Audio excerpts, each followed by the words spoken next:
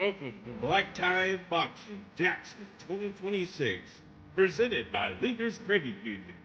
Please welcome to the cage, producer and owner of Thumbprint Productions, Frank Myers.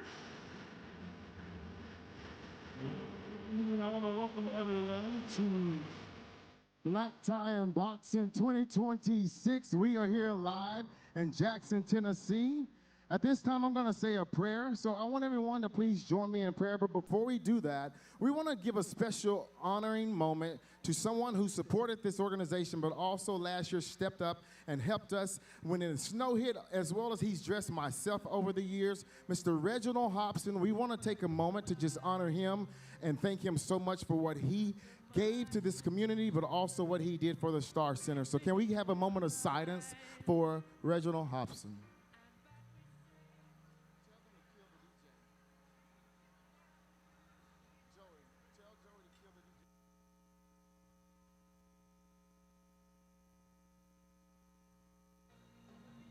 Thank you. At this time, DJ, can we kill the music? All music out, please. Thank you. Let's have a moment of prayer. God, I come to you right now, thanking you so much for who you are. And Lord, I just pray that we can have an amazing evening. I pray for a hedge of protection over this floor for everyone who will be in this cage fight. And I also, Lord, want to thank you for the meal and for the hands who have prepared it. And may tonight be a night that not only we get to celebrate the life that you've given us, but we get to celebrate what the Star Center does in the lives of all of the individuals that come and walk through those doors. We thank you, Lord. In your precious name we pray. Amen. Please stand for the singing of our national anthem, sung by Nashville recording artist Gabby Atkins. Please stand for the singing of our national anthem, sung by Nashville recording artist Gabby Atkins. But it's been no bed of roses.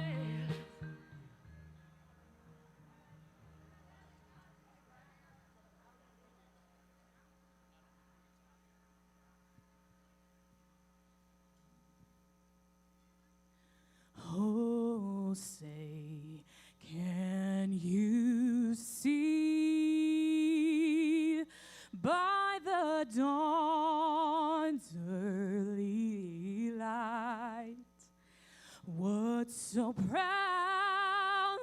we held at the twilight's last gleaming, whose broad stripes and bright stars through the perilous fight o'er the ramparts we watched were so gallantly streaming, and the rockets regular, the bombs bursting in air, gave proof through the night that our flag was still there. Oh, say does that star-spangled banner yet wave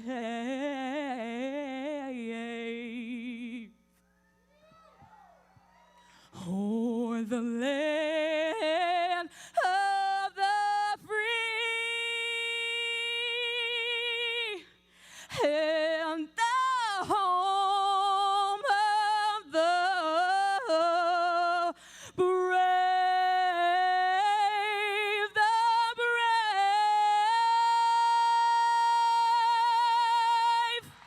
Thank you.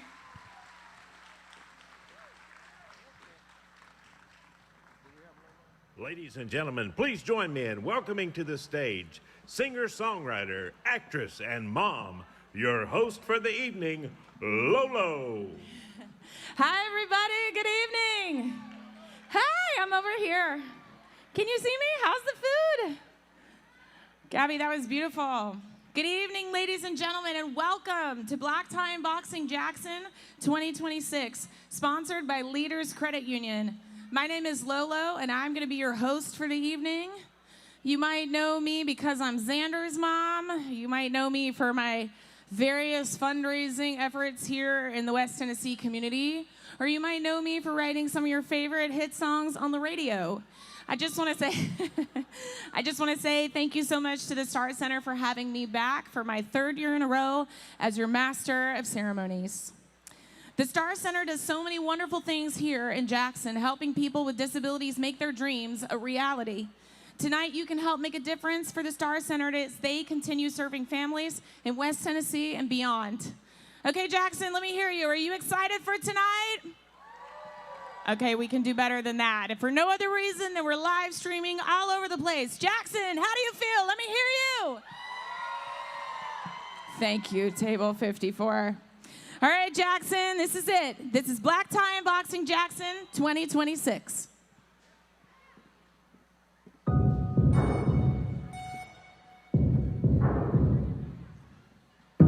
It's my moment forever, my place in the sun.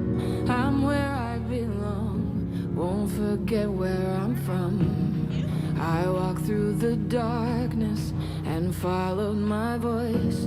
Found my power, there's no reason to run. I am stronger than fire, I was sent to inspire.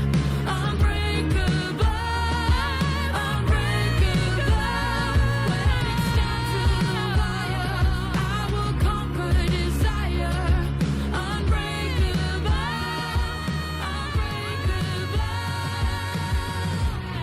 And nothing can stop me. No, nothing can hold me back. Hold me back. It's my moment forever, my place in the sun. I'm where I belong, won't forget where I'm from.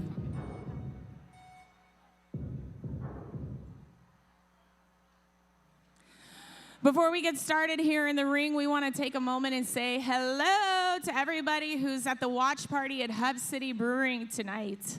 They are streaming this entire show tonight and all of the fights live thanks to the Knuckle Sandwich podcast and their YouTube live stream. Isn't that awesome? So let's give a big wave. Let's give another cheer to everybody watching us at Hub City Brewery. Woo! The Star Center would not be able to achieve its goals in helping people with disabilities if it weren't for the incredible support of the Jackson community. And we thank each and every one of you for being here with us tonight.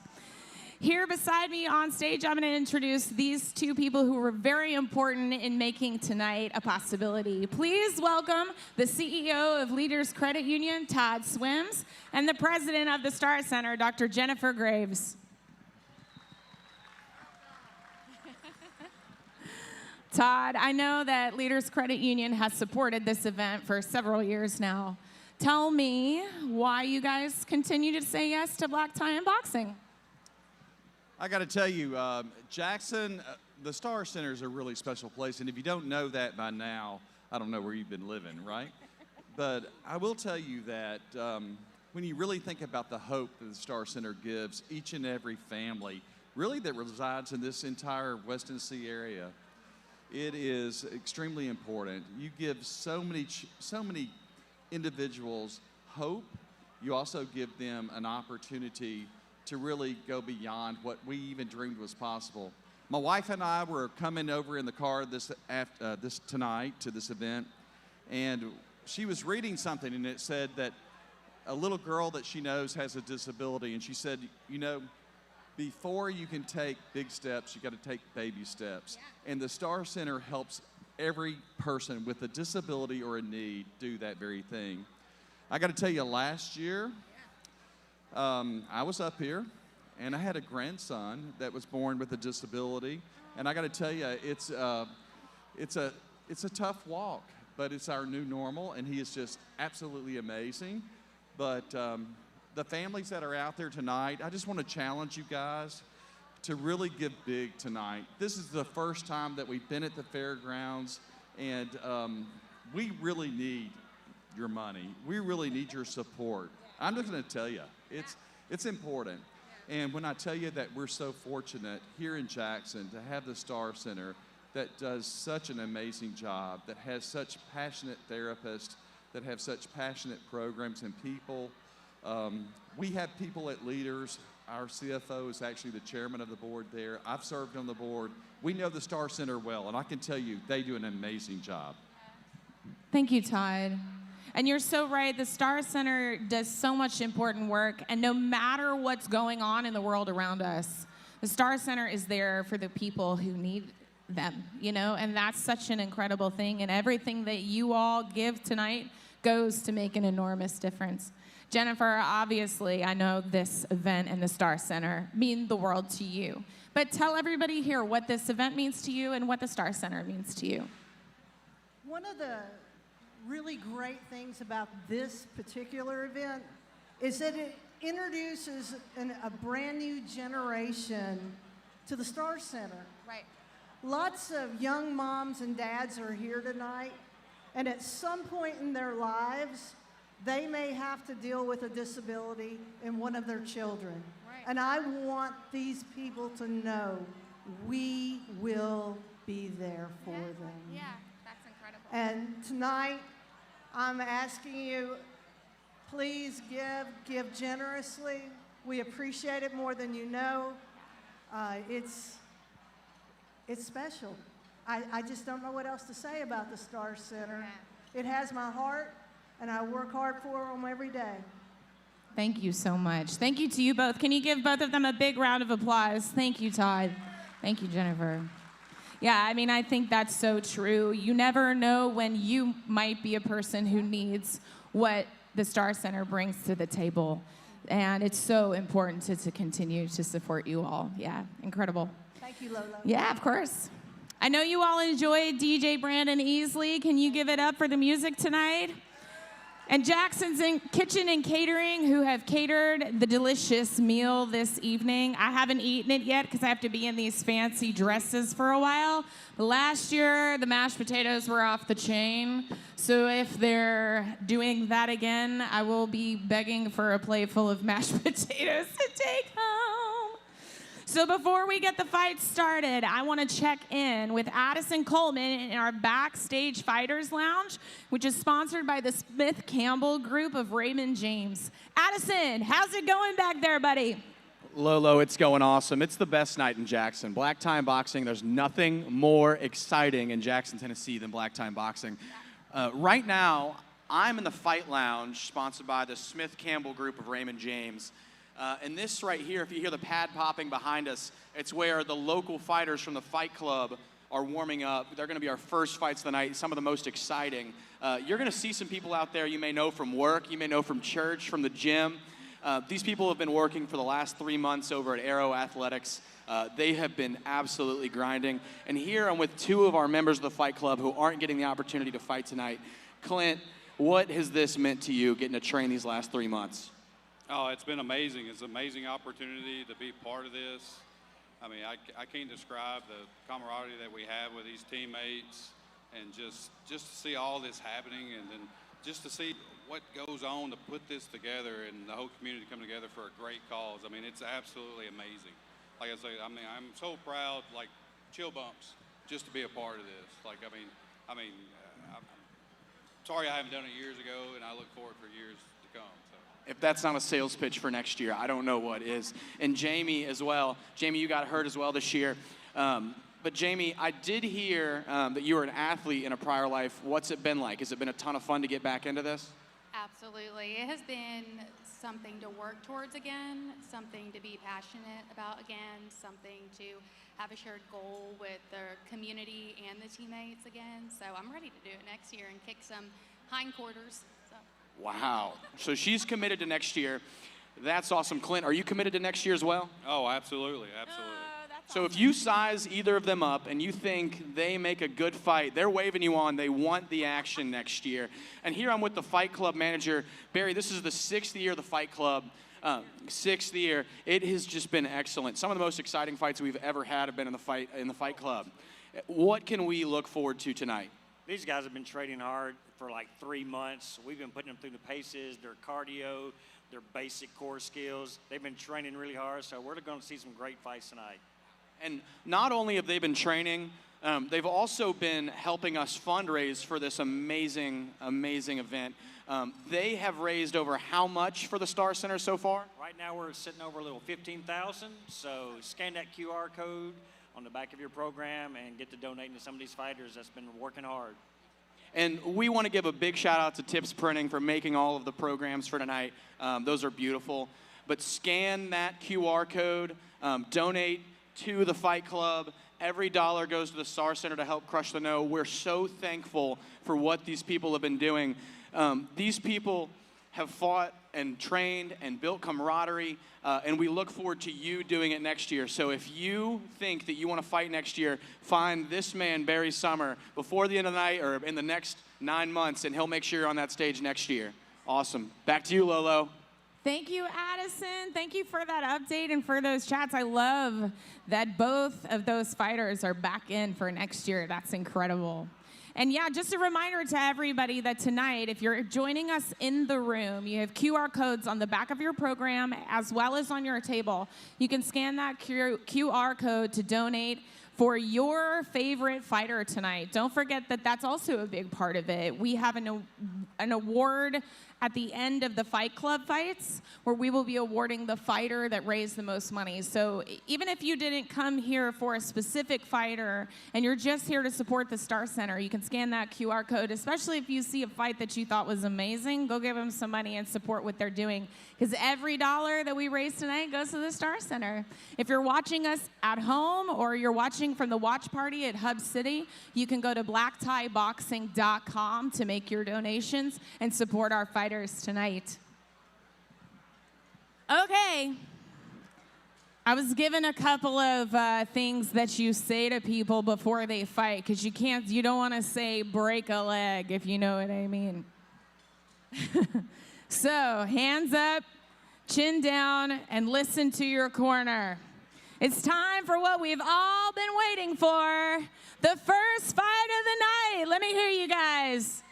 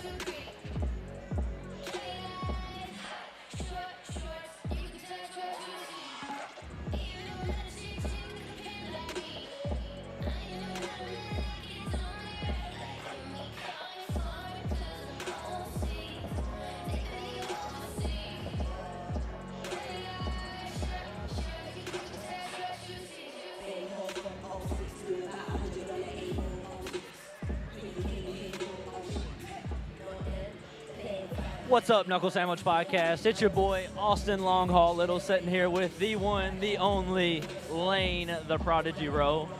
Already off here on our first fight of the Fight Club. We got Jake Bradford walking right now, guys. And just starting off, let's just give a shout out to all these Fight Club guys, man. They spend so much time raising money and you know, really stepping into a new avenue, something, you know, a little out of their comfort zone, getting ready for these fights. And, man, you just got to nod your head to them, because it's really impressive how much work they put in. In a short amount of time as well. I think they've been training for It's only been a couple months, and most of the time it takes at least half a year before you get in there for your first fight. So hats off to everybody here tonight. Starting off with Jake Bradford.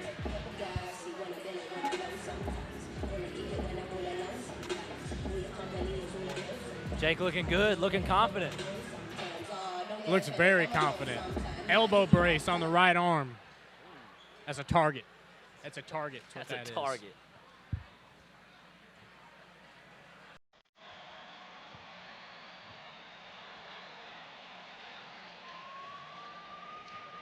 And Jake's opponent, we got Will Eason walking now.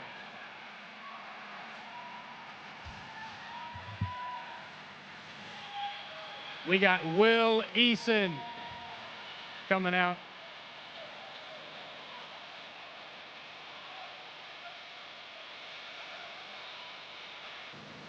Now, Will has actually done a couple of the Aero Athletics boxing classes, the actual Aero Athletic boxing classes with Coach Anthony Jones.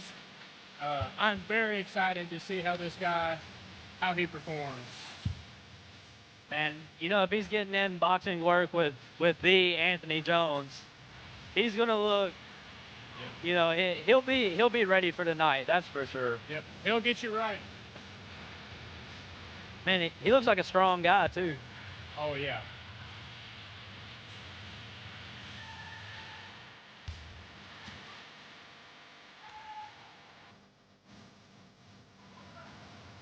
I like the walkout music.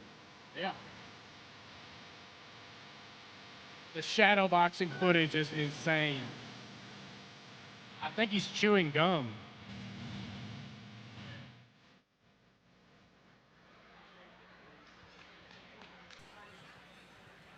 Jackson, Tennessee, it's fight time! This next contest is set for 3 2-minute rounds of boxing action, and it is your first Fight Club fight of the night. And now introducing first, fighting out of the blue corner, representing Fight Club Team Blue from Newbern, Tennessee, Jake Bradford. Got a couple of claps for Jake. And his opponent, fighting out of the red corner, representing Fight Club Team Red from Jackson, Tennessee, Will Eason. I think we found the When the favorite for action this begins, fight. the ref, Tyler Martin. Will with a big applause right there. A lot of applause. Now Jake's pretty close to my neck of the woods, Newbern. I'm pretty sure Will Eason works for the sheriff's office as well. A glove touch. Okay, good stiff jab. Oh, these guys are coming out. They're not wasting any time. Oh, these guys are just straight to it. No filling out process at all. They come out chunking leather. You touch me, I touch you right back. You punch me in the head, I punch you in the head. Two tough dudes, man. They've been eating some pretty big shots from each other. I saw a body shot from Will there. I did. A little stumble there, kind of a parry from Jake. Man, a little bit of these guys, swimming with the punches there. Straight forward motion. Got our first knockdown.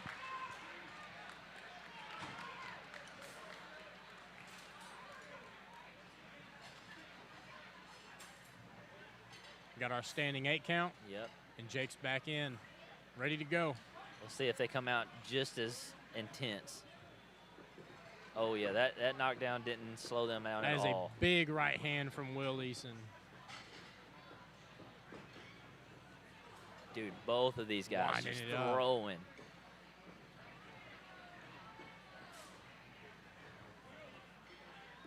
Now, I know it's the 2-minute. Jake getting Will on the back foot a little bit now.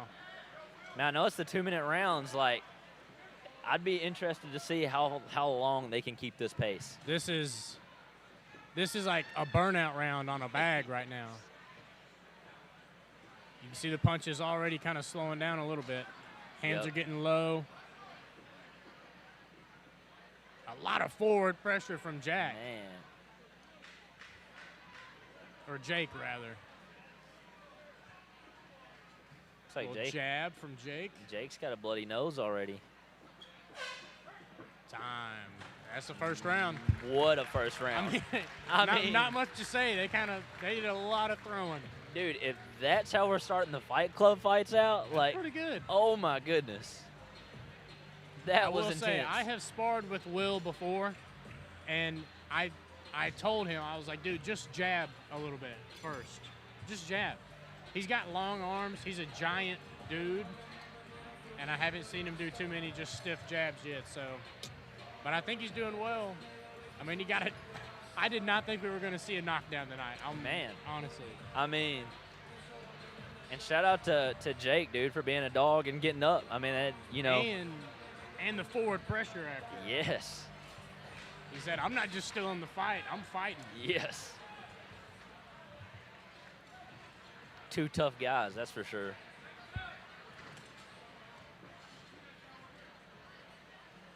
Let's see whose cardio will prevail.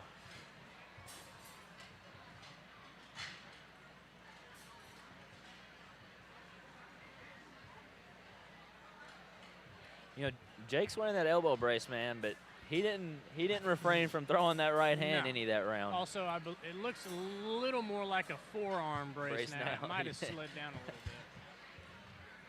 I think the sweat has played a factor.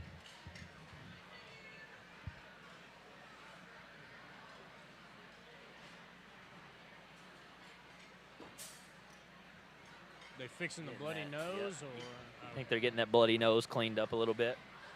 Greasing it up.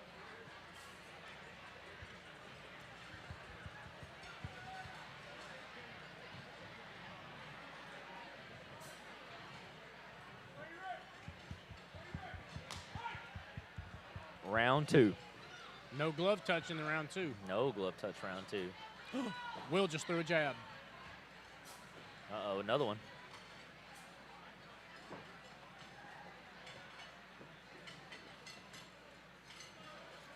I'm surprised there was a glove touch in round one with the way they went at each other. Yeah, you would have thought those guys were mortal enemies. Like they hated each other. Yes. A lot of forward pressure from Will here. Yep. Oh, good right hand. Straight right. Good right hand. Ooh. Jake's still just coming forward with a vengeance. Man, these guys are tough.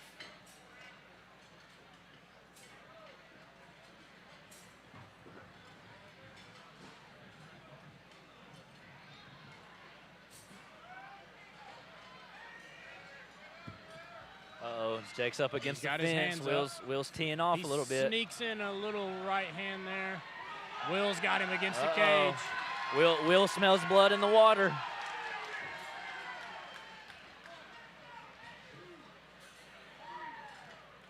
Think Jake just nodded. Yeah, I think this may be his it. Head on that one. Yep. Oh, I think he's done. That's it, folks. Will Eason. Hats off. Man. Well done from both guys. Man, shout out to both of these guys. Just, you know, being able to, like we said, getting in here and putting in the work on such, you know, a short amount of time and being able to come in and put on a performance like that. Yeah. Woo!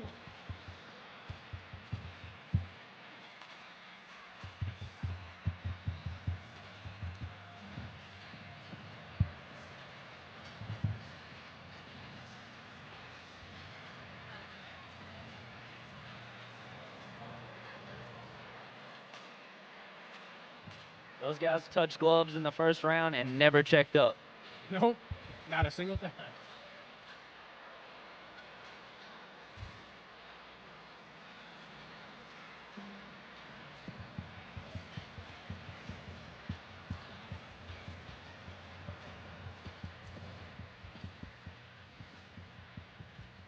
Going to Richard for the official decision.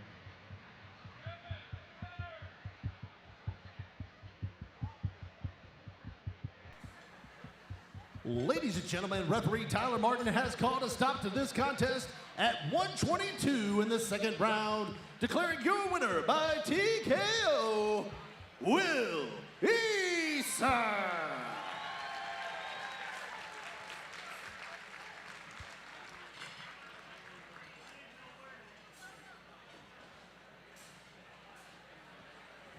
a lot of headgear for that medal.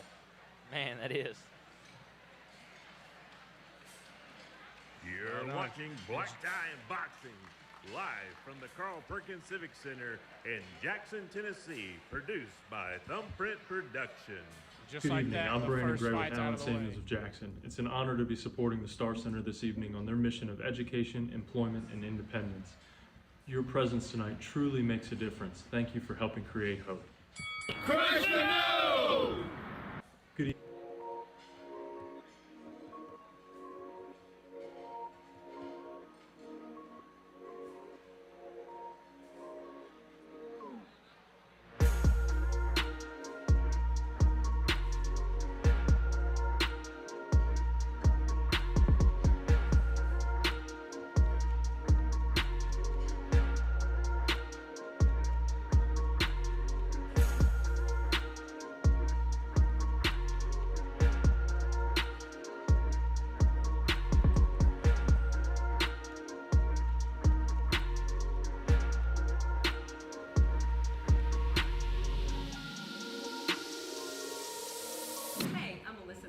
the CEO of Arrow Athletics. Here at Arrow, we are on the move to building stronger families and healthier communities. Here at Arrow, we are on the move. Welcome to CNC Wine and Liquor. We are a locally owned family-run business. We have a 10,000 square foot showroom with tons of variety, from wine, craft beer, bourbon, tequila, and much more. We take pride in customer service and our knowledge of the products we carry. Stop in and see us. At Centennial Bank, we're not just about numbers. We're about people who know your name, understand your goals, and walk with you through every stage of life. Family owned, devoted to doing the right thing, and that makes a difference. We listen, care, and are committed to families, businesses, and the communities we proudly serve. Excited to welcome soon the Bank of Jackson to the Centennial Bank family. Our roots run deep in West Tennessee, and so does our commitment to you. Centennial Bank, neighbors you trust, better banking for life. Hiring is a lonely business. Express links you with qualified candidates who are ready to work right now. One connection, the workforce you need. Express Employment Professionals.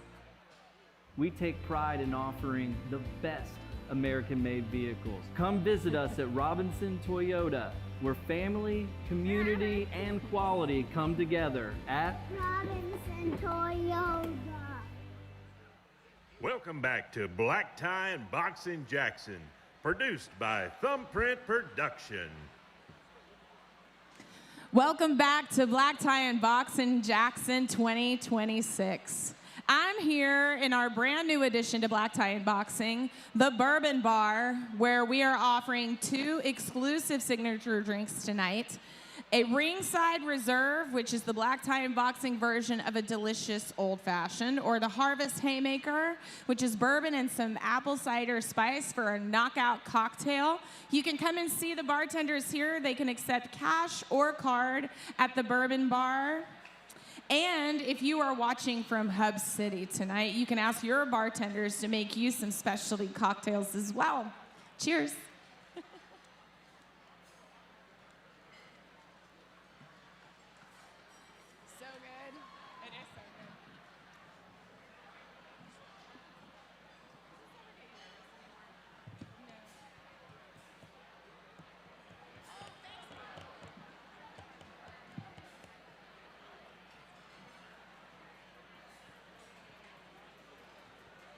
Well, if we're starting out the night like that, man, I'm excited for the rest of this night.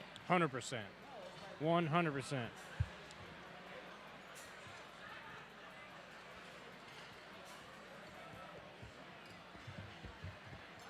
They got the camera on us. They do. I'm trying to find. Hey, while.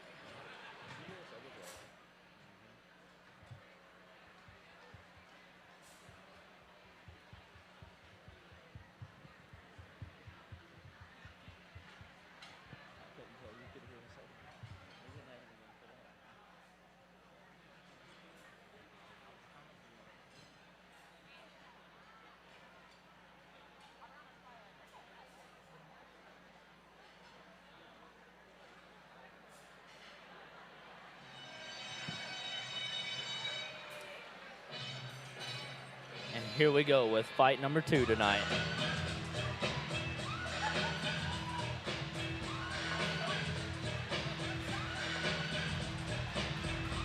This is a great walkout song. Great. Man, I asked Keith last night what to expect tonight, and he had one word and one word only: destruction. He's gonna bring destruction. Man, he's coming out with the fight mask on too. I like it. They're bringing out bees behind him.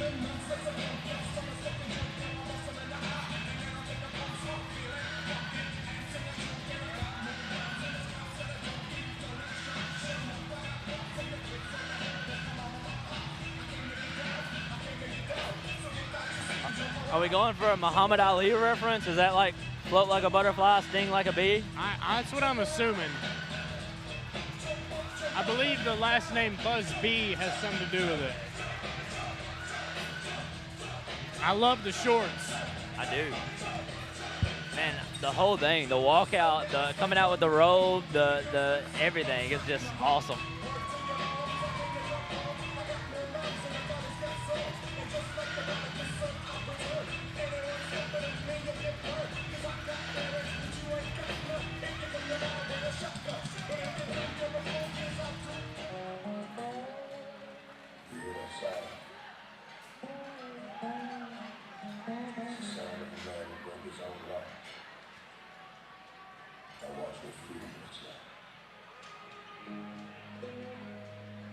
Here comes Dustin Stone.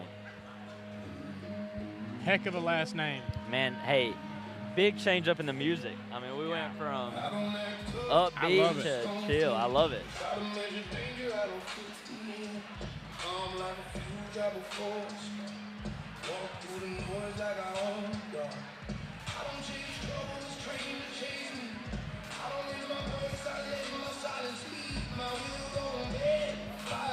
I love how both the corners are walking out like all together, like the red team and blue team. Yeah, I like it.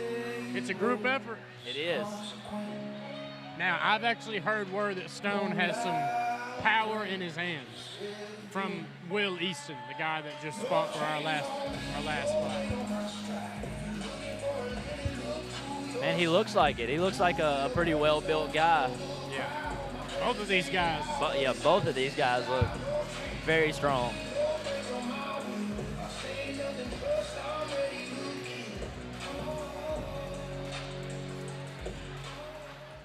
Jackson, Tennessee, this is your second Fight Club fight of the night. It is scheduled for 3 two-minute rounds of boxing action.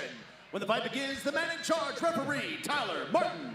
And now, introducing first, fighting out of the blue corner, representing Fight Club Blue Team from Sweet Lips, Tennessee, the Sweet Lips Stinger, Keith Busby. And his opponent, fighting out of the red corner, representing Fight Club Team Red from Reagan, Tennessee, Dustin Stone.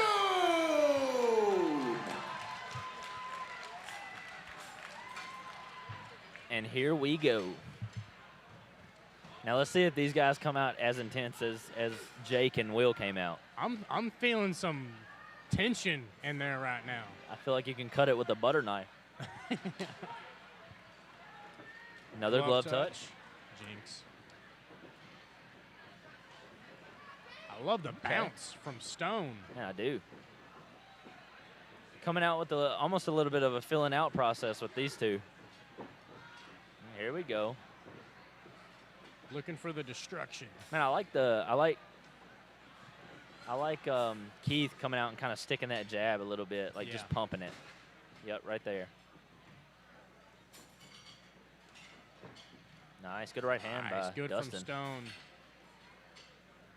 Taking advantage of kind of a swimming jab. Yep. Bringing that hand down. Wow, some head movement from Stone. Yeah. Ooh, okay, good little step off the center line there. I'm seeing some good movement for a guy with the last name Stone. Not moving very Stone-like.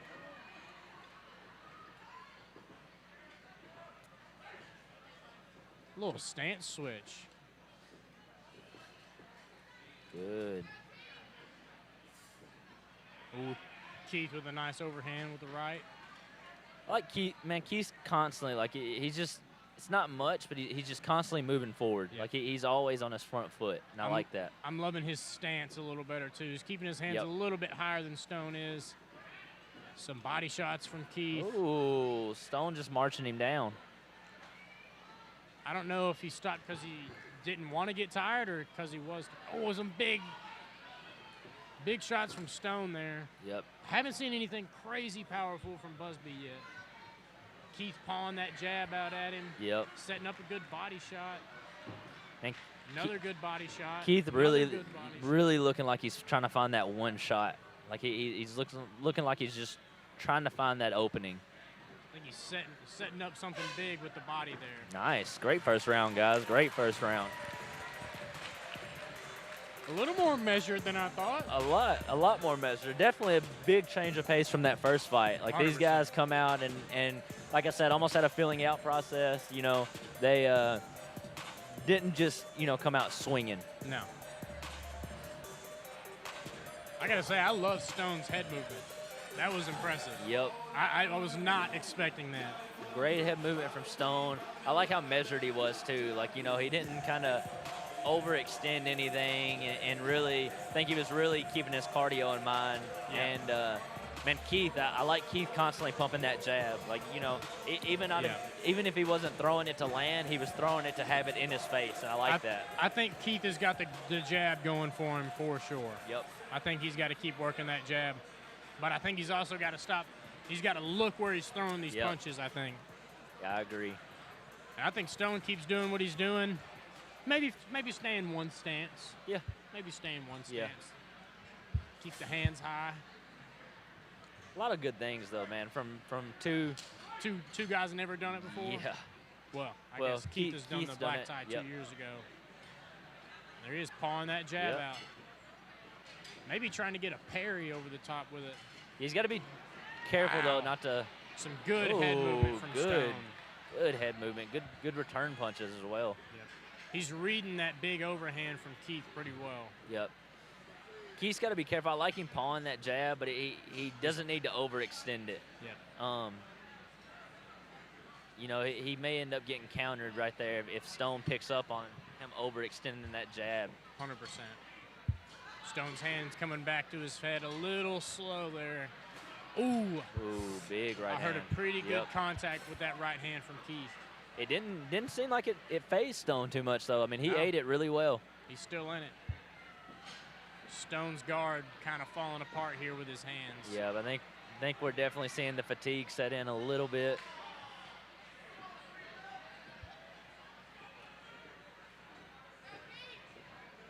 Also, Sweet Lips. I gotta find out where that's at. I've never heard of Sweet Lips. Never in my life. I gotta visit Sweet Lips. Sounds made up. I don't know. He said it sounds made up. Ooh, big overhand. Right hand. Big right hand return from Stone. Stance switch again. A little left. He is. He's working that stance switch. He is. I'd really like to see some more straight shots from Keith here. A little more accuracy. Yep. Yeah, throwing a lot of looping punches. Yep. Stone's doing well of trying to pick his shots, that or he's tired. Yeah. Okay, here we go. Now we got two guys throwing. Wow, big right from Stone. Big punches landed at the end of the round, guys. I'm pretty sure I almost saw a hook hit the referee there. I'm not going to lie. almost made contact with the ref there. Good thing Tyler Barton knows to defend himself at all times. Absolutely. Guys, what a second round. Great way to end the round. I'm loving the head movement from Stone. He's made his way around that right hand from Keith every time. Yes. I really want to see Keith get some accuracy. Yep. If one of these lands good, definitely see the cardio catching up to Stone over in the corner right now, though. Yeah. But I mean, 2 minutes. He's just got to dig deep for these last 2 minutes. I agree. You know what I just noticed? Keith has a golden stool. I don't don't know. I guess that's his throne. Hey, he's all about it. Came out with the robe on, the flashy shorts, the entourage with the bumblebees, and the golden stool. Last chance to see destruction. Last chance. Last chance. I think he's got it in him. I do too. I think Stone's getting a little tired. Glove touch to start round 3. Oh, no.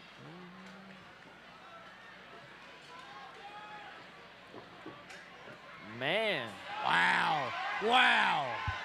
I thought we were going to see a fatigue Stone, and Me he's too. proven me wrong. He came out, I mean, That's a flurry. right at Keith with a flurry. Keith's really trying to set some body shots up, which I don't hate. Good jabs by Stone right there. Yep. Man, Keith really trying to find that overhand. Yep. He wants a big shot. Yep.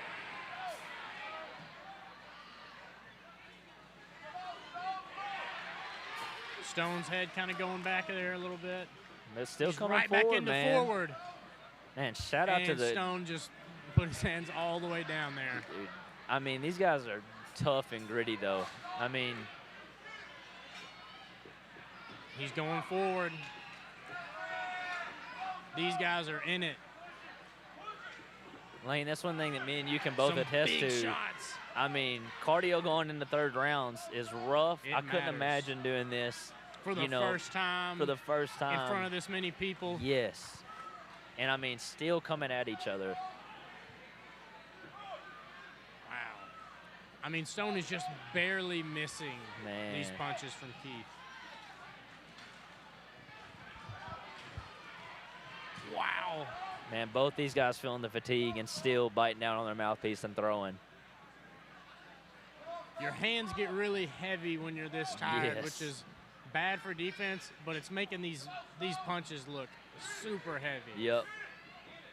Every time Keith throws this right hand, it looks Dude. like it's going to be a knockout.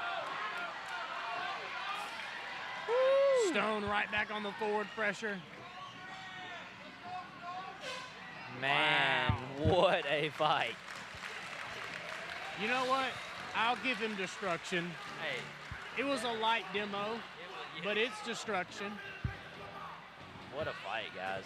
It's Man, hats off to both of these guys. a great way to start the night. First that, 2nd round TKO from Will in fight 1, and then, I mean, a 3-round banger from Keith and Stone here in fight number 2. I wonder who's got the decision here. Man, it's a tough one to call. I think Stone may have landed the cleaner punches. Yeah. Keith may have had a little bit more forward pressure. Stone had his moments where he would flurry and push forward, but yeah, I will say Keith stayed on the front foot a little bit more, but like I said, I also think Stone landed the cleaner shots. So I'm very interested to see how this one's decided. Tough one to score. Could we see a draw? They wouldn't do a draw. I don't know, man. I mean, We very may possible. see a draw.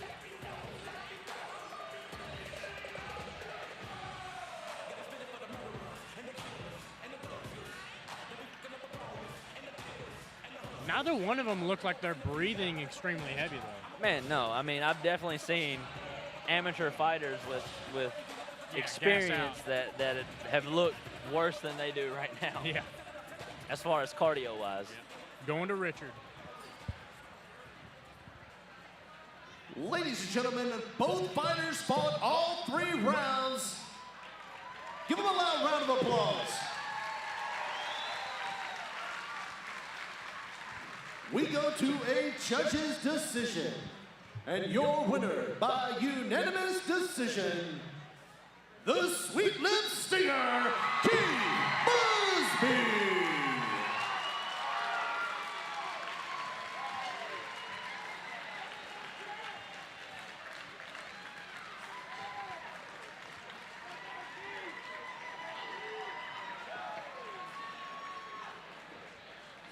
Congratulations to our fighters who have already fought tonight. If you're taking pictures tonight, we have a couple of different locations that you can do that. One of them is the VIP Star Lounge, where I'm here with Tina and Taquin right now. The beautiful Star Center lit up banner, sponsored by First Citizens National Bank. We also have the 360 photo booth over in the corner, sponsored by Robinson Toyota. Thank you, ladies, looking beautiful. Okay, I'm walking over now, over to where the whiskey pole is. I am told that we have 1 ticket left for the Whiskey Social. 1 golden ticket. Lucky number 100. But you can still come and get your tickets for the tactical companion cases. You can store your whiskey, cigars, and firearms. It's a $25 ticket entry. Remember, all of the tickets and all of the money that we raise tonight goes to benefit the Star Center. We want to say thank you so much to Jerry Corley of Whiskey Social app, and thank you to Ryan and Keith Davis of CNC Liquors for their sponsorship tonight.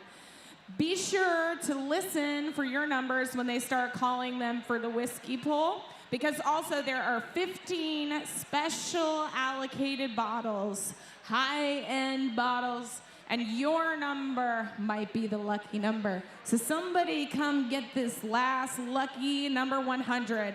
It's $100, but it enters you for up to possibly 2 fancy bottles of whiskey tonight.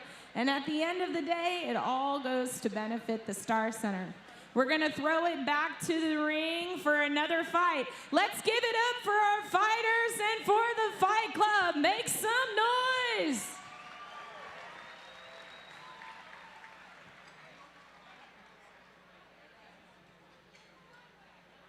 We are 2 Fight Club fights in, guys, and there's no lacking of action so far tonight.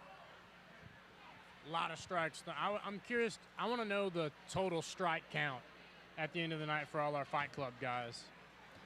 That one seemed more measured than the normal ones, though. Also, if you're tuning in from the podcast, from Knuckle Sandwich Podcast YouTube link right now, did want to say that if Knuckle Sandwich Podcast gets to 1,000 subscribers tonight, they will be giving away 2 free memberships, 1 for a fighter that's on the card tonight and 1 for a random subscriber. Basically what the free membership does is you get free pay-per-views for an entire year. So if you're watching on the live stream right now and you're not subscribed, smash that subscribe button, drop a like and comment. Here we come with fight number 3. Sarah Heyduck. Man, so Sarah actually races competitively, races dirt bikes competitively. I did not know that. And I feel like that's one sport that is actually pretty gritty if you think about it, that you may, you need to have good cardio. Exactly. Got to be tough, man. I mean, because, you know if you're racing dirt bikes, you've definitely wiped out a dirt bike once or twice in your life. So definitely got to be brave and got to be gritty. So excited to see if that translates to the ring, to the octagon. And now, Jessica Vowell-Ross. And I have seen this lady jump rope, and it is intense. She looks like a very intense woman. Very comfortable. Very comfortable. You got to enjoy these moments. Yep. Very rarely in life are you going to have a room full of people cheering you on. No. This is definitely a moment you need to really soak in. You know, I talked to Jessica last night at the interviews after weigh-ins, and she seemed extremely confident. Said that I asked her if she had any predictions, and she told me that she was coming to win. You love to hear it.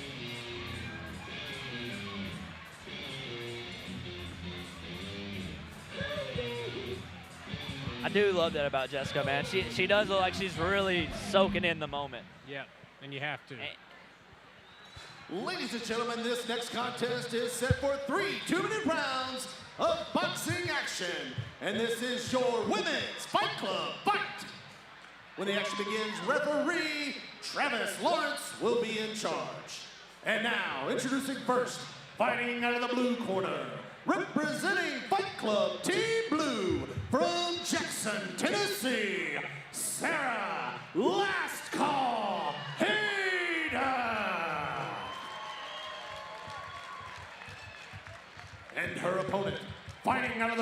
corner, representing Fight Club Team Red from Jackson, Tennessee, Jessica Vowell-Ross.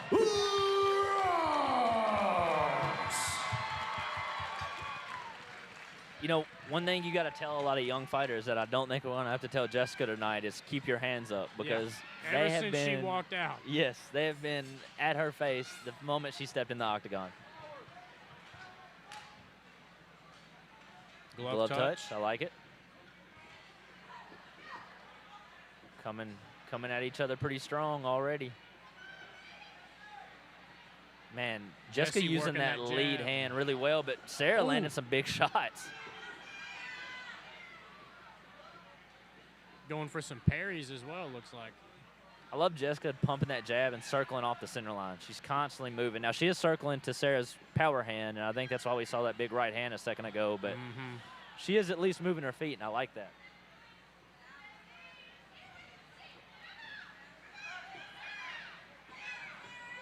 Man, some big right shots hands from Sarah.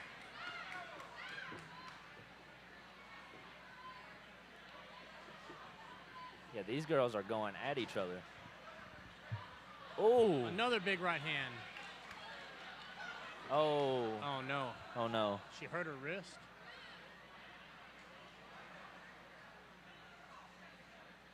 Have an arm injury, I believe. I think maybe an elbow. Maybe her elbow popped out. Oh. Possibly. That's what she's holding right now. Shoulder. Or shoulder.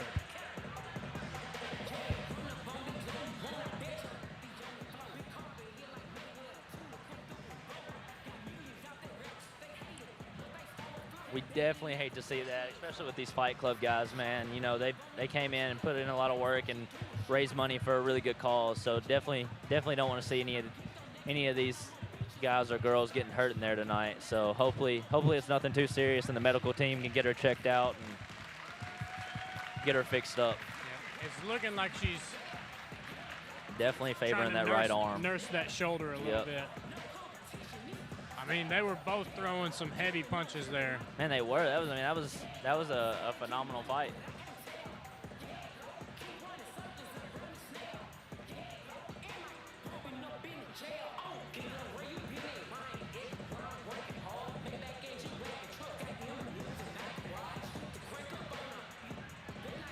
Going to Richard for the official decision.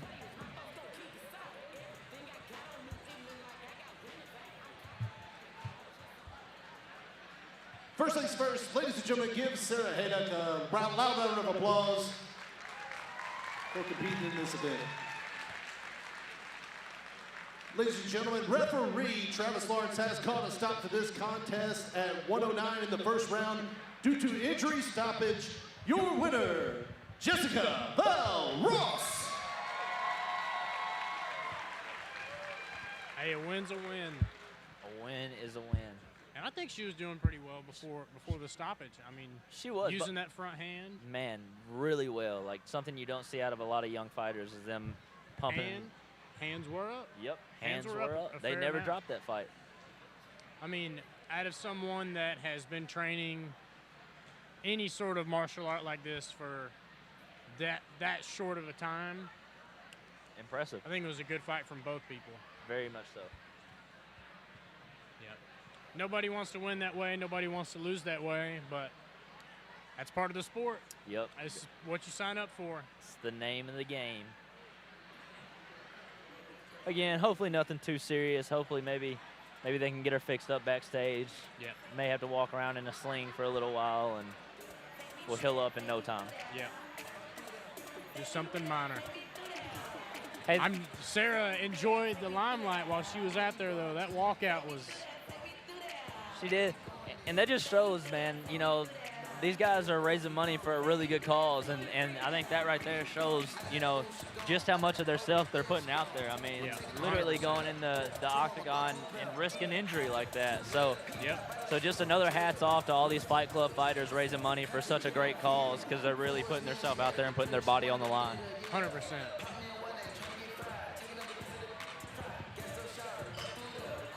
Especially just to get the experience.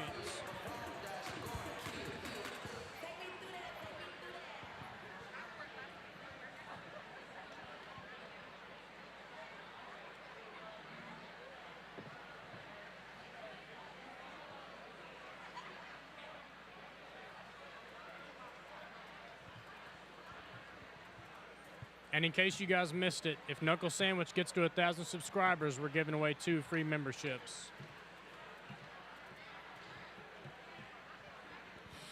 If you would like to donate to the Black Tie Fight Club, this is your last chance. So if you're joining us from the live stream or you're at the watch party at Hub City Brewing, you can do that by going to blackttieboxingjackson.com. Or if you're here in the room with us tonight at the Jackson Fairgrounds, you can scan that QR code on the back of your program or on the QR codes that are on your table. We want to say thank you so much to Riley Chambers and Tips Printing for providing all of our programs and signage tonight. Remember, all of your donations go to help us decide which fighter has raised the most money tonight is going to take home that fundraising belt. I'm so excited. I'm going to thank our sponsors really quick. First, we want to give a shout out to our presenting sponsor, Leaders Credit Union. Our heavyweight sponsor is Regions Bank. The floral sponsor is Mid-South Aluminum. Our black tie sponsor is Tim Ferguson Plumbing. The weigh-in sponsor is Alan Samuels, CDJR, and Hyundai. The fight card sponsor is Hitachi Energy. The cocktail hour sponsors are CNC Wine and Liquor, Ryan and Keith Davis. Our lodging sponsor is Home 2 Suites. Our knockout sponsors are MME and Renew Biomedical. And we want to give a shout out to our other sponsors, Jones Avenue Hair and Nail Salon and Jackson State Community College. Y'all give a round of applause for all of our sponsors. Look at us. We accidentally coordinated here, sir. We did. Perfect. Look at it. I know you wore the same jacket, but I tried to get it right This is year. my auction outfit. Ty reminded me, because we have a red and blue team, that somebody would maybe think I was being biased this year, but this is an unbiased dress. I chose this dress because it's sparkly and I like it. I chose this jacket because I had it. Exactly. I also want to give a shout out to Joann's of Tennessee for putting me in all these sparkly dresses this evening. Paige Dennis is the best. If you've been to Black Tie and Boxing before, then you know about our specialty drink round auctions. It's a unique time to treat your table to one-of-a-kind cocktails that get made just for tonight, and they don't get made any other time. They're just for your table if you're the lucky winner. We have 5 rounds of specialty drinks, and you have the opportunity to bid and win. Sponsored by Trevor Jones, Anna Jones, and Jerry Corley, with Hub City Brewing, Jackson's Kitchen and Catering, and Rock and Dough Pizza. The highest bidder will receive the drinks for their entire table. And now I'm gonna introduce our auctioneer. In his sparkly blue coat, he's also a cat dad, don't let him lie to you. My wife. He's one of the Star Center's biggest supporters. He's a Dancing with the Stars alumni and now officially the executive director of the Jackson Regional Airport. Y'all welcome to the ring, Dr. Kyle Barron. Thank you, Lolo. All right. Are we ready to auction? I didn't hear you and I didn't see you. So we're gonna start off. If everybody can, look at your tables. There is a paddle in front of you. 3 or 4 of you should have a paddle. This is just a practice round. I see 25 over there. I see you, 25. Thank you for holding it. We're gonna go ahead and put it up. If you like the Star Center, let's see your number. Go ahead and put it up. I got, where do I got it? 25, thank you. He's on it. 6, 24, 28, 29, 11, 14. Thank you, 14. All right, table 1. Okay, you guys are getting the handle of it, right? Where are my spotters at? Can my spotters turn on their little lightsabers? I got one here. I got one there, one in the back, one over here. Let me get one of you guys to slowly move into this corner because somebody over here is gonna bid, all right? We've got 5 rounds of drink auctions for you tonight. Every dollar goes to benefit the Star Center. And at the end of the day, your table gets to take home an amazing drink that Joe is cocked it, and it's a one and done. Never again will you see it. So we're gonna start off with the first round. This is the Black Tie Brevy, sponsored by Jackson's Kitchen and Catering. I think we may have a fantastic video to show you a little bit about what we got.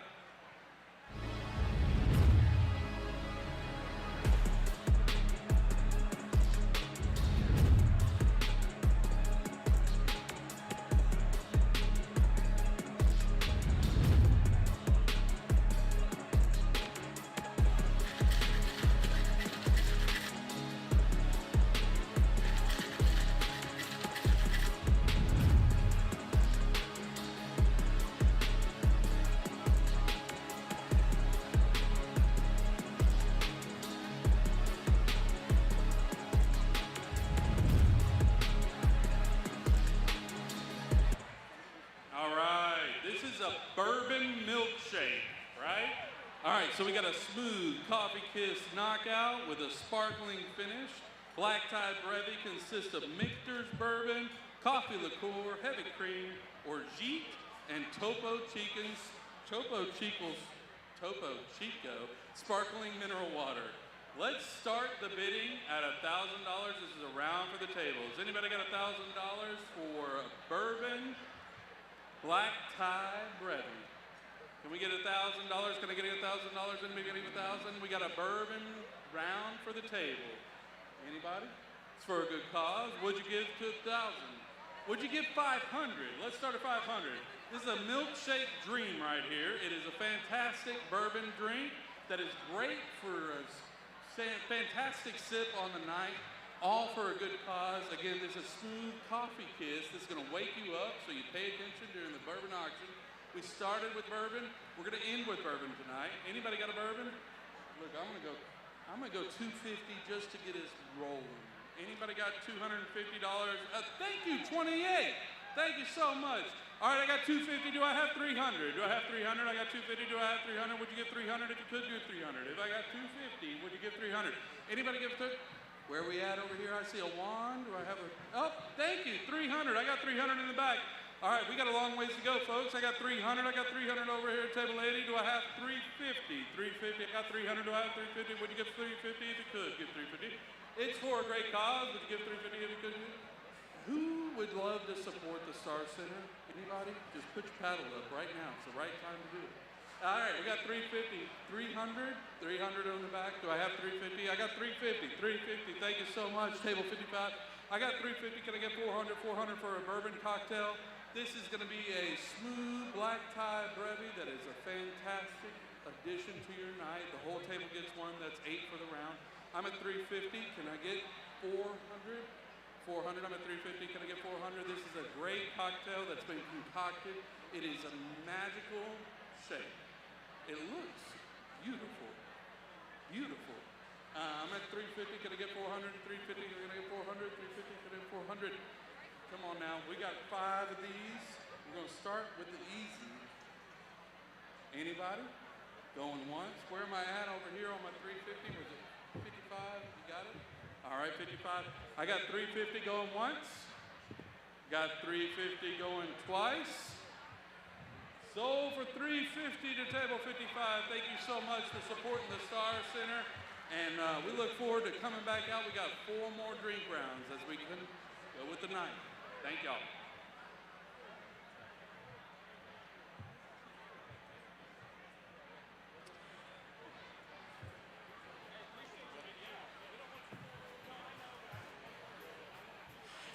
I'm back over at the Whiskey Pool, sponsored by C&C Wine and Liquors. Once again, have we sold that last ticket? We are completely out. So as soon as you see me next time, you'll see me calling out numbers. You'll be able to come out and get your bottle. We'd prefer that you don't open that tonight and enjoy our beverages at the bar, because everything you buy tonight supports people with disabilities. As well as we still have plenty of tickets for this tactical bourbon case. It carries a handgun. It comes with 4 whiskey glasses, a bourbon bottle. It's incredible. So this is $25. I'll be announcing this later. As well as, finally, we have this specialty bourbon bar. This is where we're doing our top shelf whiskey drinks. It's $15 a drink, and every drink that you buy tonight supports the Star Center. So we are encouraging you, come to the bourbon bar, get the luxury beverages, and help crush the no. And now, we're gonna take a time to remember all the wonderful people at Hub City Brewery at the watch party. I'm hearing news they're saying they're rowdier than you. And I want the people in this room to prove that we are a little bit rowdier. Not too rowdy. But once again, come buy tickets for the tactical case. Go to the bourbon bar. And it's your last chance before the last fight club fight, to vote for your favorite fighter. Thank you so much. Help us crush the no.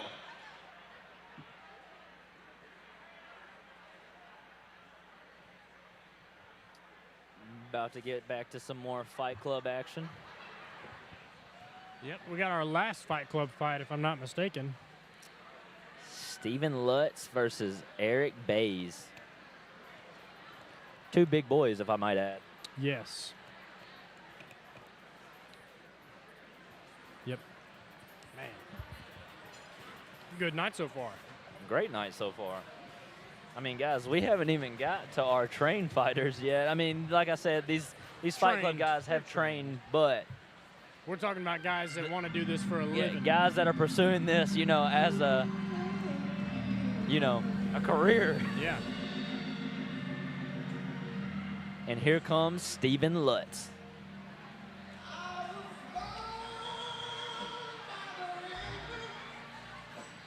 Man, I love these Fight Club fighters' walkout music so far. Like, every single one. They're the best. Every year we have this, I love the walkouts the most.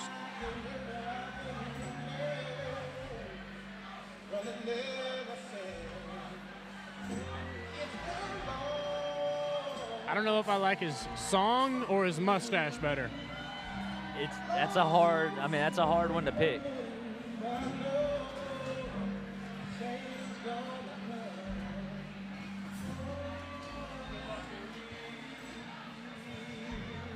Now, if I'm not mistaken, man, I'm pretty sure I was hearing that last night Stephen was feeling a little under the weather.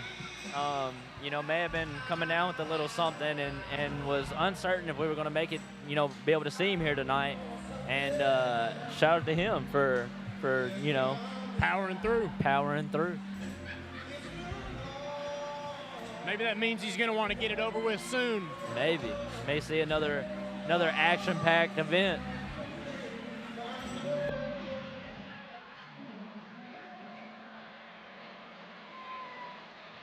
And here comes Eric Bays.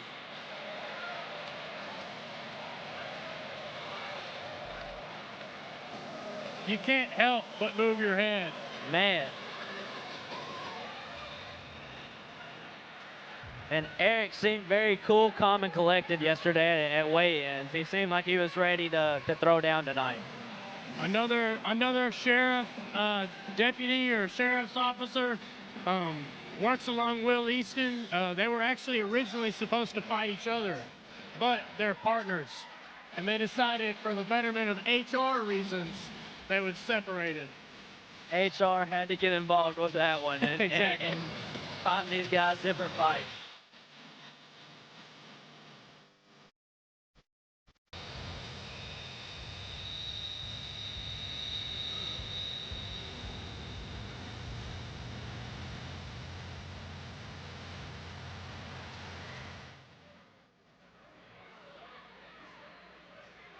Ladies and gentlemen, this is your last Fight Club fight of the night. It is scheduled for 3 2-minute rounds of boxing action.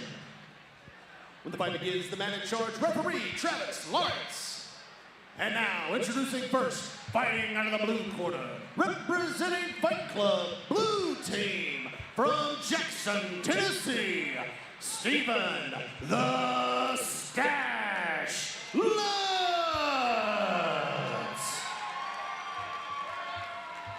And his opponent, fighting out of the red corner, representing Fight Club Red Team from Jackson, Tennessee, Eric Bays.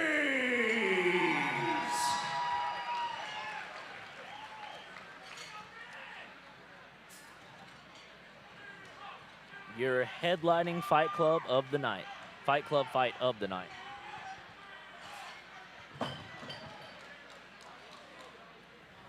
Got a glove touch. Eric said, let's go, bro.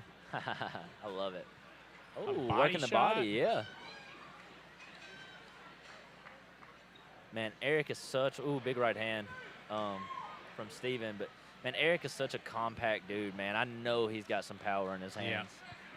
Like a spring just ready to explode. Ooh, and we see it right there. Is. Eric with a little head nod to Steven.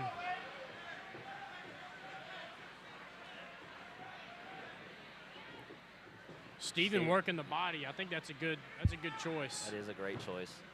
A nice straight from Steven as well. Eric definitely the bigger guy here with a little bit of pressure. Yeah, very much so. Steven doing a good job circling, though. He got his back pushed to the fence right there, and he did a really good job circling out. Yep. Oh, big Another right big hand. from Eric. I think Eric's kind of sensing the power he's got right now. You can see when he lands these big shots, he's... Woo! What a right hand. That was a knockdown for sure. I don't think Steven's done. I think Steven wants to get back at it. I think so too, man. He looks tough.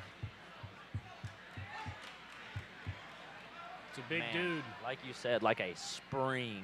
I mean, he just... Steven right back to pumping that jab. Yep. Big right hand. He's got to keep those hands up. Big shots from Eric with Steven on the fence. Eric kind of smells blood in the water here. I think Eric smells blood in the water. Man, Eric looking for the finish early. Yep. Man, Steven Good tough, though. Stiff jab. 10 seconds left in the round. Big right from Eric. Landed on the shoulder of Steven, looks like. And the bell. Wow. Definitely think, you know, Steven did a really good job moving his feet and pumping that jab. I definitely think the power of Eric really controlled that round. 100%. 100%. Neither one of them looked too gassed. No. I think Steven's just going to have to really load up on those body shots. Yes, yep. I saw a little bit of head movement from him as well. He's going to need to keep that going. But you're right, he's doing a good job circling off the cage as well. I'm thinking that what I've noticed, I think the blue corner came more prepared because I think every single blue corner Fight Club member has had a stool. And a stool and some water. Every single red corner has had to stand. So. But they've rested their hands on top of the cage trying to open up those lungs. They have. Focusing on the breathing.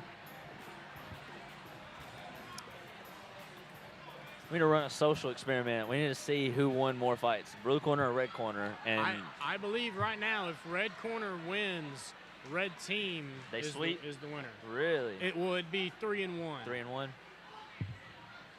I believe Keith was on blue team. I may start doing away with my stool when I fight. I may just stand from now on. Proof is in the pudding kind of thing. I mean. Another good body shot from Steven. Eric is just marching forward with zero fear. He is. Steven is going to have to find something to make Eric respect that distance. Some good head movement from Steven. Got to get those hands a little higher, though. Yeah, I definitely think Eric realizes how much power he has, and I think it's really causing him to press forward and really control the center of the octagon. Yeah. But I will say Steven is moving his feet well. He's not really getting stuck anywhere. You see right there, he's like backing up out of the cage, circling. Doing a really good job circling when he gets pushed against the cage. Yeah. And even just a little bit of movement can take some of the power off that right hand. Yes. Eric is going. He's ran into the fence. He's Yes, swinging. he's looking for that big shot. Steven working that jab. A good head movement from Steven Great head right there. movement. I believe Eric might need to switch it to an uppercut. Yeah, with him dipping his head as low as he is with the. Man, both these guys looking good though, looking composed. Yeah. Now, if we see the uppercut switch or not is to be determined, but I'm loving the footwork from Steven. I am too, man. I am too. He's moving his feet really well. Eric is smiling at Steven right now. That's a scary, scary thing to see when you're in the cage with somebody. That is a big man. I think Steven needs to stay on those body punches. And you can see when Eric's about to bite down and throw that big right hand. Yep. You can see him get excited. And that's time. Man, and I think Eric just learned the lesson that if you're gonna go, you gotta pin him somewhere. Yep. Man, after seeing a big knockdown in round 1, we are seeing a round 3 though. Yep. Yeah. I mean, hats off to Steven for staying in there. That was a shot and a half that he took in the first round. And I definitely think like you said, that footwork is definitely keeping him alive in this fight because he's doing circling away from that right hand. Really good job circling away from that right hand and circling, not getting pressed up against the fence. Because, you know, in that first round, that's when we saw Eric land a bunch of big damage, is when he had him pressed up against the fence over here on the left side of the cage. Yeah. And ever since then, Steven's done a really good job at not getting put in that position.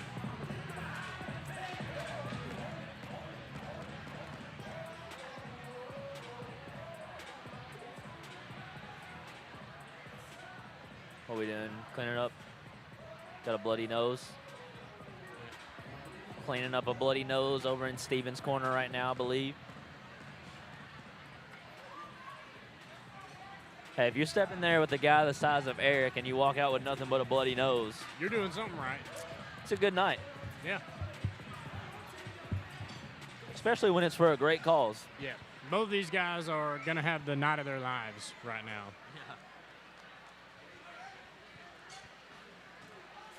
Here we go, round 3. One last glove touch. Ending our Fight Club rounds off. Oh, Will Eric we end looking it for with that a big TKO?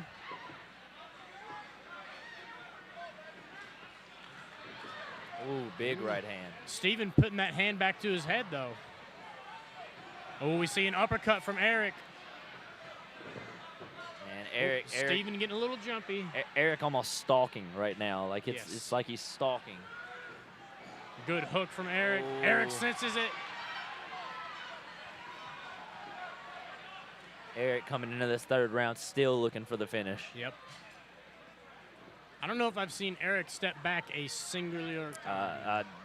I think you're right. Some good body shots from there's Steven, that uppercut you called for. Oh, and we have a double leg. 2 points. 2 points. That's a takedown. Hey, right before that, though, right before back that to trip it. up, I did see that uppercut you were calling for from Eric. I'm telling you. It missed just barely, but he did throw it. Hey, one thing about both teams is they got some good corners, people that know the sport, follow the sport. And that makes a world of difference. Anytime you get a good corner in there that can kind of guide you, especially when you're a young fighter and See stuff you don't see. You get tunnel vision in there. I think Eric might be, he's either getting frustrated or he's getting a little tired.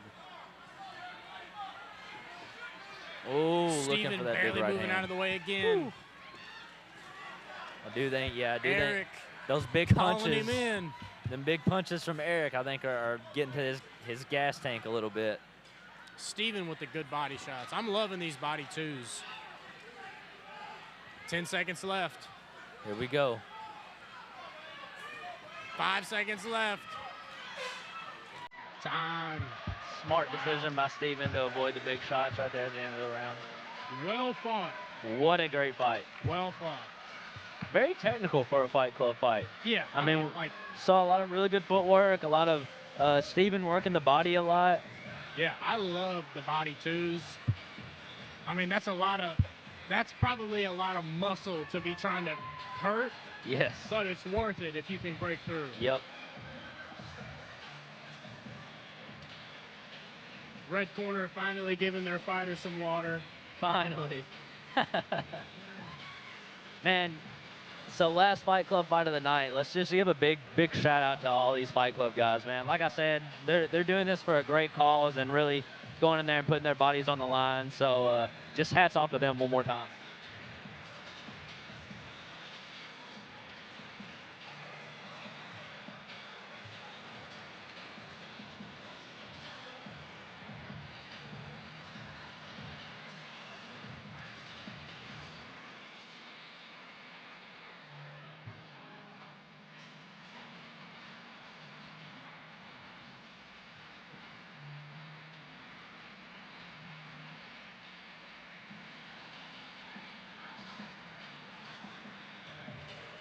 Both guys seem still pretty, you know, like we talk about with young fighters and the whole cardio aspect. I mean, both guys just went 3 rounds and still on their feet, so. Yeah. If they drill anything during their fight camp, it's cardio. Yep. Always impressive to see. I see Richard stepping into the cage now for the official announcement. Let's see who takes the I Fight wonder Club. who takes it. Yep. Eric definitely had more pressure, but we'll see. Had the big knockdown in round 1. Ladies and gentlemen, both fighters fought all 3 rounds. Let's give them a loud round of applause. We go to the judges for decision. Your winner by majority decision, Eric Baines.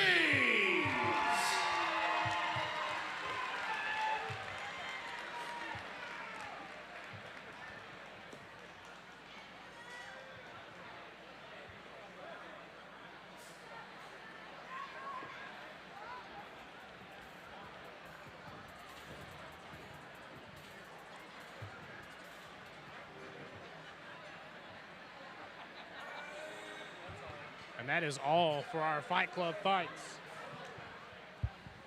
And what an amazing start to the night, because those were some pretty awesome fights to start the night off with. Yeah, I don't know if we could call this the first half. This is more maybe like the first quarter. But first third. A decent third. Very, very decent third. Man, only going to get better. That's what I'm saying. We haven't even gotten to our MMA action yet. All right. Let's go with another drink round.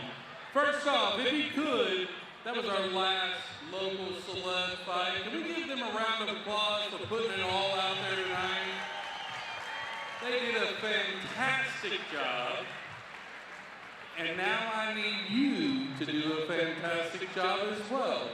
So we have up next our second drink of the night, the Spicy Knockout, sponsored by Hub City Brewing. It's a sweet heat that lands hard. The Spicy Knockout consists of Tentella, Chipotle-infused tequila, orange curacao, fresh lime juice, honey simple syrup garnished with a dry chipotle. If you held the card last time, pass it to the right. We're going to give it to somebody else. Let's get some more money going, all right? Let's see the video on this one.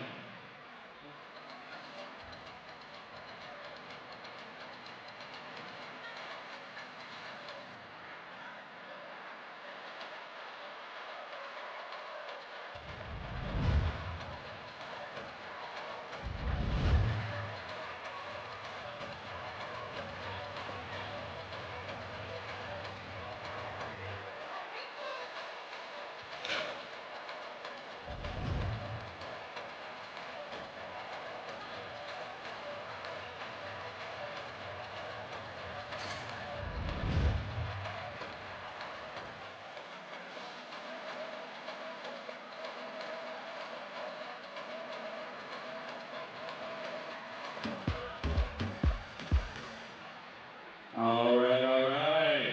Joe has made one fantastic margarita, and this is, again, for the Star Center Great Cause. Can I get 500 to get us started for 8 margaritas for the table? 500 to get us started. Anybody? All right, I got 500 over here. Do I have 750? 750, I got 500. Would you give 750? I got 750 over here. Where's 750? Can we get to 1,000? Just get straight to 1,000. Anybody gonna go for 1,000? Would you give 1,000 for a great cause? Anybody give 1,000 for a great cause? All right, I pushed it too far. I'm a learning auctioneer, right? All right, so we're at 750 in this corner. Can I get 800? 800, can I get it? I got 800 right here. I got 800, can I get it? 900? 900, would you get 900 for the cause? I got 900. All right, we're right back to 1,000. We got 1,000 over here. I got 900, would you give 1,000? It's 8 margaritas. There, oh, thank you, 31. All right, I'm at 1,000. Can I get it 1,100? Anybody give it 1,100? Would you give it 1,100? If you could, give it 1,100. I'm at 1,000. Can you give it 1,100? A great cause and a great drink. Anybody can give it 1,100 on 1,100? We're over here, we're at 1,000. We got 1,000 for over here with the margaritas. Different table, same direction. I love it. Let's go. We're at 1,100. I got 1,100. Can I get 1,200? I got 1,100. Can I get 1,200? 31, don't let them do that to you. They're right behind you. You're going to have to deal with that. They're going to talk about how amazing it is. Can you get them 1,100? I got, no wait, 1,100, 1,000, 1,100. They're at 1,000. I need 1,100. Can I get 1,000? Can I get 1,100? I have 1,000. Can I get 1,100? Anybody get 1,100? Would you get 1,100 if you could? Can you get 1,100? 1,100 for a great cause. All right, 31. 1050, 1050, 1050. All right, we're at 1050. 1050, 1,100. You don't tap out. Nobody taps out. You just keep lifting the card, lifting the card, lifting the card. All right, we got 1050. Can we get 1,100? Anybody get 1,100 for a great cause? It's 8 margaritas. They are a little bit spicy. I've already been told, do not eat. Thank you. 31. He did it himself, and I love it. All right, I got 1,100. Can I get 1,200? 1,200. I got 1,100 going once. 1,100 going twice. Sold to table 31. Hey, thank y'all so much. Great choice. Don't eat the peppers whole. They are spicy. All right. Thank you, guys. We'll see you in a little bit for another drink round.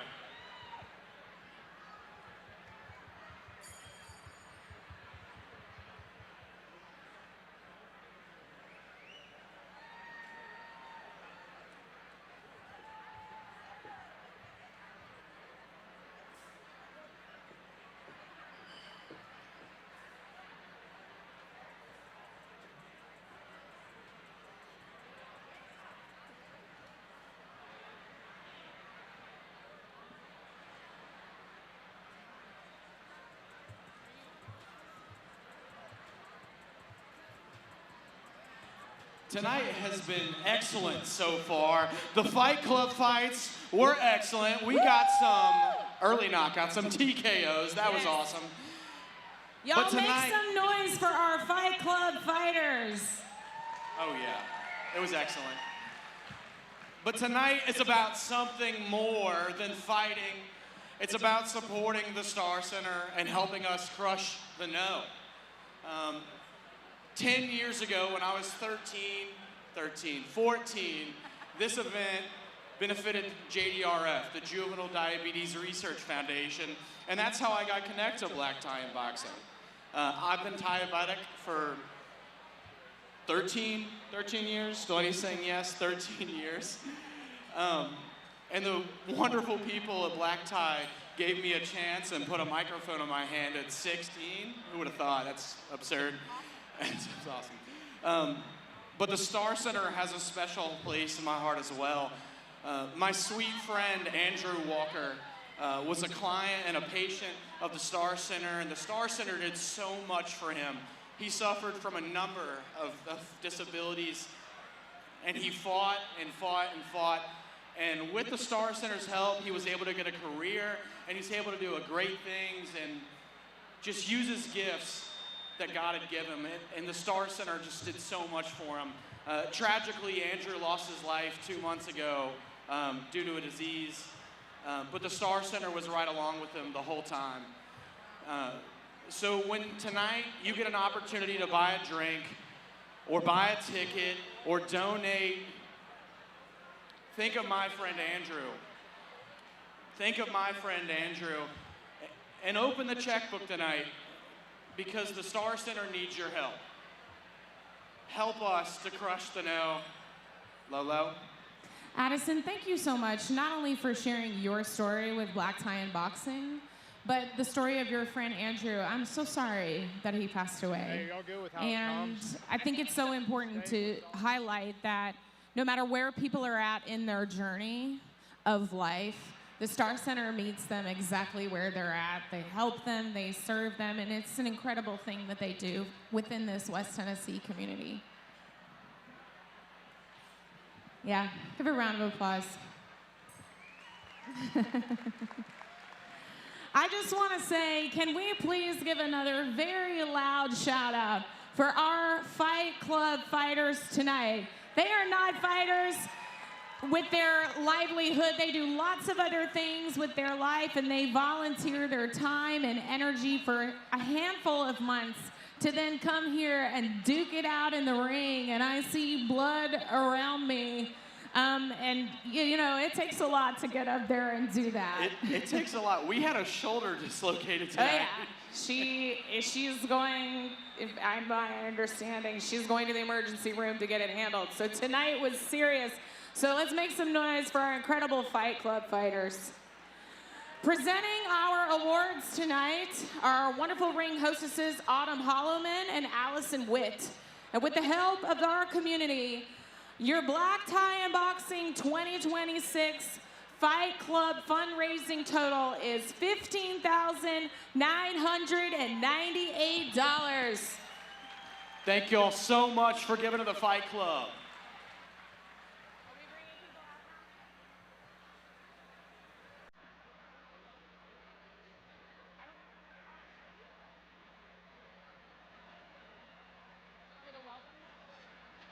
We'd like to welcome all of our Fight Club fighters, our coaches, and all of the people that made Fight Club happen tonight to the ring. Y'all stand up and give them a round of applause for leaving it all in the ring tonight.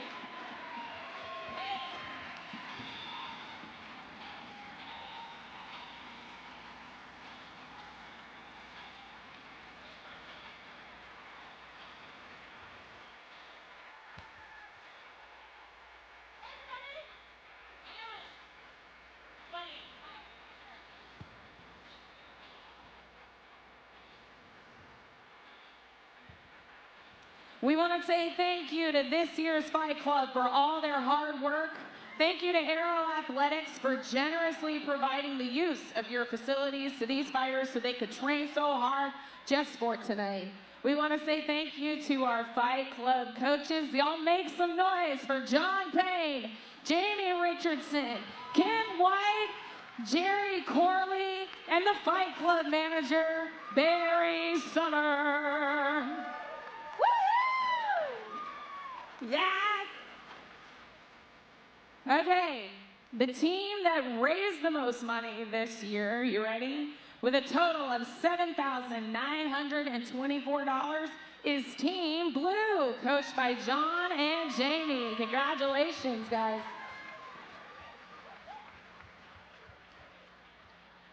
Next, we want to honor the Fight Club member that raised the most. And that fighter is Keith Busby. Woohoo! He raised $4,659. Way to go, y'all, crushing the no. We have one more thank you. The fighters this year really want to give a special shout out to their Fight Club manager, Barry Summer, for all the support he's provided for them over the last few months. Thank you, Barry, and thank you for all that you do for the Star Center. Look at that chick. Woo! Y'all make some noise. Woo-woo! Yeah, get in there, Keith, for the photo op. Y'all make a loud noise for this incredible 2026 Fight Club.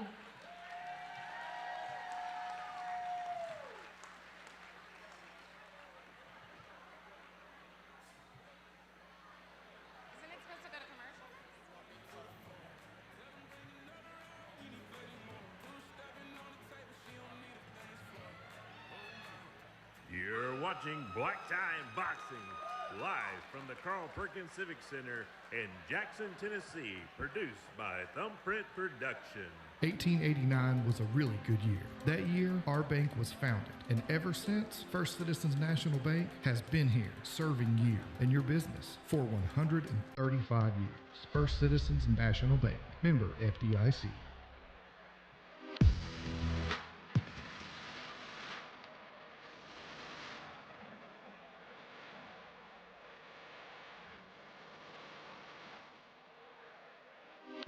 When your company brings people to West Tennessee, corporate staff, medical teams, visiting specialists, or if you've been displaced or just need a comfortable place to stay, choose the brand new Home 2 Suites by Hilton in Jackson. Our spacious extended stay suites feature kitchenettes, oversized rooms, free hot breakfast with a fitness center, seasonal outdoor pool, and meeting room on site for traveling teams and professionals. Off I-40 exit 83, close to Jackson's medical and business centers.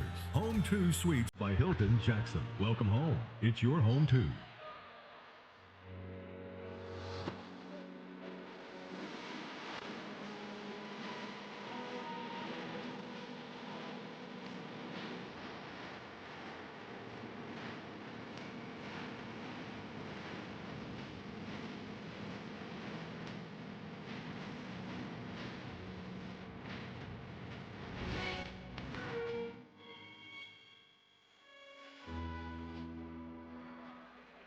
Jackson Energy Authority is not just your utility provider. We are your neighbors, invested in the same streets, schools, and neighborhoods we all call home. We've built and maintained the essential services that power daily life, designed to grow with our community. From your home to your business, our goal is simple: keep you connected with reliable service. And when you call, there's always a real person ready to help. Because it's not just about what we provide, it's about who we serve.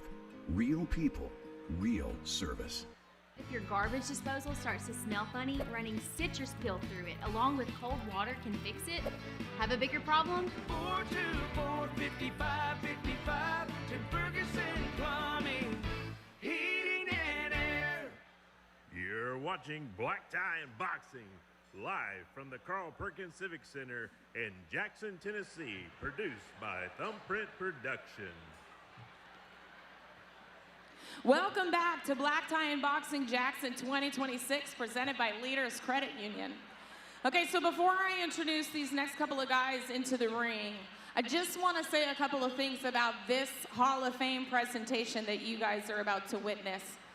There was a possibility that this could have actually happened at a different event in Mississippi tonight, but the man who is the recipient tonight of this Hall of Fame recognition said that Black Tie and Boxing is his absolute most favorite event throughout the year, and he cannot miss it, and he asked for the Hall of Fame to come right here to Jackson, Tennessee, and present him his award. Isn't that incredible? I think that's amazing, honestly. Okay, so I'm gonna welcome to the ring, and then I'm gonna give it away to you guys, because you guys know all the technical stuff. I want to welcome to the ring Ryan Red Hot Collins from Hub City MMA. I also want to welcome Jason Letterfine, who's the president of the Tennessee Martial Arts Hall of Fame. I want to welcome board member Nicholas Harmeyer. I also want to welcome ISKA rep and tonight's inductee into the Tennessee Martial Arts Hall of Fame, Anthony Maness. Come on.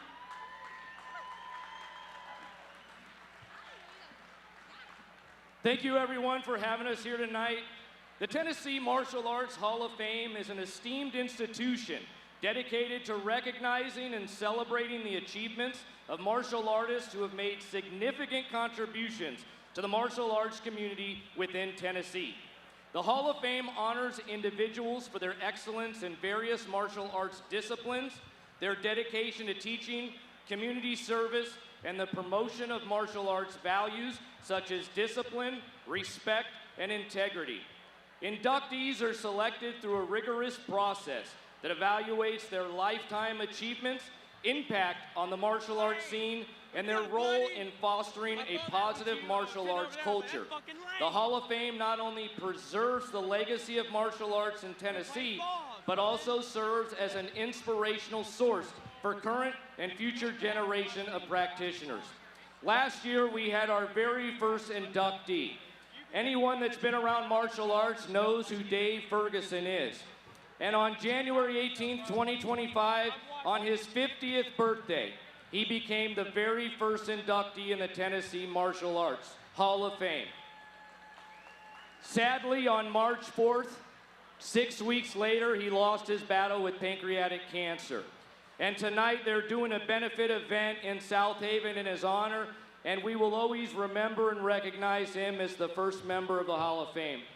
Now, how did the Hall of Fame come about? A few years ago, I was in Florida at the Florida Mixed Martial Arts Hall of Fame induction ceremony, and I thought this would be great for Tennessee.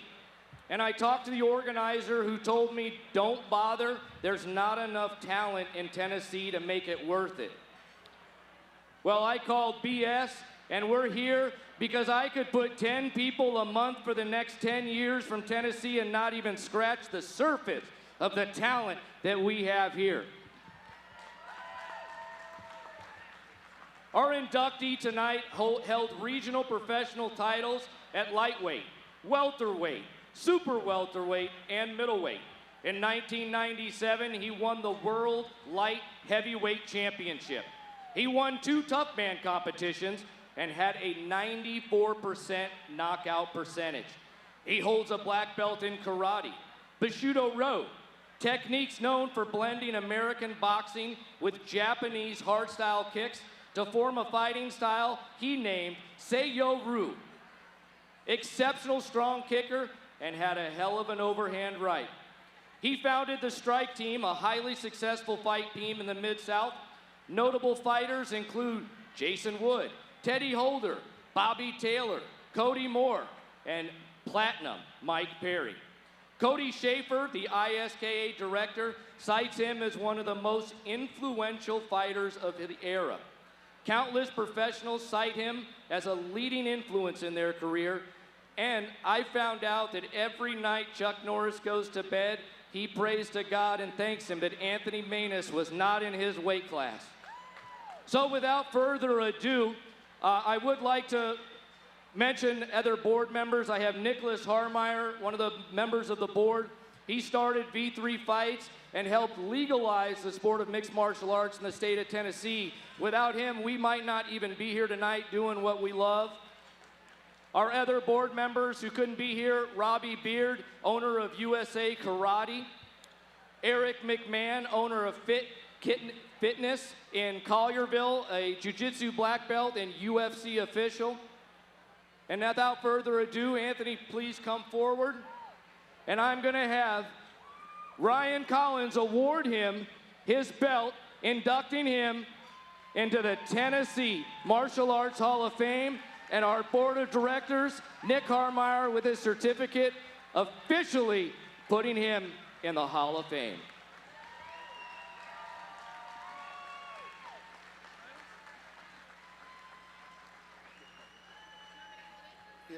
Wow, you know, what a wild ride this has been. Yeah, I've come a long way from that little skinny kid in my mom and dad's backyard twirling some nunchucks that I'd made because I'd watched Bruce Lee and Enter the Dragon. But you know, any journey, you have unspeakable highs and indescribable lows. Tonight, I'd like to recognize the people that I lost along the way. My big brother, Don, my grandparents, mom and dad, my precious wife of 43 years that I lost to cancer, Matthew, my grandson, Oscar. So, you know, I learned a long time ago, don't box with God. He's got the reach, and he hits too hard. But you know, they asked me when we was getting this together about a memorable fight. The Diaz fight jumped to mind, and in the 5th round, I got knocked down, and it was a really bad knockdown. But I beat the count, and I come back and knocked him out. A reporter asked me after it was over with, he said, how did you get up from that? But all I was thinking is, how could I let this keep me down? Every man and woman in this room, and someday in your life, you will get knocked down. It's all about getting up. It's always about getting up. My beautiful wife, I love this woman more than the world. And if you love anybody, you need to tell them, don't wait till tomorrow. And I'm not going to forget what my mother told me. To God goes all the glory.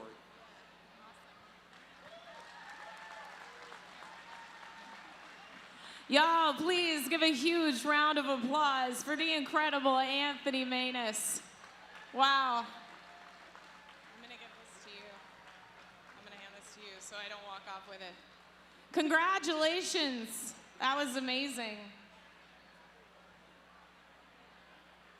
We're going to cut to a video telling you a little bit more about the IKSA.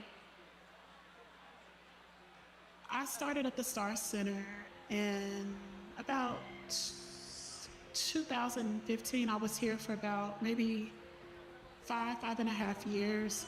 I went through orientation and mobility. That's cane use and anything with people who are blind or low vision. I went through job readiness, job placement, did some work in the learning lab, keeping up computer skills, writing skills, etc. Adaptive technology to help with everyday life. And in 2021, I got my job at Camping Road as a front desk receptionist. I would like to possibly go into the world of radio broadcasting. I actually did a little bit of work when I was here at the Star Center. I got an internship at one of our local stations here for a few months, and I learned so much, you know, just going through kind of learning the ins and outs of radio. I got to meet a lot of different people and just kind of see, you know, what that kind of work is like. In the first half of 2020, when the pandemic hit and everything was shut down, you kind of felt isolated. It's like you couldn't really go out, you couldn't really do anything because we're trying to figure out, okay, how do we navigate our everyday lives in the middle of a pandemic that's taking out so many people every day? So just trying to stay positive in everything during that time. And it was about a year and 6 months into the pandemic, I get a phone call from my boss, who actually used to work here at the Star Center. Shout out to Miss Nicole. I kept in contact with her, so she calls me one day and says, hey, I want you to come work for me at Camping Road. And I'm thinking, okay, it's gonna be something temporary. It's gonna just last for a few weeks, maybe a few months. But she was like, no, it's completely legit. You'd be working for me, you know, I'll be responsible for you. And it made me be aware that, you know, good things do come if you just have the patience and you have the perseverance. And so getting that call that somebody wanted to give me a chance to show that I could work, it just meant so much. And to have some organization like the Star Center, you know, behind it all, just helping out the ins and out, it just made it even more of a greater, you know, opportunity. If I could say something to my younger self, I would definitely tell myself not to be so hard on myself now. If you have a good support system like your family or the Star Center, just be open to the different things that are out there and to believe in yourself and know that whatever you want to do, it may not happen tomorrow, it may not happen next week, but if it's something that you really are passionate about and if you want to try to see if you can get to that point in your life, just take advantage of what might be out there for you. You might be surprised at what you find out and what you come across. I can't tell you just how proud I am to be a part of a loving family. And it makes me even just now think about people who say they like working for Tyler Perry or working for Janet Jackson or working for whoever. You might somebody who's higher up on a celebrity status, but it's like I never would have thought, for me personally, I never would have thought that I would have a boss, Miss Nicole, who I would love working for so much. Somebody who was actually here at the Star Center, who saw different things in people, who saw the different trials and tribulations that you have to go through. and somebody who was willing to give me a chance at, you know, my very first job, and having a good work family who sees the good in me, that just makes me feel good every day. Every single day I go into work, I'm like, if I don't do anything else but just, you know, make somebody else proud, or they gain inspiration by seeing me, if that's what I'm there to do, then I guess I'm doing my job. Thank you so much, Caleb, for sharing your story and your journey. Give a round of applause for Caleb, everybody. So inspiring. And thank you to the Star Center for all that you do for so many.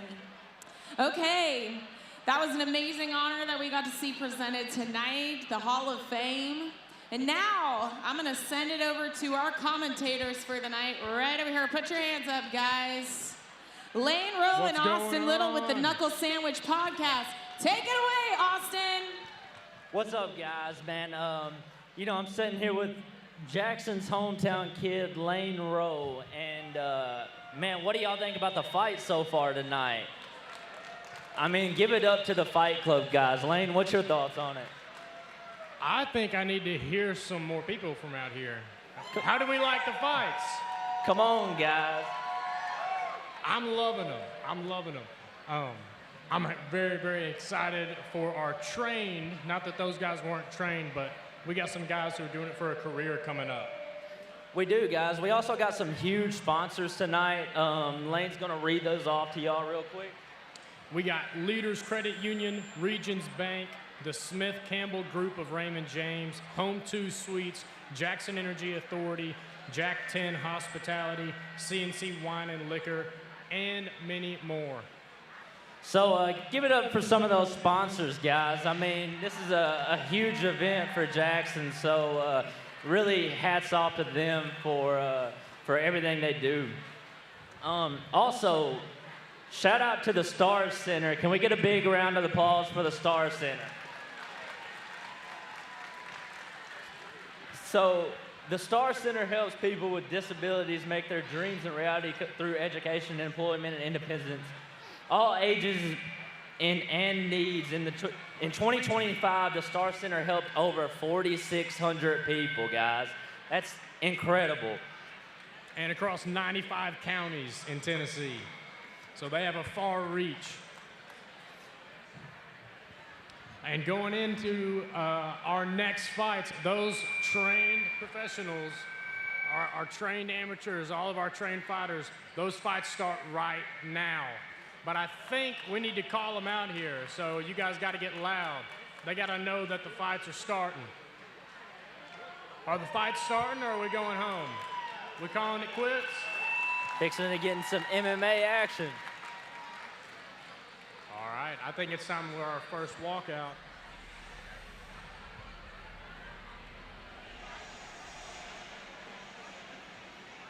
Yeah, in the name of Jesus, no weapon formed against me shall prosper, and every tongue that rises against me judgment thou shalt condemn. Lord, give me a sign. This is the purpose of the service of the Lord, and the righteousness is of me, said the Lord. Amen. Lord, give me a sign. Finally getting to some MMA action tonight. The good stuff. We got Elijah Lykes. Elijah Lykes. Man, so Elijah's got 2 fights. He's 1 kickboxing fight, 1 MMA fight. And let me tell you, the footwork and the head movement really impresses me with Elijah, man. He moves really well in the cage. Yeah, and he's fighting out of Knoxville Martial Arts Academy. He lost his last fight against Marshall Atiso. That was around December, and that was at 175, so he's coming down a little bit for this fight. It says here in Brandon's notes that he's very confident in his abilities, saying, I'm him. He's him. Love confident fighters. Very confident. And you know, Knoxville, man, they got a huge... Knoxville's got some huge roster. Man, huge roster. I mean, you're talking about Oviant St. Peru, you know. the Von Peru, you know, has a choke in the UFC named after him. Yeah. I mean, Ethan Winku, if you remember him from last Hub City event, fought Barack Muhammad. Had a tough outing that fight, man, but Ethan's a gamer and you know, really game striker. So, you know, just comes from a really solid gym. Next up, we got Kelton Dial.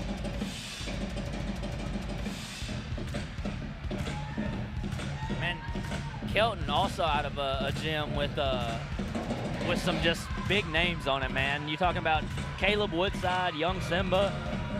You got Danny Rose, she's out of that gym.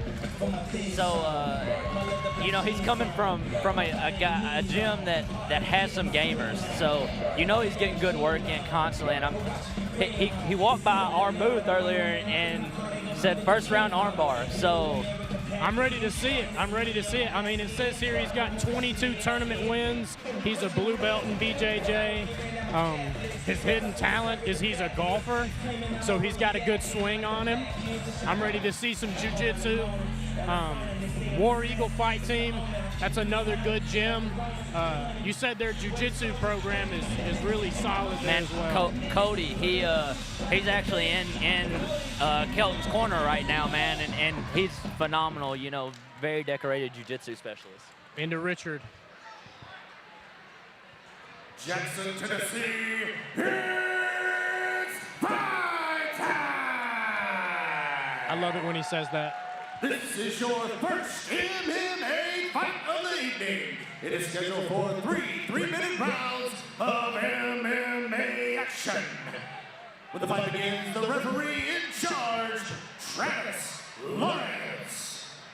And now, introducing first, fighting out of the blue corner, weighing in at 159 pounds, from Knoxville, Tennessee, representing Knoxville MMA, Elijah Long Lykes.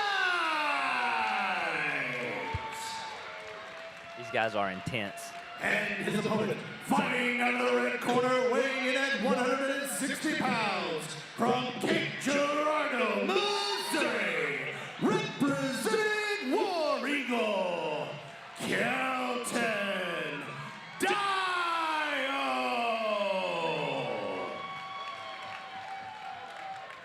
MMA action, folks. Dude, these guys are ready to go. Man, these guys are, They were pointing at each other, they're hitting already the talking, ground. yes. Man, and you know, I said Kelton called that first round armbar earlier, but yesterday at weigh-ins, Elijah told me in his post-fight in his interview that he's going to prove jiu-jitsu isn't real. Already into a clinch here. Ooh, good Elijah trip. with an outside trip. Kelton with an outside trip. Elijah trying to get some butterflies with that right leg. I'd like to see him use the underhook on that left side.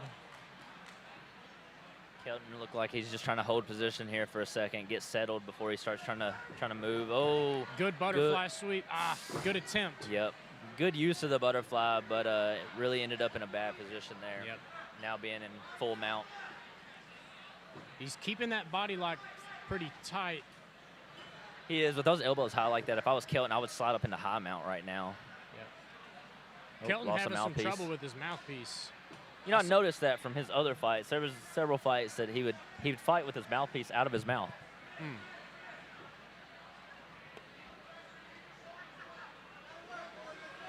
I need to see Elijah do a little bit more here. He's probably going to have to leave that body lock. And Kelton's going to have to find a way to posture up.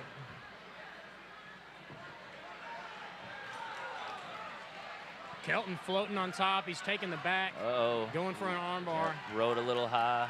Now, you see this position from Kelton a lot. He loves to play this guard, just your traditional armbar from bottom closed guard. And Elijah's doing a good job. He's got him right up against the fence. Makes it very difficult to finish, to get any separation when your opponent's pushing you up against the fence like that. Kelton going for a shoulder crunch, maybe. Looked like he let that go, actually. I'm not sure. A body triangle. I always find that interesting, body triangle from bottom close. Yeah, you can't really do much with a body triangle other than strike and hope that they start trying to open up a little more.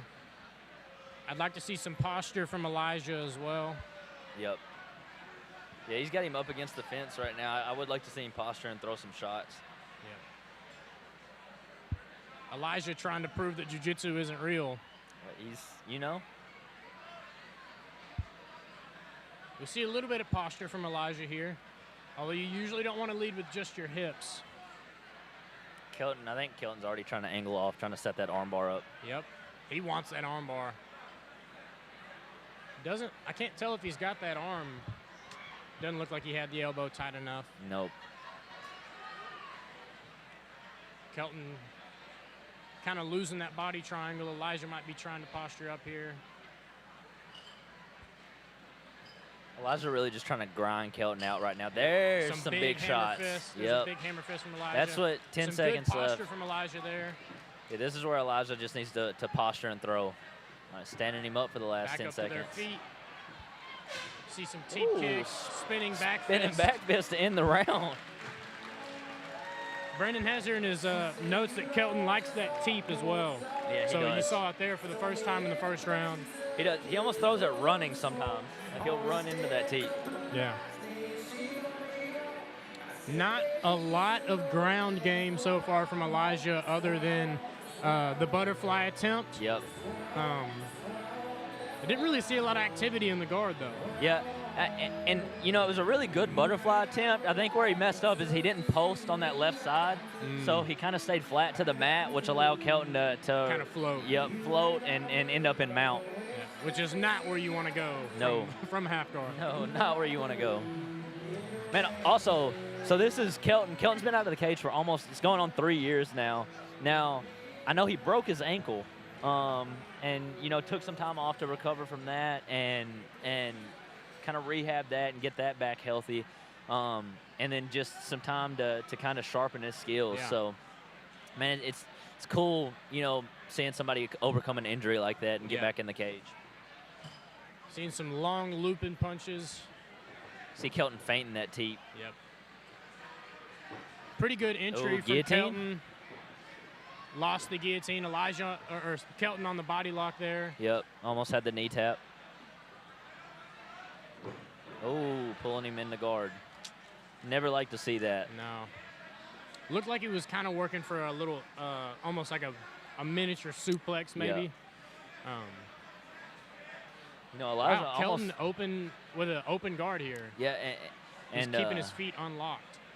Elijah almost had the guillotine set up in that little scramble, and wouldn't that have been ironic? That would have been He came to wild. prove Jiu-jitsu jiu-jitsu doesn't isn't work. real. That's wrestling, though, you know? A little bit. So Kelton's keeping his guard open, and Elijah's still not posturing up. Yep. I really would like to see some more posture and punches from Elijah here. Yeah, you I know he probably doesn't want to overextend. For sure. But, But when he did posture at the end of that last round against the cage, you know, he landed that one really big shot. Yes. Armbar. Oh, Here's and that there's our armbar set up. Elijah's got the bicep lock. Kelton's going to have to work to get that arm all the way straight. You know, I like Landing the some good strikes from the bottom, though. I like being aggressive right there, but one thing is when you have an armbar in like that, you really need to secure and me personally, I try to get them extended and off balance instead of, you know, focusing on my strikes there. But I do like the aggression with the strikes from the bottom.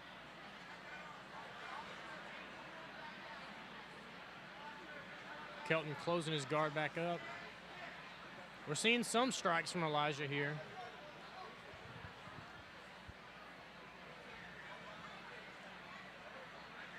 Oh, you see an extended arm. Kelton with some hammer fists from the bottom. Kelton likes going to that really high guard. Yep, Going back for to that the armbar again. Uh-oh. That one may might be tight. That one, I can't tell if he's got it extended. Looks pretty tight. I don't know. His knees aren't pinching. A lot of. This is always a hard position. This is a weird position to be in with those legs over his arm. He's going to have to cover that head with his. It's really hard to. leg. With his knee placement being on under his shoulder and over the head of the opposite shoulder, it's so hard to finish the arm bar with any joint lock with that because you need the pinch of the and knees. Elijah finds his way on top. Oh, big shot. Some big fists from the top. Granby attempt from. Yep. Elijah stayed From on Kelton. his back. Kelton trying to use the cage and successfully gets on Ooh, top. yep. Let's see if he can posture up and land some strikes. And that's the second round. Man. Another quick round. That armbar attempt was close there. I think Yeah, the that was leg definitely placement was key to you know, Elijah not being able to, or Kelton not being able to finish that armbar. Yeah, that was definitely the closest armbar attempt we've seen so far. Most from him. definitely. Man, you know, going into this third round, if I'm Elijah, because I mean, you know, we really don't know. This could go either way at this point. You know, it's been a back and forth match. I would like to see Elijah when he gets in that top position. You know, we've been seeing Kelton play that bottom full guard a lot. Yeah. I'd like to see, like you said, Elijah posture and throw more punches. Yeah. You know, he's being really reserved when he's in that position, and I feel like Kelton is giving him a chance to posture up and punch. I'd like to see him take it. Yes, most definitely. Kelton looking for a glove touch. Yep. Maybe even a hug.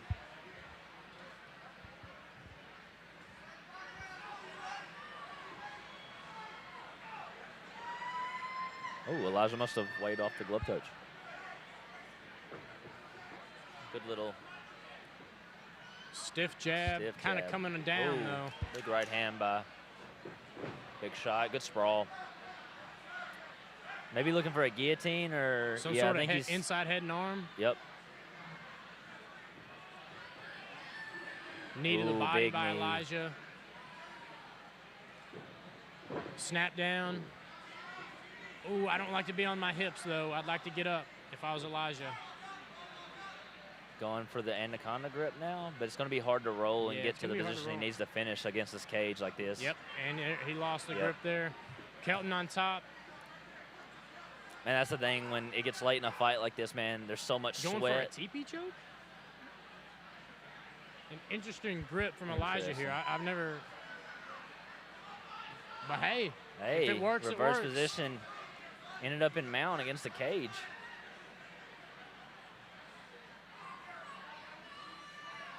Looks like Elijah's trying to set up. Well, looks like he was trying to set up an armbar there. That mouthpiece again. Yep.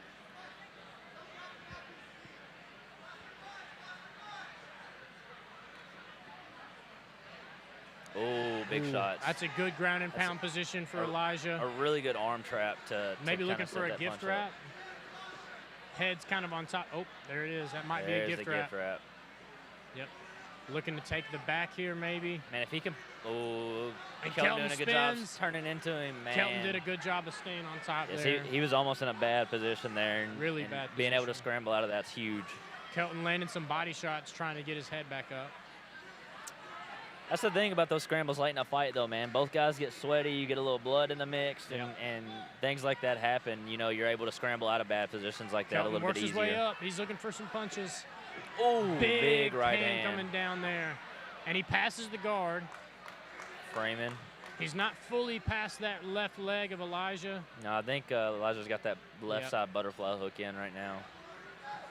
Almost looking for like a rubber guard setup. Yep. Double butterflies by Elijah.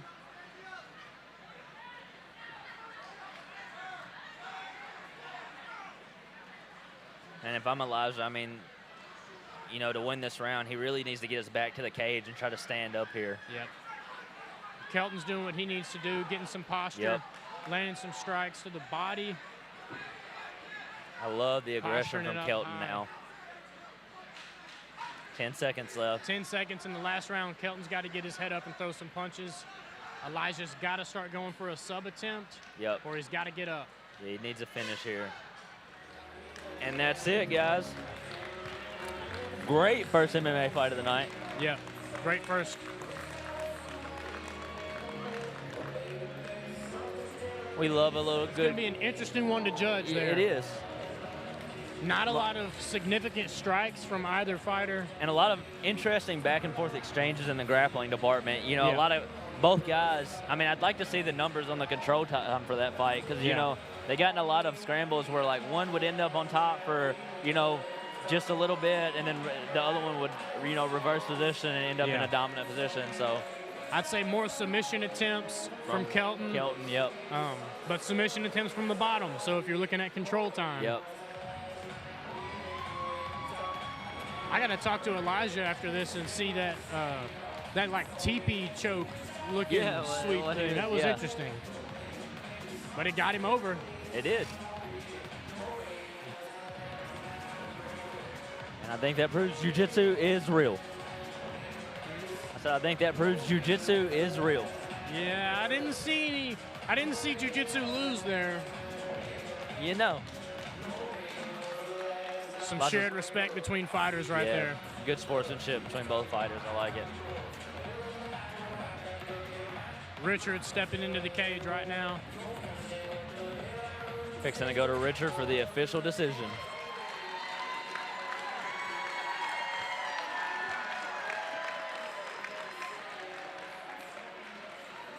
Time to see whose hand get raised. Ladies and gentlemen, both fighters fought all 3 rounds. Let's give them a loud round of applause. And this time we go to a judge's decision.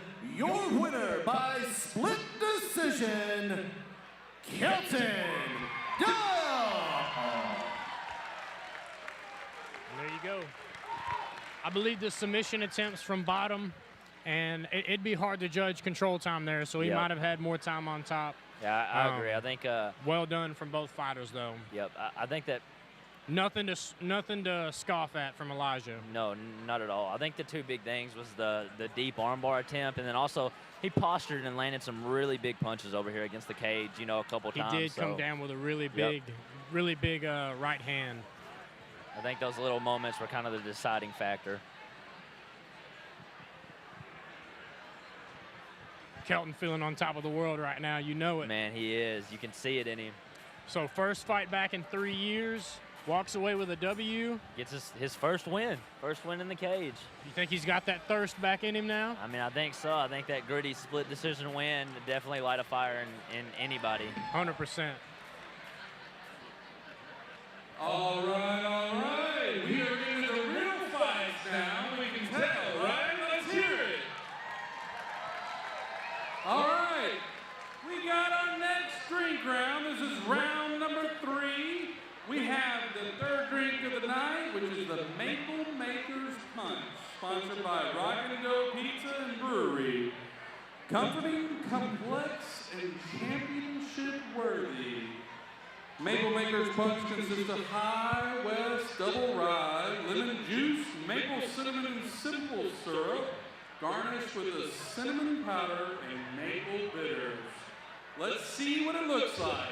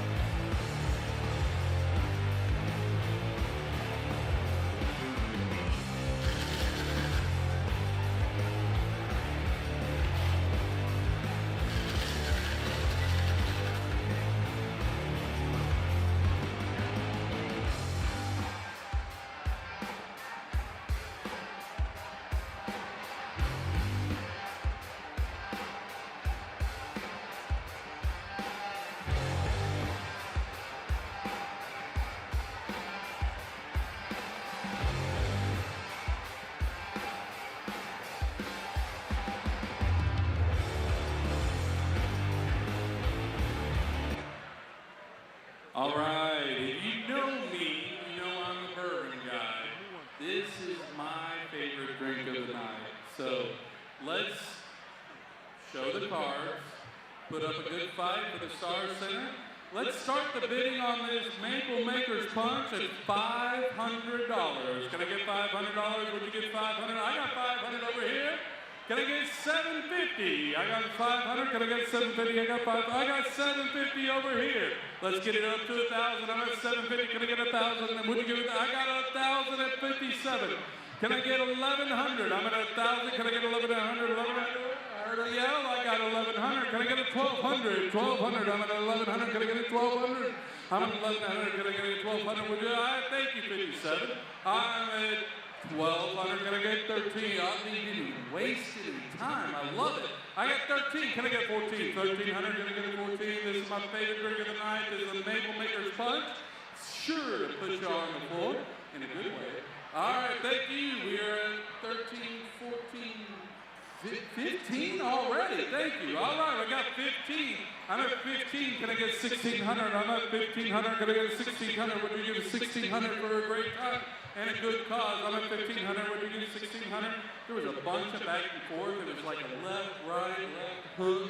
All right, let's try this. 1550. I got 15 at 57. Anybody got 15? 50, 50. 1550. Would you give 1550 to anybody? 57. All right, thank you guys. I think you made a bid on yourself. I love it.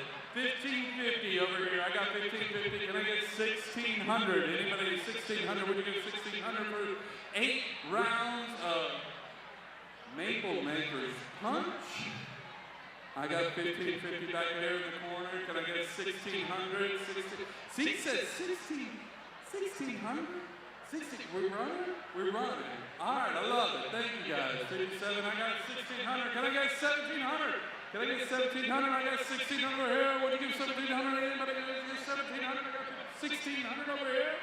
Going once, going twice. TKO, knockout to 57. Thank you. 1,600 on the Maple Maker's Punch. We'll see you guys here in a little bit.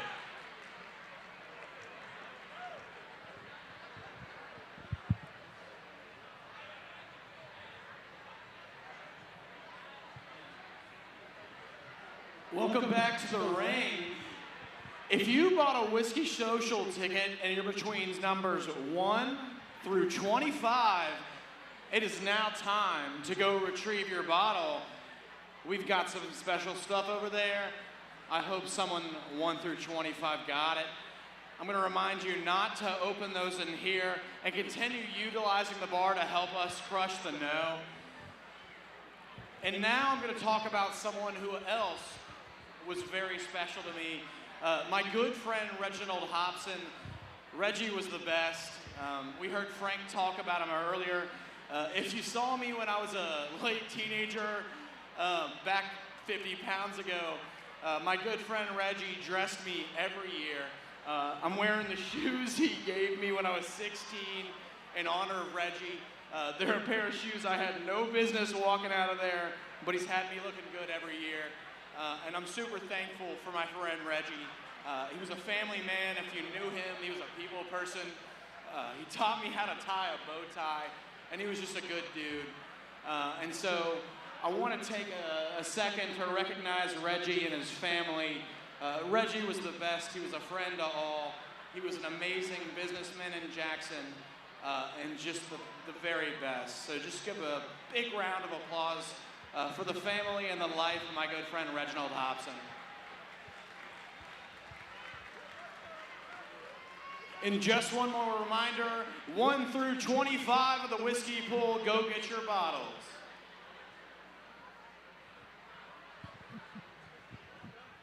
Just like that, we're on to fight number 2. Fight number 2. Got Colton Stoner and Christian Idowu. More MMA action. Man, now, here comes Christian. Now, both of these guys are debuters, but both coming out of very solid gyms. So I'm expecting big things out of both of them. Yeah. Now, the main thing I'm seeing from Christian is that he is 6 foot 5 inches at 202 pounds. That is a big man. He's long, dude. He's so long. And you know, that's one thing that we talked about is, you know, he competes in jiu-jitsu a lot. And that's one thing I'm interested to see is with his range and his long arms and long legs, are we going to see the submission game tonight? And he's looking confident, looking ready.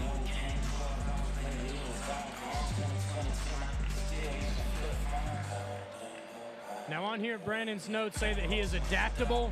He likes to use his long limbs with straight punches. He said that he started to be able to defend himself and his family with a lot of local BJJ tournament wins. I mean, there's no better reason to get into it than to defend yourself and your family. Exactly. And out of Wolves Den, too, guys. Man, you know, there's a lot of big names that are, even if they don't train at that gym, they're dropping in constantly. You know, Sean Woodson, he's always in there, the UFC vet. Yeah. You got another one I mentioned earlier, Caleb Woodside, who, you know, is doing really well in his young pro career. He's constantly in there putting in work with them, and you know, it's a test to show the grittiness and level of skill in that gym. Yep. And Wolves Den is a good gym. They have a lot of good guys coming out of there. Out in St. Louis.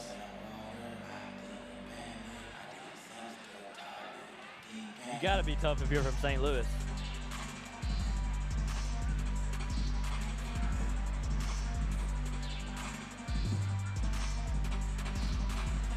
One thing with that reach, man, we'd like to see Christian establish that jab early tonight. 100%.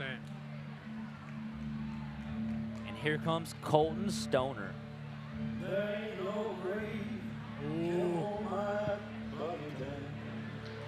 Great walkout song. Love the walkout. Now, Colton is a Quest guy. You know, we talked about Quest earlier. They got guys like Wallace McCoy in there, Jared Gonzalez, Will Kaler. And, man, just looking, you know, like I said, Colton's also a debuter, so couldn't find too much on him. But what I did see, man, I'm expecting a lot of wrestling tonight. Yeah.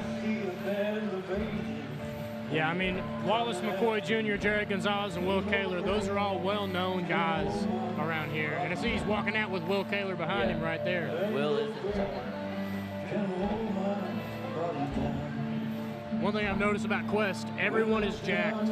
Dude, so strong. Every one of them.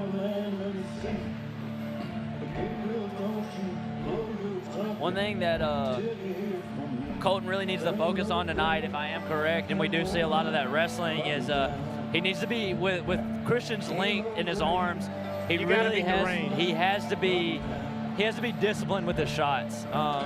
You know, all it takes is one sloppy shot against a guy with a really good guillotine, and a fight can end pretty quick. Yeah. So he's got to be able to get around that lead hand. Yep.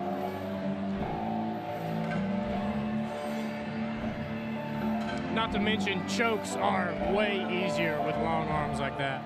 Yeah. To Richard in the cage.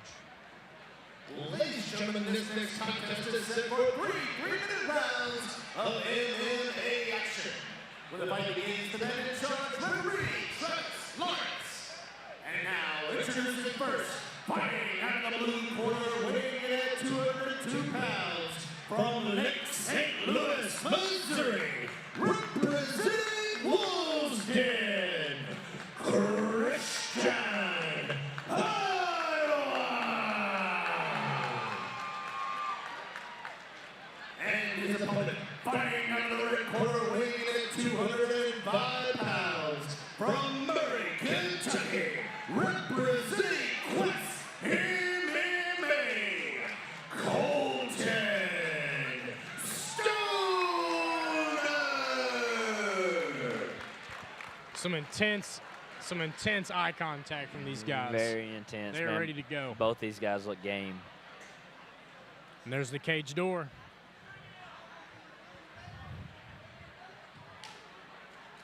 Here we go. Oh, Christian coming out. Coming out fast. Establishing that jab early. Yep. Some fast strikes There from is both parties. No filling out It's whatsoever. a big front hand from Colton. Ooh, good body kick. Body kick return from Colton as well. Colton's landing that lead hand check hook pretty good well. head movement by Colton. Good head movement. And there's the There's wrestling. the wrestling. Now Colton's going to have to get this takedown here and start working on some dirty boxing. Ooh. It's a good attempt. He gets to the Ooh, back. he's on the back. Ooh, that choke may be in choke already. is synced. That's in. That's deep. tight. That's very deep. Christian needs to be fighting that top hand right now. Yep. Christian might be pulling it down. Christian's doing a very good job fighting that top hand. Ooh, and I think he's out. I think he's got, maybe not out of deep water yet, but I think that choke is not as deep as it was. Colton doing a good job of chasing under the chin. I think it's back under the chin. And Christian doing a really good job of fighting that top hand, but he's not going to let him have this choke easy. You see right here, Colton's got him turned towards the fence and on the strong side of the choke. That's going to be hard for Christian to get out of, but not impossible. Christian doing a good job of keeping those hands from getting too close to under his chin. One thing with fighting a choke this long, man, that if Christian is able to get out of this and get into a safe position, man, he's going to be gassed. Is Colton's Colton's arm's going to be gassed out, because anytime you fight a choke this long, you know, people don't realize, especially for debuters, you know, that they may over squeeze. Christian's out, and he's Christian's on top. Out. Man, what grit by Christian right there. That choke was in deep. That was very impressive. I 1,000% thought that fight was going to be over right there. So props to Christian. Now Christian's got to get this posture.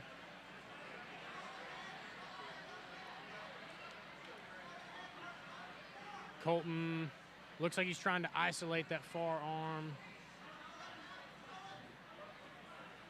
Nice posture up from Christian. Yep. Oh. An illegal kick from Christian. Oh. Now, was that to the head or to the body? I believe that was to the head.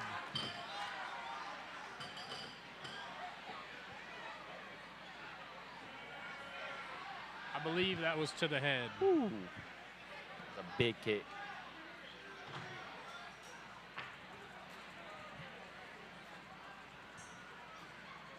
I see some blood on Colton's face. Now, I don't know if that happened in one of the earlier exchanges or... I don't remember seeing anything land super clean. Got the doctor in the cage, kind of looking at Colton right now. The fight's, that's it. Travis is calling it. There. Man. You cannot kick a downed opponent in the head. Nope. Unfortunate end to that fight, because it was looking like a very good fight.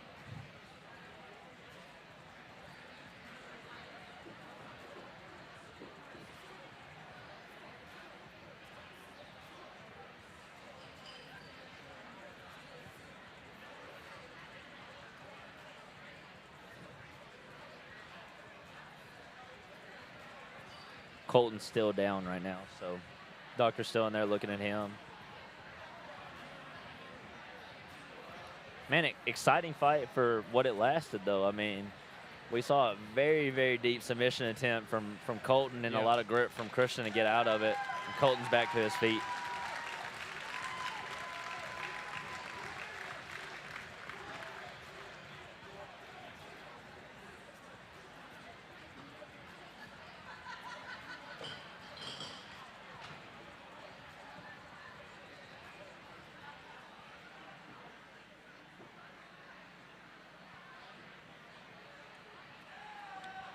Neither team wanted to see the fight end that way. Nope. Ladies and gentlemen, referee Travis Lutz has called the stop to this contest at 2:20 in the first round. Declaring your winner by DQ, Colton Stoner.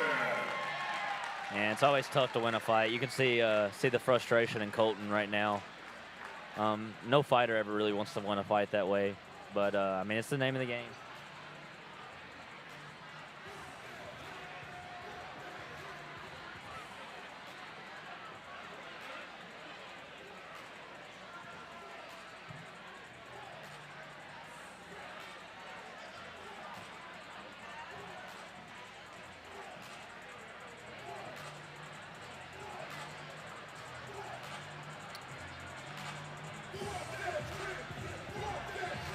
Well, hey, a fight's a fight, and that was a fight, and it's unfortunate.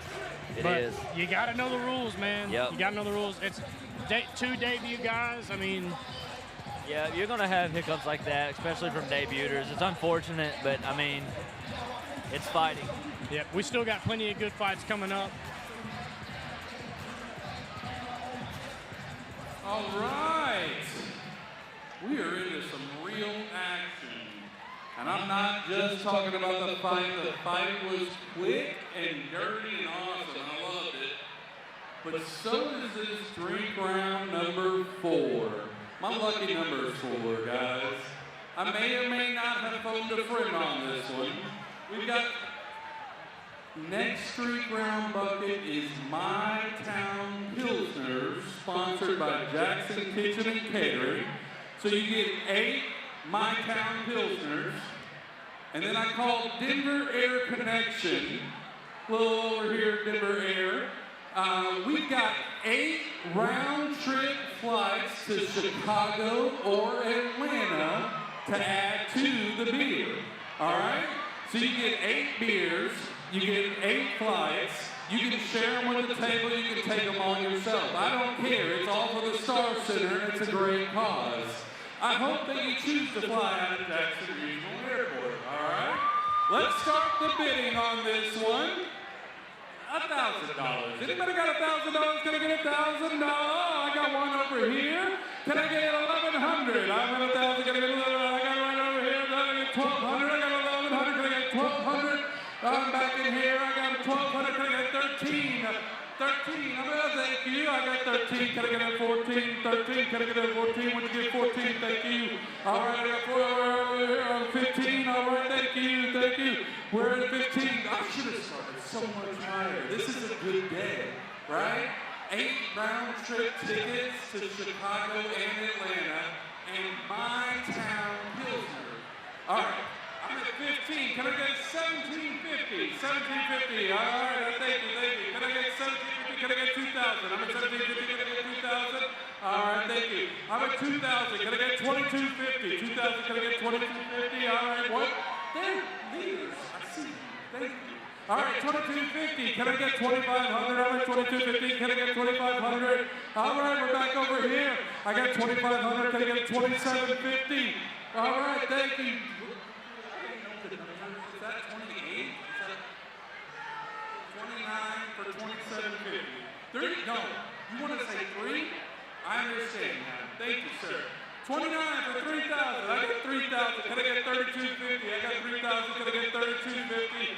This is for 8 round trip. Thank you, 57. 3,250. Can I get 3,500? I got 3,250. Can I get 30? All right, 3,500. Thank you. I got 3,500. Can I get 3,750? 3,500. Can I get 3,750? The quietest part of the room. It's 8 round trip tickets to Chicago and/or Atlanta. I'm at 3,500. Can I get 3,750? 3,500. Can I get 3,750? All right. Thank you. 57. All right. I got 3,750. I'm gonna be nice and go 3,850. 3,750. Can I get 3,850? Can I get 3,850? Would you give 3,850 for the Star Center for a great cause for 8 Pilsners and 8 trips to Chicago or Atlanta? I'm at 3,750. Can I get 3,850? 3,750 going once. 3,750 go. I see ya. All right, we're at 3,850. I told you my favorite number was 4 too. All right, thank you, table 4. We're at 3,850. Can we get 3,950? You know what? Hold on. 3,900. Can I get 3,900? 3,900. I got 3,850. Can I get 3,900? Don't tip me with a good time. All right, we're at 3,850. Can we get 3,900? 3,850. Oh, I got 3,900. Thank you. I got 3,900. Can I get? We got 4. I got 4. Can I get 41? Can I get 4,100? I got $4,000. Can I get 4,100? Would you get 4,100 for a great cause? It's a great time. It's 8 Pilsners and 8 trips to Chicago or Atlanta. We fly it 6 days a week. We take off Wednesday, but we take off every morning. All right. I'm at 4. Can I get 4,100? 41?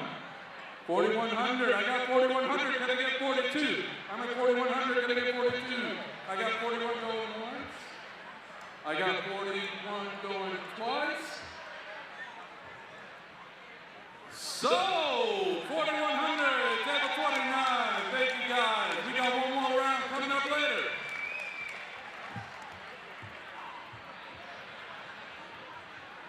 $4,100. That's incredible. Can we bring it up for that? Wow. I want to give a big shout out to everyone that bought a Whiskey Social ticket. ticket. And even a bigger shout out to numbers 26 through 50. It's your turn to see if you won that Eagle Rear 10, one of the Colonel Taylors. Everybody's going home with something now. Richard, these fights have been awesome, haven't they? Can we give a big round of applause to the best ring announcer in the state of Tennessee, Richard Mulligan? He's awesome. He's awesome. Richard, let's get ready for these next fights. And speaking of next fights, getting into some kickboxing action now. So Straight kickboxing. So we've hit almost a clean sweep of combat sports. We've had boxing, we've had MMA, and now we've had kickboxing. And we got kickboxing.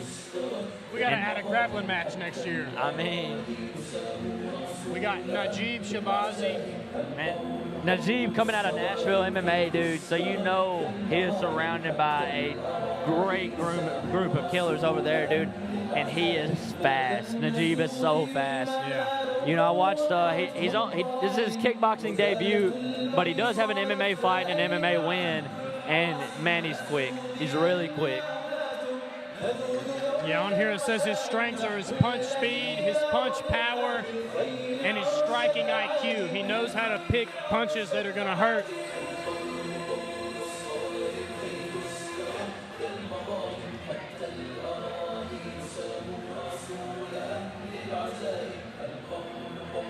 Now in kickboxing fights, they are boxing gloves with shin guards and headgear and all the good stuff, but it does not mean it is not going to be exciting. Not at all. Let me tell y'all guys, especially with those shin pads, they hardly do anything. I mean, that is, you still feel every single kick thrown in those fights. Absolutely. And honestly, with all that protection, you might feel like you could throw a little more than usual. Yes. You can kind of get your head in the fire a little more than normal. Najib soaking up the limelight, enjoying the time.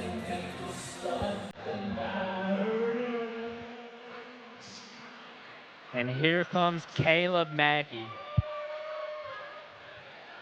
Dude, Caleb is so shifty, man. He moves so well. You know, he's out of Razor's Edge, and man, they have, as far as head movement, footwork, every time you see a Razor's Edge, guys, they move so well. They do. Yeah, not just footwork, but head movement, like you're saying. And you see, he's walking out in a bow tie right now. He's really taking the black tie boxing for real, walking out with a bow tie. Love it. Man, now Caleb's last kickboxing match, he took a very game opponent into deep water, man. Had a third round TKO finish in that fight. And it really just came from volume of punches. You know, his opponent started getting a little winded, and Caleb never let off the brake.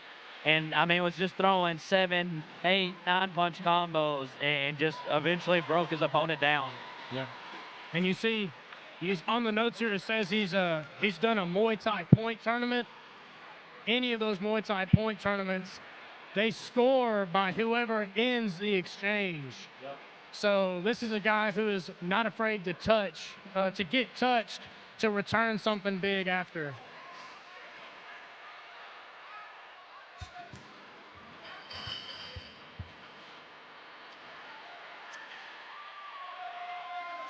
Also walking out with one of the guys that's going to be fighting for a title later tonight, Taylor the Terminator Phanyoraj. Yep.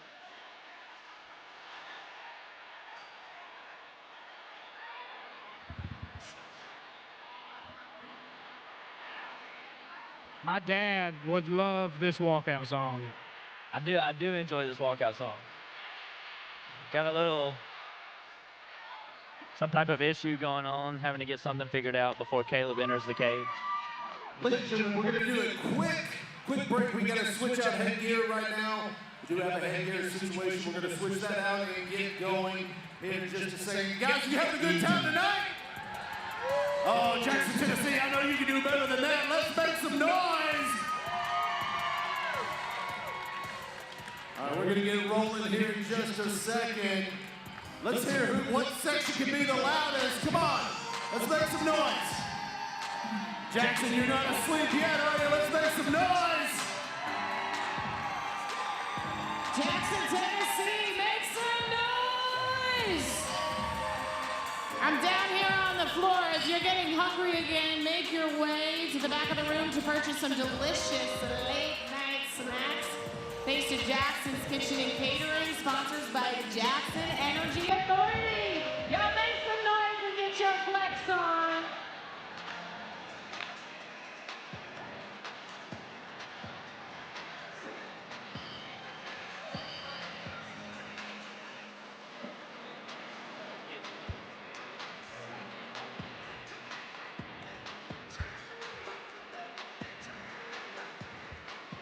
Little delay. While we are waiting for Caleb to make his way back to the cage, I just want to throw it out just one more time for any new listeners tuning in. If Knuckle Sandwich Podcast makes it to 1,000 subscribers tonight, so if you're not subscribed to Knuckle Sandwich Podcast and you're watching the podcast right now, hit that subscribe button, because if they make it to 1,000 subscribers tonight, they will be giving away 2 free memberships, year-long memberships.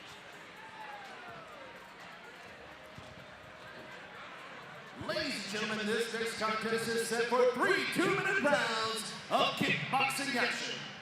When the fight begins, the man in charge, referee Tyler Martin.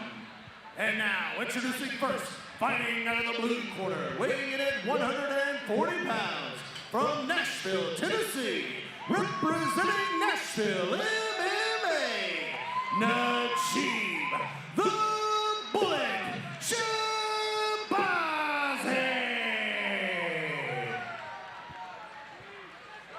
And his opponent, fighting out of the red corner, weighing in at 141 pounds, from McMinnville, Tennessee, representing Razors Edge MMA, Caleb Cutthroat Mackie.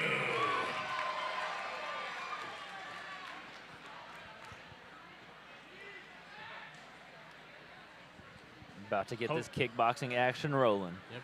Hopefully Najeeb didn't get too cold sitting in the corner there. Yeah, it's always rough, but they both look game still. Both look like they're moving light on their feet. See some stance switches already from Caleb there. Caleb really controlling the center of the ring right now, starting the fight off, trying to keep Najeeb on his back foot.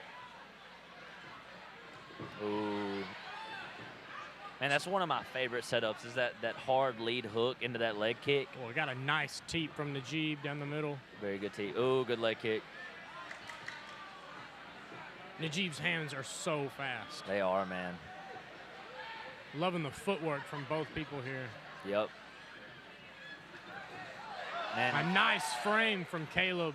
Caleb really trying to keep Najeeb up against the, spinning back kick.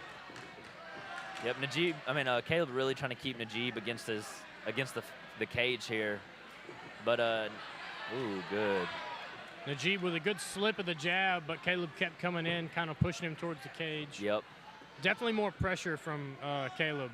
Yes. I don't know, Najeeb's coming off the cage.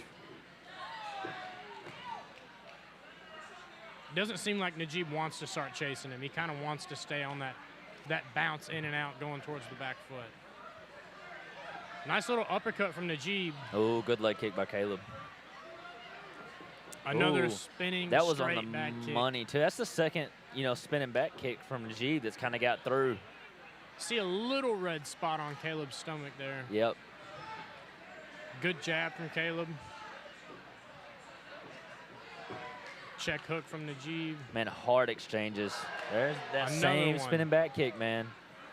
That is going to be a good setup for something big later. Yep. Which those body shots are adding up as well. Another good uppercut from Najeeb. Caleb returning with his own. I think that hurt Najeeb a little bit. You see the hands almost fall to that liver. Yep. As soon as when that landed. Man, 2-minute rounds go by so fast. So fast, man. Especially in the ring, he probably don't even. Especially when you have 2 game opponents like that, man. Yeah. Because with 2 minutes, they know they have to stay on the gas. Like there's really no no filling out, no break. With kickboxing rounds, you know, Yeah. being 2 minutes, they had to keep pushing the pace. That was the feeling out. Now it's all, they should have the distance. They know how close they can get. And you know, Najib really finding a home for that spinning back kick to the body, but Caleb landed a big one at the end of the round. I really think I think Najib felt it a little bit. Those hands dropped to that liver immediately, and I saw when he was walking back to the corner almost a deep sigh, like he was still feeling that body shot. 100%. I think I saw Najib land about two good uppercuts as Caleb was coming in. Caleb's going to have to make sure he can account for that uppercut. Yep. Caleb with a good stiff jab when he comes in as well. A lot of pressure. Glove touch. Man, I love Najib kind of pawned that jab out. Another uppercut attempt. Every start of the round, Caleb comes out Good and frame from takes Caleb. the center. Oh, looking for that spinning back kick again. That one missed. Good head kick.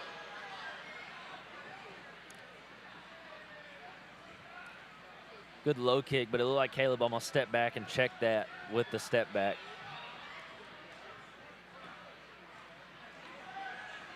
Najib throwing some feints. Oh, good combo was by a Najib. big That was a hook from big Najib. hook. Good uppercut. Najib kind of finding some momentum. Man. Leg kick. That was a good body by Caleb. Stiff jab, uppercut. That was a good combo by Caleb. Try to take that front kick to the face. Yep. Man, both these guys still really composed. Yep. And moving. Yes, A lot of footwork. Lots of big exchanges, too. Like, when these guys decide to go, they go. Some big hooks. Oh, nice good body kick. Good head kick. Head kick blocked pretty well from Caleb. Try to get that lunging knee in there. Yep. Good uppercut.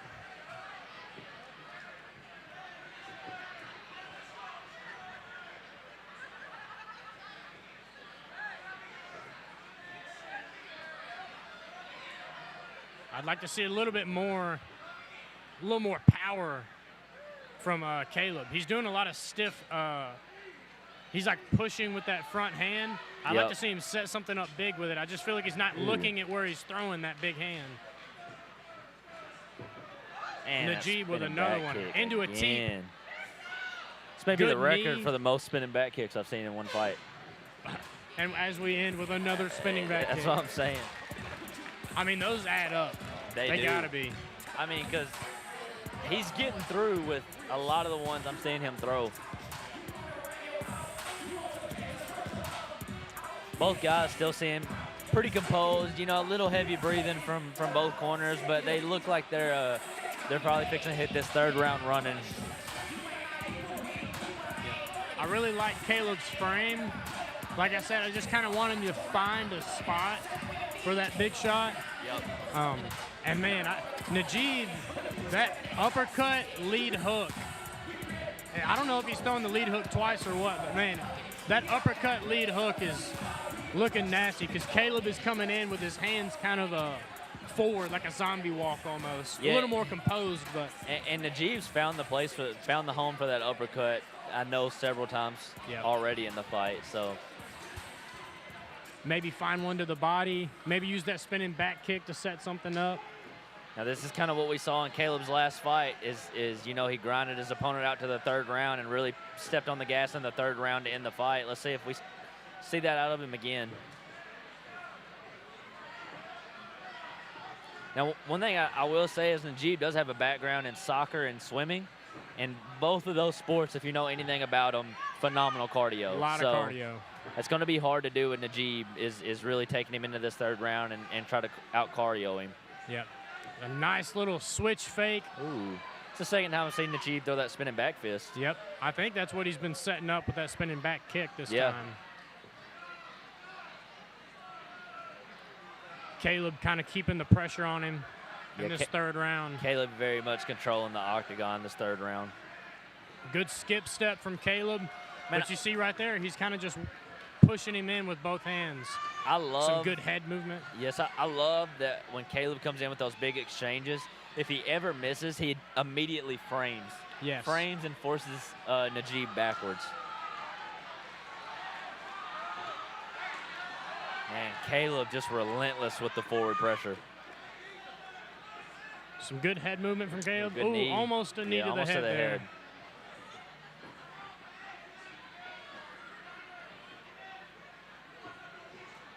Oh, a big overhand from Caleb. Big, slipping Najib off the, wearing it well. Slipping off that uppercut. Najib's corner is yelling at him, you gotta go. Man, Looks like they might be wearing out. Aftakar in Najib's corner is going crazy trying to get Najib to throw volume right now. But you can tell Najib's wearing the fatigue. Still biting down and throwing. Ooh! Oh, big knee. Wow. What a way to end the round. A lot of pressure. A lot of pressure.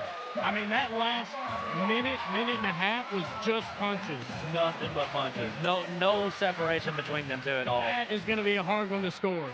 Very hard. Me personally, I think purely just for amount of strikes landed, I saw more significant strikes from Najib. Yeah. Now, I do wonder, because Caleb did do a really good job of controlling the octagon. Yeah, the forward pressure. I wonder how much weight the judges are going to put into just that constant forward pressure from Caleb. Good fight from both fighters, 100%. Man, phenomenal. Neither one have anything to hang their head about after this decision.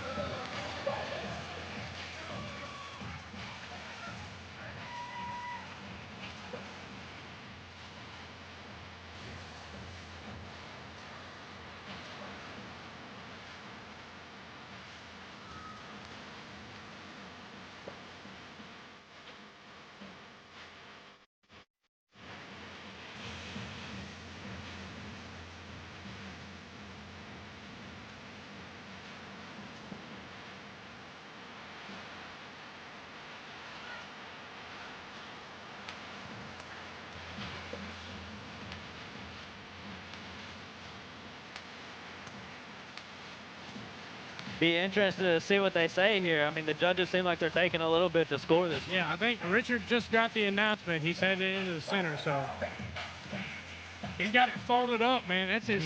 I'm excited. I'm very curious.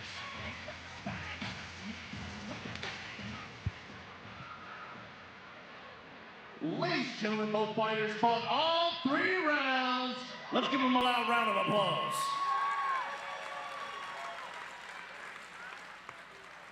We go to a judge's decision. So, ladies and gentlemen, your winner by split decision, Caleb Cutthroat Mackie. And there you have it. What a fight. Second split decision tonight. Second split decision. I mean, somebody's doing something right. That means somebody's doing something right. I mean, I'm sure we'd like to see a finish, but it's going to be really hard to get a knockout in headgear and shin guards. And yeah, it those is. big gloves on, but and just one more time, nothing to hang your head out on there. Not at you know, all. if you're coming from Najib's corner, because I mean that was a phenomenal fight from both guys. And Caleb definitely had the forward pressure. Yep. He was the aggressor. Very much so. I think majority of the fight. I definitely think that was the deciding factor there. Was just the ring control. And not to knock the strikes he threw either. He definitely had some strikes of his own that landed very clean. Yes. Yep. And to be able to take those spinning back kicks and keep the pressure. And the spinning back kick he landed at the end of round 1. I mean, that one was nasty.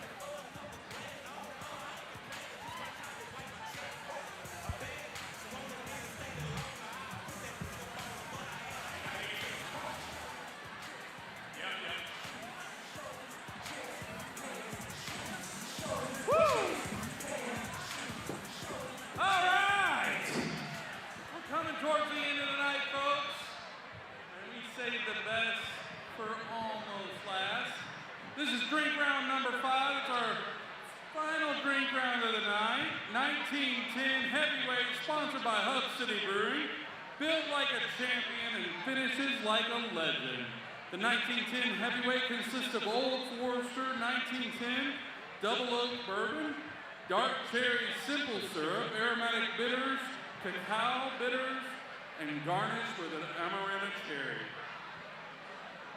Let's see what it looks like.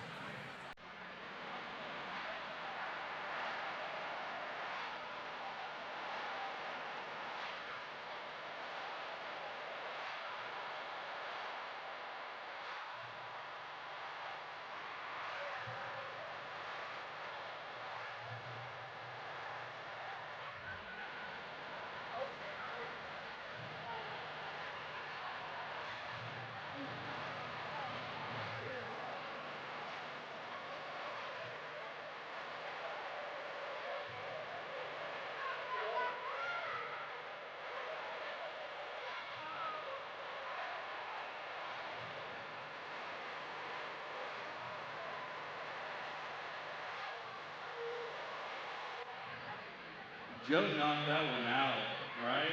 I make a mean old-fashioned, and Joe did a great job on that. So let's see. Can we start the bidding for the old-fashioned? This is a round for the whole table. We're going to start the bidding at $1,000. Would you give $1,000? Anybody give $1,000 for a round of old-fashioned for the table? $1,000 for the round. I got a light over here. We're good at 1,000. Can I get $1,250? I got 1,000. Can I get $1,250? Would you give $1,250? I got $1,250. $1,250 over here. I got $1,250. Can I get $1,500?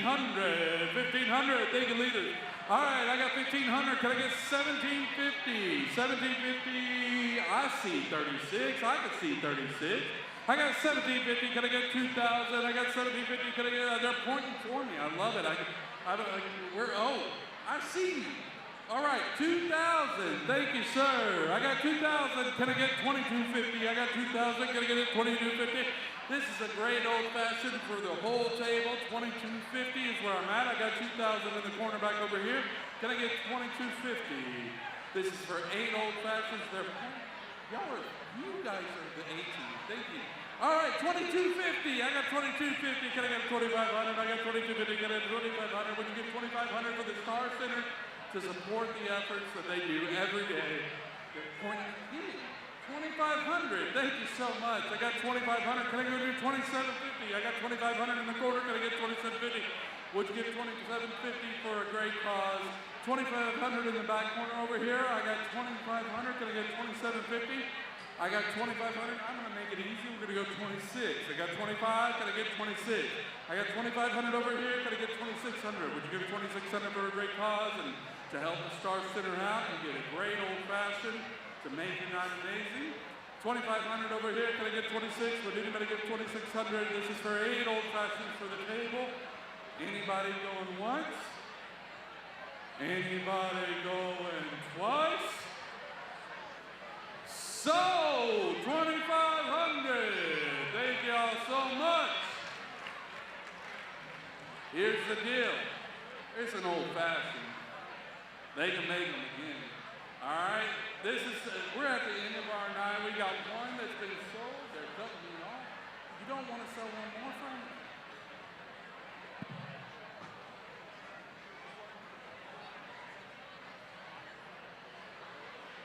All right. 2,500 back in the corner. We appreciate it. I'll see y'all later. Now it's time for numbers 51 through 75 for the whiskey pool.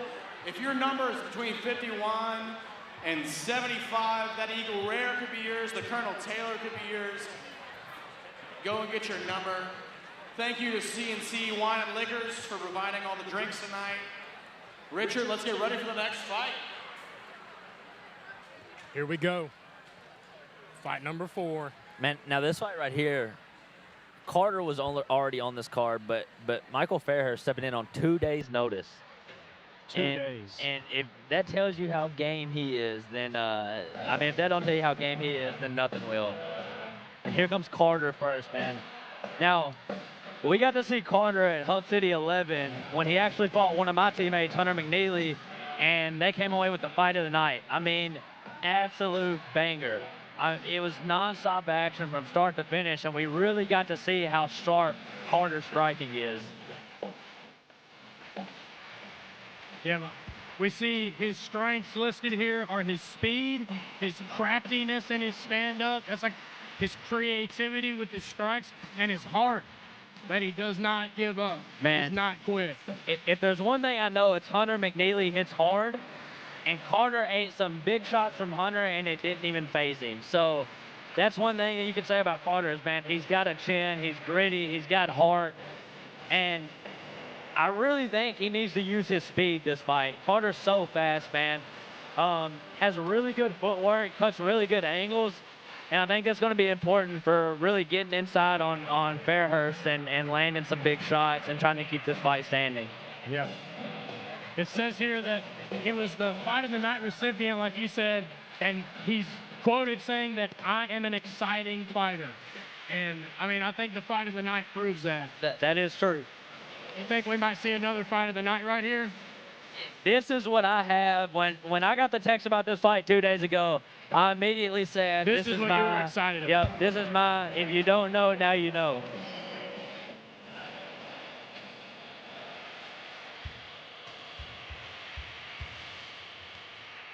Also in his corner, Bryce Warner, you know, a super high level guy. And here comes Michael Fairhurst.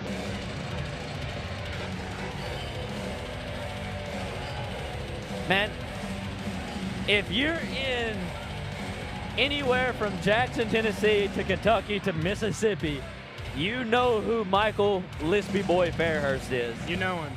Man, I mean, the kid's exciting, dude. He's so fun to watch.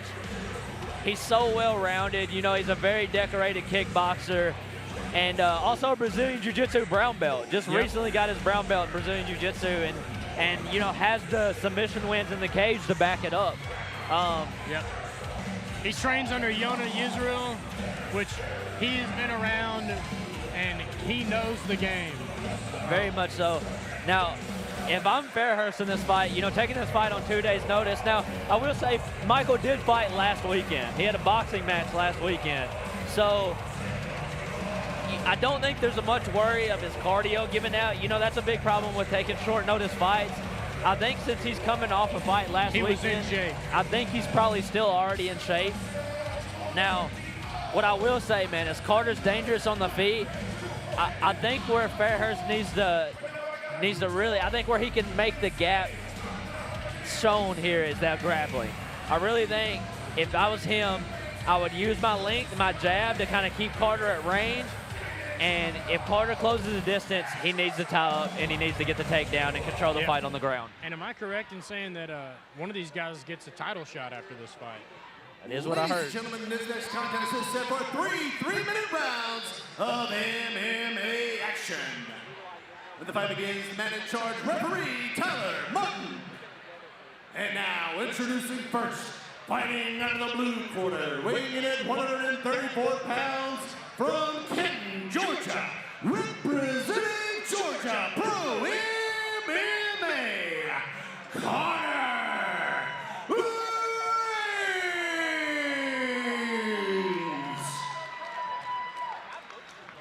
And his opponent, fighting out of the red corner, weighing in at 135 pounds, from Paducah, Kentucky, representing Bushido MMA, Michael Lispy Boy Fairhurst. Guys, I'm actually jittery waiting for this fight to start. You know, I'm a big fan of both of these guys, man. I've got to know Carter really well over the last several months, you know, just fighting a lot of his teammates and then, you know, him and Hunter having that fight. And then Lispy Boy, you know, he's been on the scene a long time. I got to train with him quite a bit. So just both of these guys in the cage together, I love seeing it. Yep, a lot of bouncing already. Very much so. Both guys look really light on their feet. Yep. And here's the grappling. Fairhurst getting the body lock early. Little fence grab by Carter.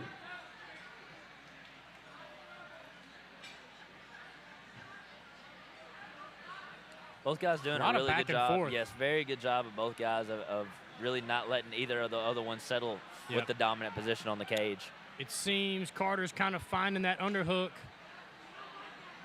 Fairhurst going for big shots from Wow, Carter. there's a lot of big shots from Carter there.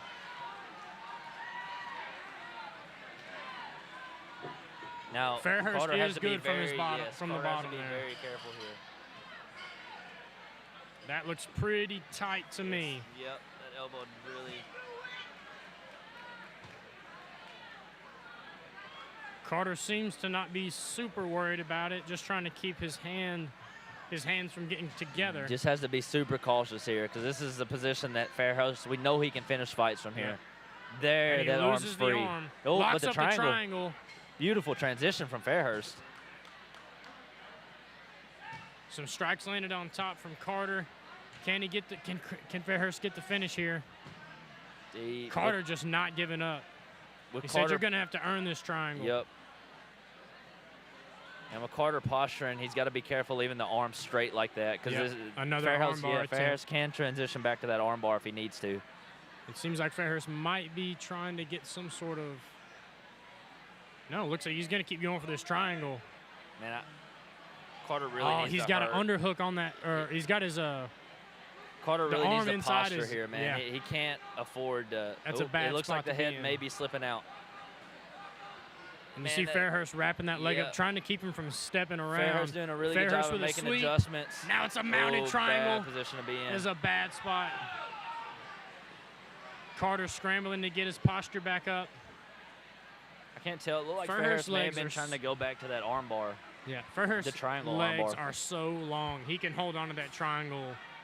It doesn't matter how many times Carter tries to spin out of that. Looks like Carter's trying to land some strikes to break Fairhurst's grip. Yep.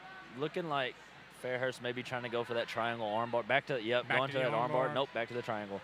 And beautiful transitions This is back and forth. jiu-jitsu right here. Yep. You've got him in a trap, and you've got another trap ready just in case they start escaping. Man, that's one of my favorite things about, just the triangle position. back to There's another so much armbar stuff to attempt. transition to. got Man, his Carter's hands so together. tough. Just talking about the grip from Carter, I mean, Yeah. this is what we're talking about, man. Just being in these positions for this long Yep. and not, not compromising yourself enough and being tough enough to kind of eat them and push through them. And landing some significant strikes from He on is. top right here. This is not where you want to be trying to strike from, but it's definitely showing Fairhurst that he is not Yep. done yet. And another He thing. got a sharp-looking Americana right there. Yep, and another thing, like I was talking about with the Colton Stoner fight earlier, is when you're in long-term positions like that, hunting a submission, is Wear yourself out. gassing your own self out, man. So I wonder how Fairhurst's legs feel after that round, because I mean, he was in that triangle position most of that For a round. while, yeah. Now he is a brown belt, so he probably does know when to really step on the gas and squeeze with the legs, and when to let off and let himself rest. 100%. But I mean, when you're hunting a finish, even as an experienced grappler, you can make those mistakes, and so we see Yona rubbing out Michael's legs right now. Yep. Neither So- guys look gassed. No, Both of them taking advantage of the break, but that doesn't mean they're gassed. much so, very much so. Trying to read the corners from over here, trying to see what they're saying. What a great first round, though. Looks like I'm saying they want more shots underneath from Carter. Yep. Maybe try to stay out of the clinch this round. Yeah, that's the big thing. That's kind of what I said was going to be the biggest deciding factor of this fight is whether or not Fairhurst was going to be able to get inside and exchange, and get into those grappling exchanges, or whether or not Carter was going to be able to use his footwork and kind of stay at range and cut the angles to avoid the grappling exchanges. And I do want to say, like, Carter's grappling is very top notch, but man, Fairhurst moving. Wow. A sharp 1-2 from Carter. Carter's going for a finish right here. He's going to have to get back up. Fairhurst with a nice double leg from bottom. Carter needs to focus on when he gets in those big positions like that. Finding good punches. He needs to find his position first, because Fairhurst is going to be looking to sweep to getting himself in a better position. So Carter really needs to focus on securing a position before he hunts that finish. Yeah. Which is hard to do when you get a big knockdown like that. Yeah. Now Carter needs to be very careful wrapping the head because I know Fairhurst has a Von Flue choke finish in his MMA career, and that's a big thing with people wrapping the head. There's a choke you can set up from side control, and it looks like Fairhurst is trying to keep that arm trapped and maybe set that up. Yep, seeing it right now. Shoulder pressure and into him. All right, Carter got that arm out, so I don't think he's not out of water yet, though. Not out of deep water yet, but he is safe from that Von Flue choke. He's got the back. Fairhurst has the back on of the Carter. back. Carter doing a good job scrambling, maybe trying turning to get into himself him. back up. Yep. Looks like he's trying to turn into him still. Yep. And he's running into the cage. It's always tough when you get on the cage like that. It limits your mobility so much. Throwing some punches here from the back. Yep. And Carter works his way up.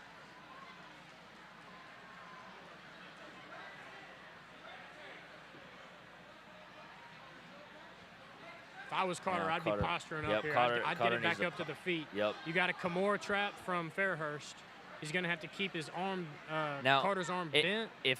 If Carter can circle out, one thing, I love to set up is, if Carter's able to circle out and Fairhurst holds on to that arm, there's a beautiful arm bar set up you can go if you go to that opposite arm that Fairhurst is attacking. Fairhurst is holding on to that Kimura grip, and he's let it go. He's going to have to start getting back up now. Yep. Hey, this is where Carter needs to find position. Yep. Fairhurst. Man, Fairhurst used his legs so well. I'd like to see Fairhurst start following that underhook on the left side. Yep. And you see him up. Uh-oh, Carter looking for maybe that arm-in guillotine. Man, arm-in guillotines are so hard to finish, though. Yes. Especially from a scramble, not set up. Fairhurst passes the guard. 10 Shoulder seconds. pressure. 10 seconds. I like to see Fairhurst posture and strike here. Yep. Fairhurst doing a pretty good job of pinning on top. Big round two. Man, that's interesting. Because Carter had the big knockdown to start that round off with, but Fairhurst did have some control time on the ground, so. Yeah. I think I still give that round to Fairhurst or to Carter. I agree. For the knockdown. Yeah. If I was him, I would keep it on the feet. Yep. Fairhurst is tricky on the feet, but he found that sharp 1-2. Yep. That's the thing, too, is Fairhurst is just so crafty on the ground. If I'm Carter, I don't even think I follow a knockdown this round. No. I think if I secure a knockdown, I'm saying, hey, stand up. Let him get back up. Yep. Do it again. Both guys still looking really sharp into round 3, though. Very, very, very much so.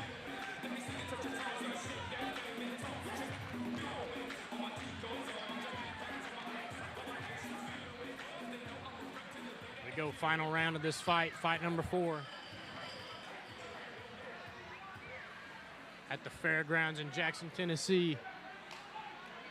Final glove touch. A little bit of sportsmanship to start the round off with. Uppercut from Carter. Some pressure from Fairhurst. Carter needs to separate here. Fairhurst is definitely going to try to get it back down to the ground. Very much so. He's found a lot of success there tonight. Jumping guard, interesting. Carter landed a big punch right there with that right hand. Fairhurst wrapping those legs up, man. So crafty. Did just enough to trip Carter up to when Carter fell. Oh, that is a bad spot for Carter. Very much so. Fairhurst working that wrist ride on the far side from underneath Carter. If he can't get that hand free, he's going to have to give him his back. Yep. I would still like to see Fairhurst posture up and land some strikes here. Yeah, very much so, especially having that bottom arm trap. Yeah. Carter has proven to be really hard to submit.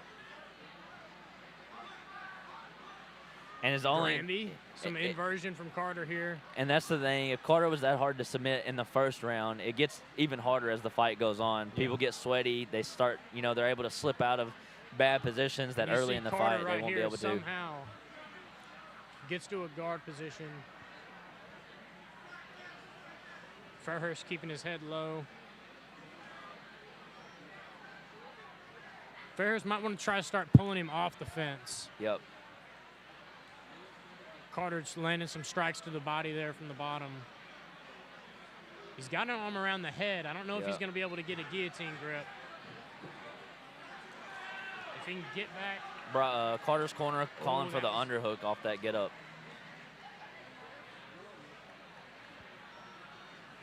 Looks like he's going for some sort of shoulder clamp. Crunch, yep.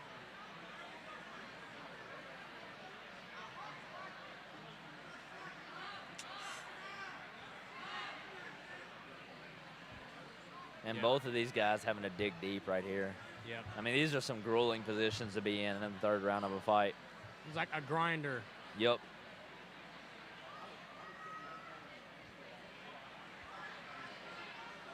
Some nice knees to the big leg. knee from to him. the leg. That'll get you to move. Yep.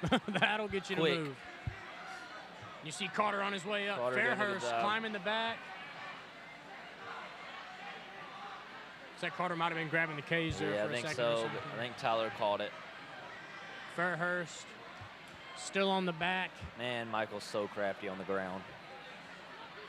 Carter is defending extremely well. So well, These are some man. really tough spots. Very tough. And for Carter to be able to, 10 seconds left in the final round. We got to see Carter stand up here and get Fairhurst off his back. Yep. Fairhurst. Time. What a fight. Wow. What a fight. I think I got to give it to Fairhurst, man. I think so. I think the deep submission attempts in round 1. Yeah. And then the control time in round 3. Now, I will say, Fairhurst twerking in the cage right now. I will say that Carter was landing some big shots off his back, but the big thing is anytime you're on the back, it just doesn't look good in the judge's eyes. Yeah. Man, it's going to be, I might give the second round to Carter. Yeah, I think so. Because of the big I don't knockdown. know. Yeah, it was a big knockdown. That was a sharp cross. It took my brain a second to register what happened. Like, it was very fast. And to be honest, it could have been Fairhurst is very, he's a very unorthodox fighter. I wouldn't be surprised. Almost like he fell down. Yeah, or I wouldn't be surprised if he faked a knockdown to. Wow. I don't know. Carter's got a lot of power, man. So I wouldn't say that would be wild.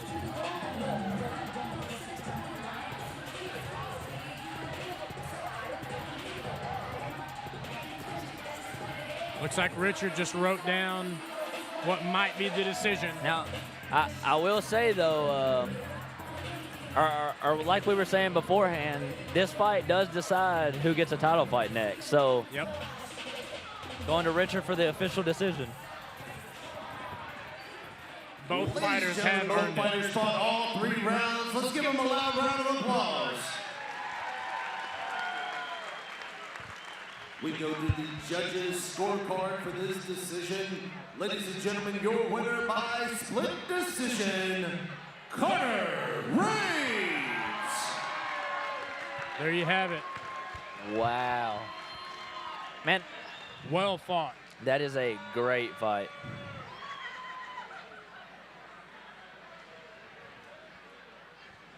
Great fight. Man, that's our 3rd split decision tonight. That's wild. I did not. I fully expected this to be knockout or a submission. Oh, most definitely.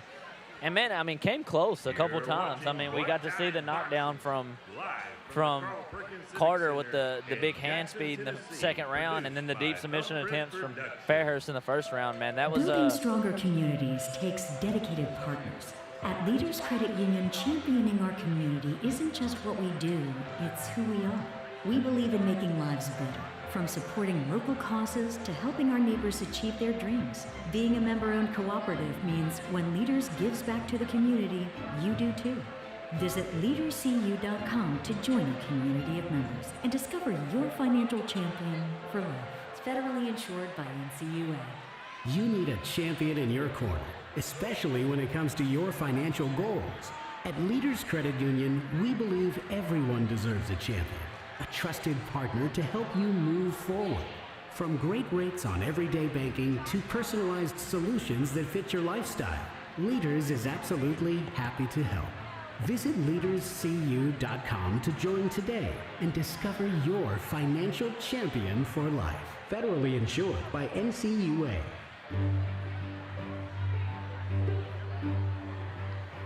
While you may not be closing on a business deal, While taking your mother and daughter on a once-in-a-lifetime adventure, your life is just as unique.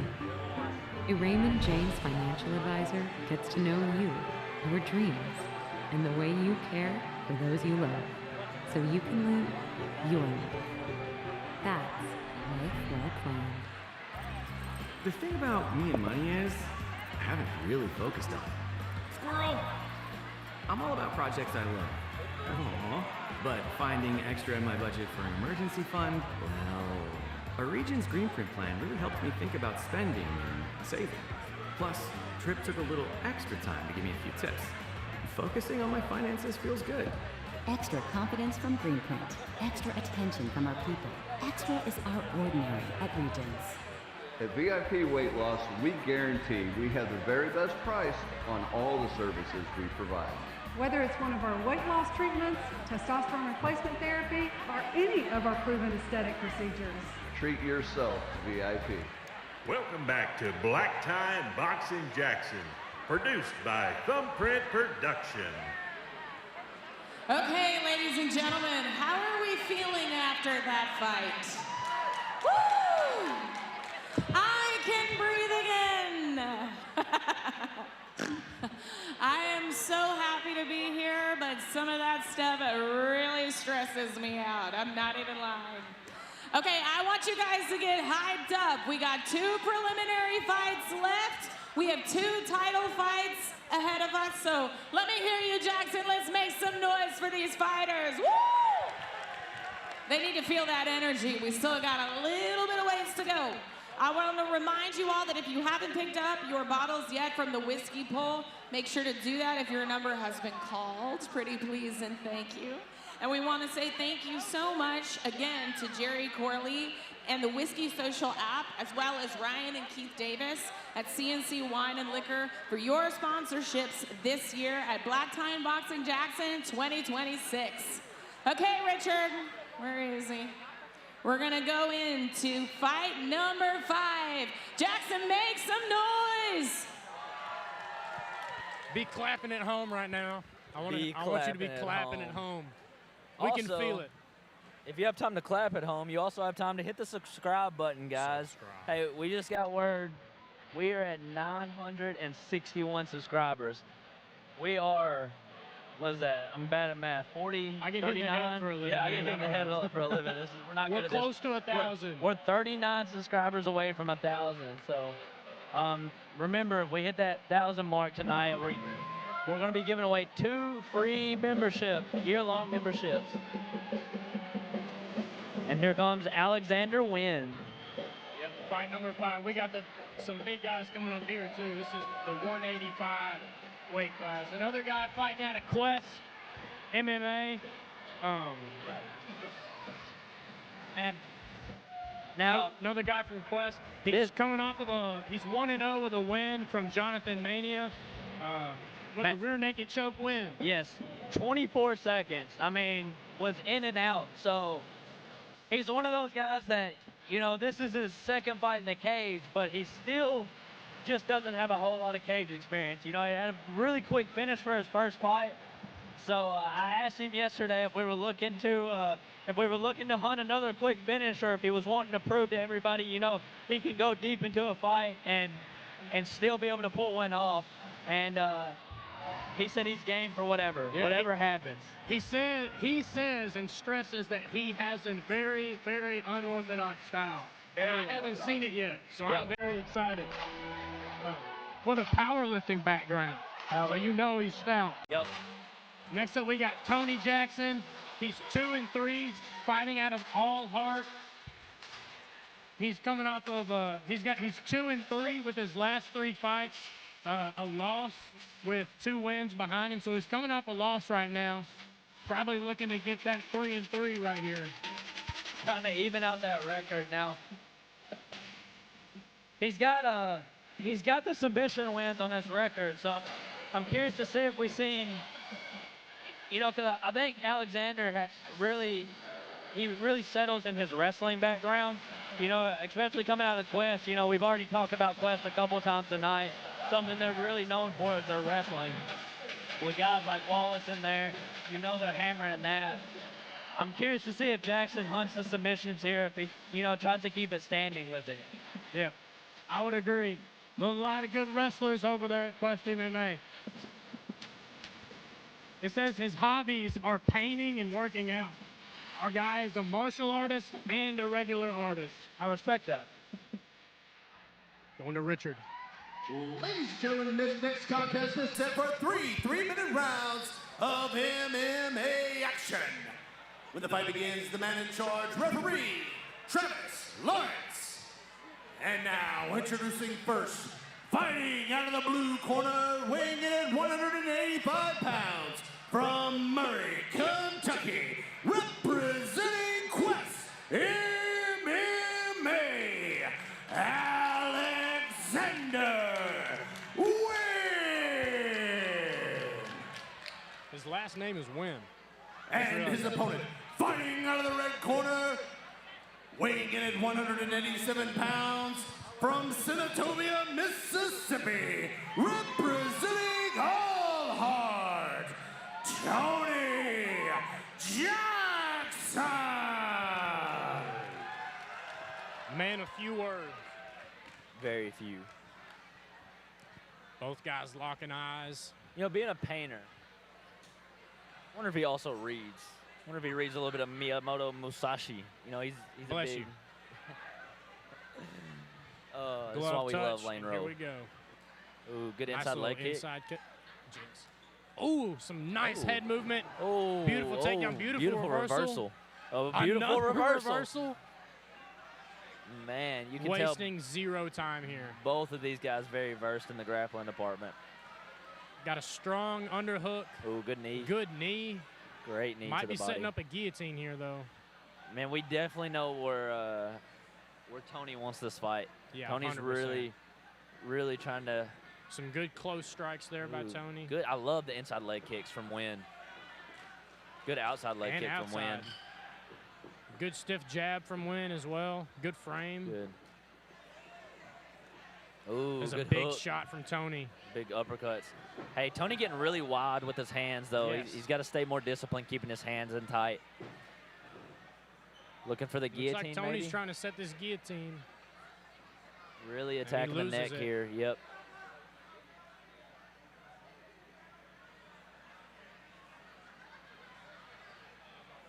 Wynne's trying to posture up. Yep, trying to control the wrist. Tony's wrapping the head. That shows Ooh, your back. Wynne maybe getting to the back here. Wynne looking for another rear naked choke victory. Yep. Wynne needs to get that hook in closest to the cage, because if he doesn't, Jackson can use the cage to scrape Wynne off. Yep. Ooh, really Looks trying like to muscle. Tony's, yeah. Tony's going to have to start facing him here. Yep. This is a bad spot to be Travis really taking a close look at this. I'd like to see Wynne be on the hip a little more than right Yep. behind him, but little shot from Tony there. Tony did a good job working to his feet. Good body lock from Wynne, trying to get a trip going. Back to the feet. Separation. Big shot from Wynne. Tony wears it well. Man, Tony's Tony is got to getting get more wide. discipline with those hands, though. He's so wide. Oh, Really big shot, big shots, though. Wynne maybe setting up some sort of triangle. Yep. Looking like Wynne's composing himself. He got the full guard. He so took a big shot big from Tony. shot. Tony's very wide with those punches. Man, very wide.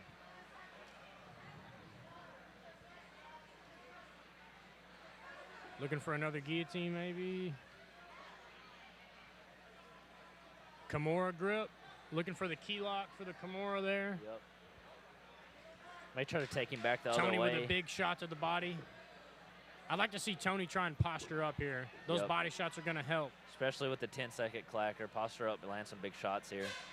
And the doors are open. Ooh, what a first round. That was a really good round. I mean, came out with the wild exchange with the triple reversal Yeah. when it first hit the ground. Big knockdown from Tony late in the round.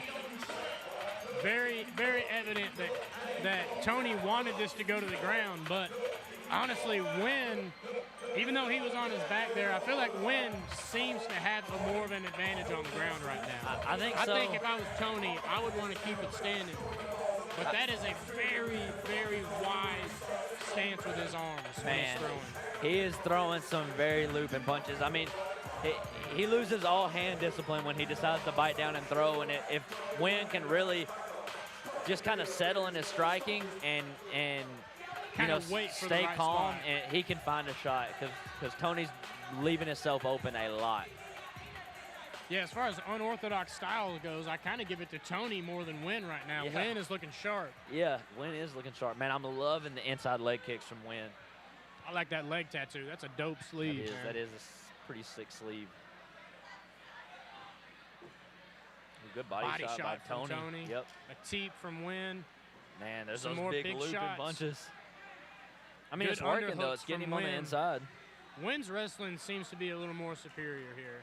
Yeah, most definitely. Being able to reverse position. Good head position from Wynne, Going by the for way. a little trip. Good Big right two hand. from Good right hand. Good some uppercut. good shots. Those are strong punches right there, too. Wynne finding his shots Tony now. found one of his own. There's Wynne. Big. What did we just talk about? That if he was able to sit down and find the shot. Find the right shot. And that's exactly what he did. He was falling back on that back foot, and Tony swung and missed, and he was just able to sit down and find that right hand. Man, what a fight.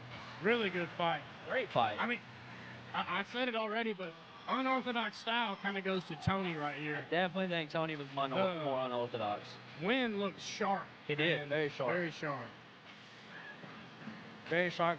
Very good head pressure on the cage. You know, he was doing a really good job of when he did get pressed against the cage, yeah, the wrestling reversing position and then controlling the cage until he could separate. Yeah.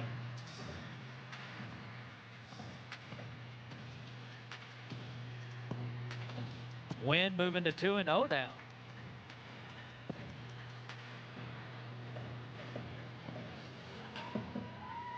It's some fantastic matchmaking. Very great matchmaking. Whoever made this match happen has got to be the smartest, most handsome man on the planet. Brandon Anderson. Ladies and gentlemen, referee Travis Lawrence has called a stop to this contest in the second round at 35 seconds, declaring your winner by KO, Alexander Wynne.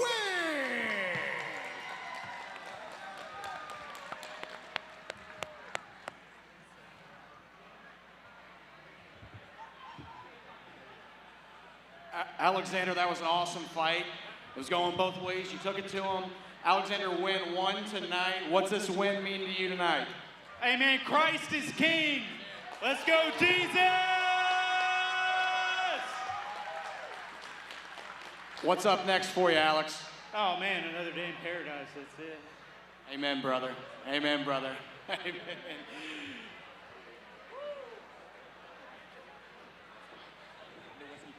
Man, what a fight. Whiskey pool 76 through 100. Go get your bottles. That's all whiskey pools. 1 through 100.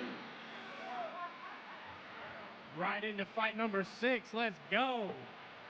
It's going to be hard to beat that. Some big boys coming out, though. It says he weighs 241, Dakota Ballard. Man. 241. Let me tell y'all, when I was interviewing these guys yesterday after weigh-ins, I immediately felt like I should have went and made a creatine shake right after because these guys are massive. I guarantee you hear every shot thrown in this fight. Oh, 100%. And a great walkout song as well. Beautiful. And coming out with a cowboy hat on, I respect that. The cowboy hat is the best. I feel like that's a Nashville staple. It's got to be. You know, Dakota Ballard coming out of Nashville MMA, you know, training with, even in his corner right now, you have Dustin Ortiz, who, you know, is a UFC veteran himself. So, you know, he's coming from a good background. And, you know, I asked him yesterday, because one thing I always think about when I think Nashville MMA is the wrestling. You know, they 100%. They have some phenomenal wrestlers that come out of that gym. But when I asked Dakota yesterday if, you know, we were going to see that or not, he said he loves to hit a mofo in the mouth. All right. So. Well, hey. I mean, that's what we're here to see. He said he's a striker at heart, so expect to see some striking in this fight. Anybody that's ever played rugby is clinically insane. Man. And I believe that with my whole heart. And it says here he's played rugby, football, baseball, and is a local ping pong hero. So which I think I would pay just as much money to see that as I would his next Yes. fight. Yeah, and you know, being a local ping pong hero, you know what that tells me? Good hand-eye coordination. Yep. He's a southpaw as well. He's fighting out of the southpaw stance.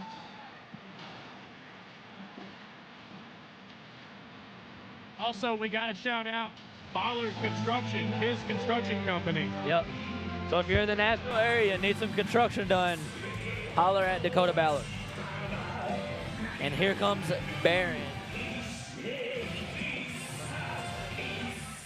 We got Baron Asiedu walking out at 231, 10 pounds less. Walking out with an anime theme song, by the way. I love it. Pretty sick. The inner nerd in me loves it. Now, Barron coming out of ATT Lima, man, and one thing you can say about that is he's going to be well-rounded. You know, he's got 2 fights in the cage already. He's 2-0. He's got 1 knockout finish, 1 submission finish. Beautiful Americana setup in his last fight. So I can really see this fight going either way. Like we're liable to go see a striking war. We could see, you know, some great grappling exchanges. You know, I'm excited to see which way it leans. Yeah, I mean, you see Kimuras in MMA fairly often, but usually they lead into another submission. So to be able to finish one is pretty impressive.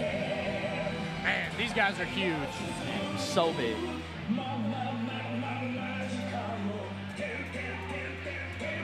I'm so excited for this. Dude, I am too.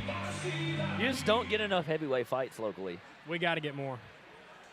Ladies and gentlemen, tonight we are making Black Time Boxing history with our first ever heavyweight MMA matchup.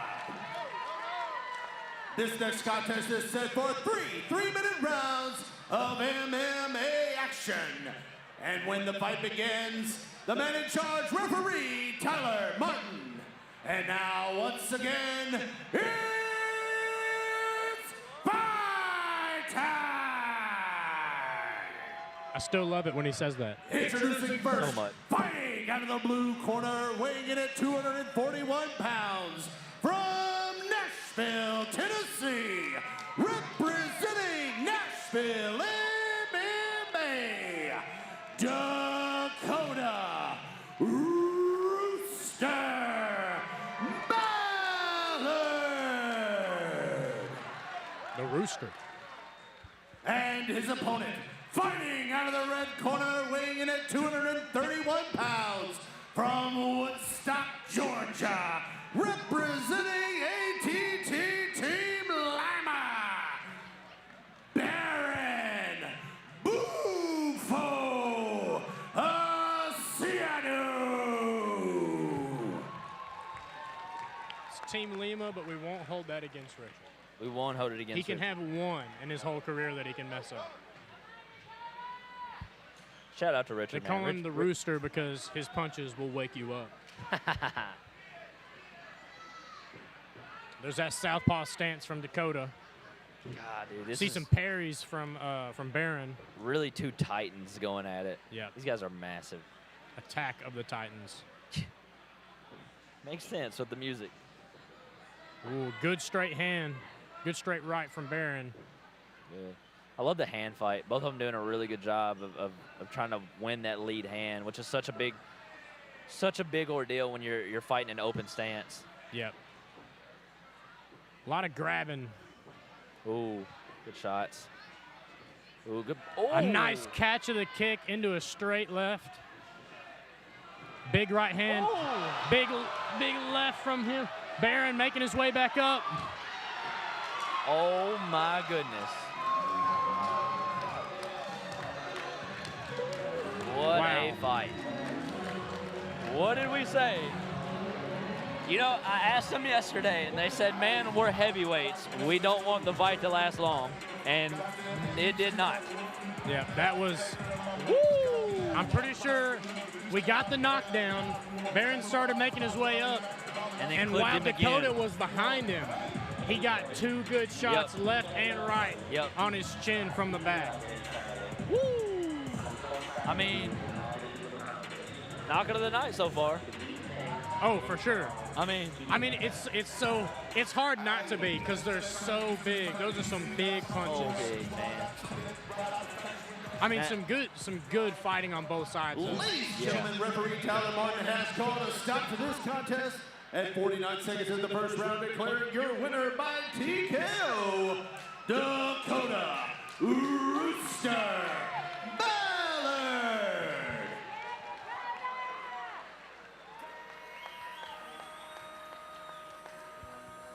Barron's still smiling right now. Dakota, that was awesome.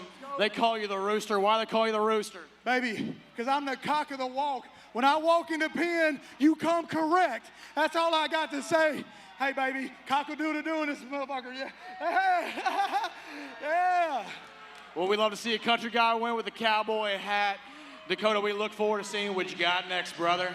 By the way, listen, next time I come to this event, I better be the main event, because that's how you put on a show. I knock people out. I know that's what you want to see. Holler back at me, only for the main event, though, because that's where I'm at. That's my word. Let's go, baby. Look forward to it, Dakota. On top of the world after that one. You're Top of the world for Black sure. Tie Feeling the Boxing, confidence. I like it. Live from the Carl Perkins Civic Center in Jackson, Tennessee. Produced by Thumbprint Production. Welcome to Golden Circle Auto Group, your destination for the largest selection of brand new Ford vehicles between Memphis and Nashville. With locations in Jackson, Bolivar, Iuka, Lexington, and now Parsons. And that's the Golden Circle difference.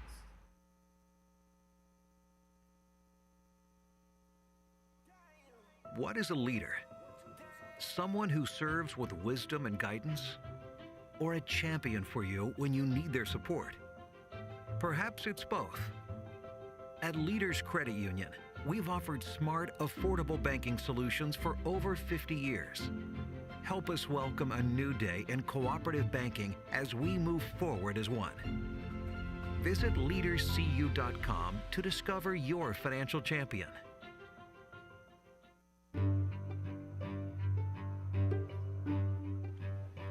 While you may not be closing on a business deal, while taking your mother and daughter on a once-in-a-lifetime adventure, your life is just as unique. A Raymond James financial advisor gets to know you, your dreams, and the way you care for those you love, so you can live your life. That's life well planned. At TLM Architects and Engineers, we create the places where people work, live, play, heal, and learn. We have designed some of West Tennessee's most iconic buildings and have led renovation projects across our area. Contact us today and let us get to work for you.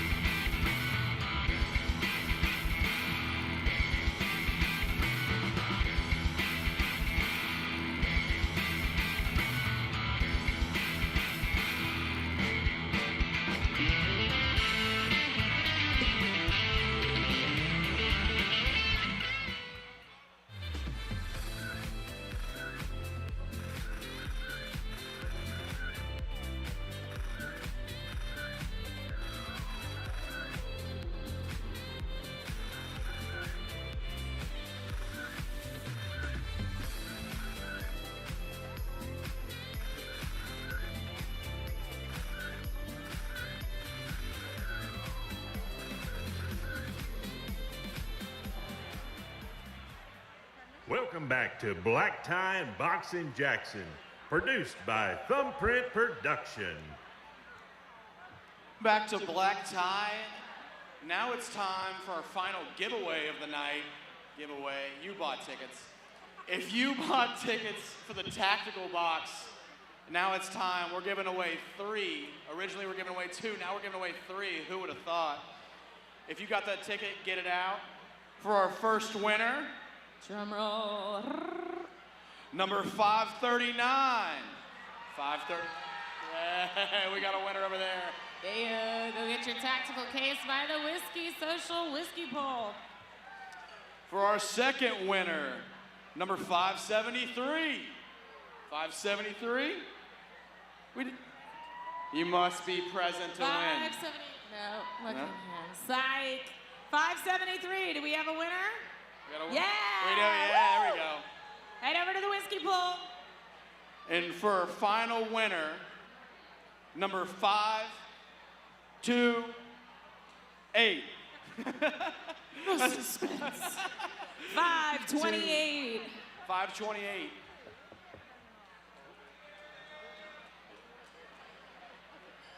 Do we have a winner? Do we have a winner? 528. Must be present to You must win. be present. If you're not here, someone else will get it. Do you know what I mean? Someone else. Somebody else will receive your tactical case. I will just start singing all of the words because y'all know what I'm like. I'm not afraid. Okay, hi everybody. How are we doing? Ladies and gentlemen, we also want to give a shout out to everybody who's watching us on the live stream or at the watch party at Hub City Brewing tonight. Thank you all for making this Black Tie Boxing 2026 so exciting. We want to give a huge thank you to Thumbprint Productions for producing tonight's event. Round of applause for them. This has been incredible. Especially Ty, who has to wear the body cam all night. We also want to say thank you to the Star Center marketing team, Keisha, Michelle, and Libby, and the Star Center staff and the countless number of volunteers. You all have helped make tonight incredibly special. Big round of applause.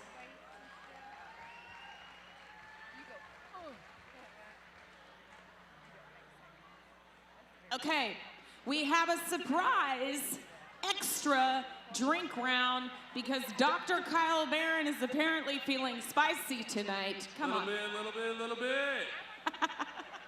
Hey, here's what happened. What happened was the last match, I'm not saying the guy won because he had a cowboy hat, but it didn't hurt, right? He did really good.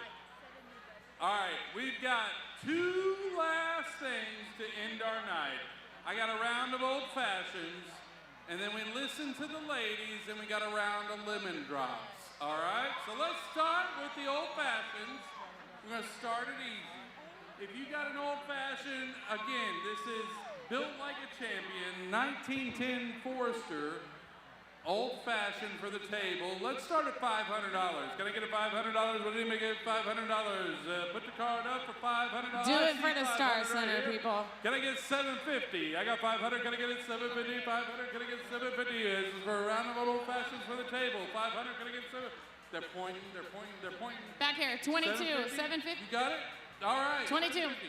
All right, I got $750 over here on 22. Can I get $1,000 for the Star Center for a round of old fashions? Is $1,000? All right, thank you so much. I got $1,000. Can I get $1,250? We're at $1,000. Can we get $1,250? $1,000? Can I get $1,250? This is 8 old fashions for the table. We would love to have a great end to our night. We got $1,000. Can I give it $1,250? $1,250? $1,250? Can we get one? All right, how about this? Look, $1,100. $1,100. Can we get $1,100? $1,100. Can we get $1,000? Can we get $1,100? What do you give $1,100 for $1,000? $1,100 for a round of old fashions. I got $1,000 over here going once. $1,000 going twice. Sold for $1,000. Thank you so much. Thank you. That $1,000 will go straight to the Star Center and make a huge difference. Absolutely. Every dollar counts and it makes a big difference. We've got this one. I don't have a card. I don't have a video. I don't have a thing. It's on the fly. Go for it. This is You said this one's for the ladies. For the ladies. Woo, woo. Lemon drop for the ladies. It's a vodka drink to end our night. Let's start it real simple. Can we get $500? Can I get $500 for a lemon drop? $500. All right, I got $500 over here. Can I get 750. 500, can I get 750? 750, can I get 1,000? 750. We got 29 over here. 1,000. Can I get 1,250? 1,000, can I get it 1,250? I got 1,250. 1,250. 1,250, can I get it 1,500? 1,500. 2,000. I got 1,250, can I get 1,500? 2,000? We've got 2,000 over here at table 57. 2,000. I got 2,000 in the back. Can I get 2,250? I got 2,000. Can I get 2,250? 2,000. Can I get it 2,250? I got 2,000. I got 2,250. Thank you. I got 2,250. Can I get 2,500? 2,250. Can I get 2,500? All right, I got 2,500. I got 25. Can I get 2,750? This is lemon drops for the ladies. Lemon drops for the ladies. Can I get 2,750 for the table? I got 2,500 over here. I got 2,750. Thank you so much. Can I get 3,000? Can we go 3? We're already there. All right, I got 3,000. Can I get 3,250?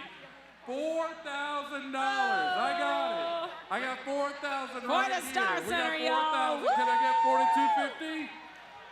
Done. He said, do it. Yeah. 4,250 over here. I got 4,250. Can I get 4,500? 4,250. $5,000. $5,000, y'all. Love it. I got $5,000 for the Star Center. Can I get it? I didn't even say a number. What are we at? Are you at 5? Is that 7? 52. 52. All right, I got 52. 5,200 over here. I thought 5 plus 2 was 7 great. I was ready for it. All right, I got 5,200 over here. Can I get 5,500? I got 5,500. All right, I got 5,500. Table 4. I got 5,500. Can I get a 5,750? 5,750. Are you sure? He's out. Your card is 5,700. You want to go 5,700? All right, I got 55. I got 55 over right here. Anyone else? Lemon drops for the ladies. 5,500 going once. 5,500 going twice. Wait. What happened? 57. 57. 5,700. For table 57. 57 for $5,700. What do you say, table 4?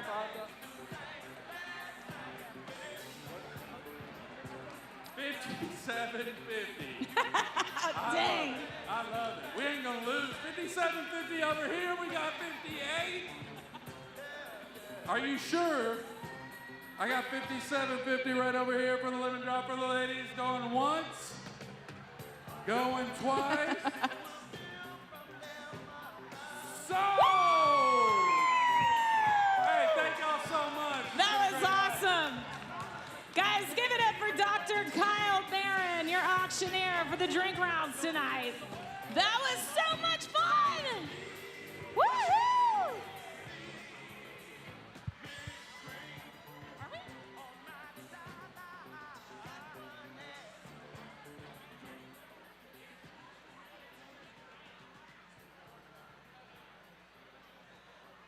It is my pleasure to welcome to the ring now professional fighter, owner of Hub City MMA, promoter, you all know him as Ryan Red Hot Collins. Make some noise!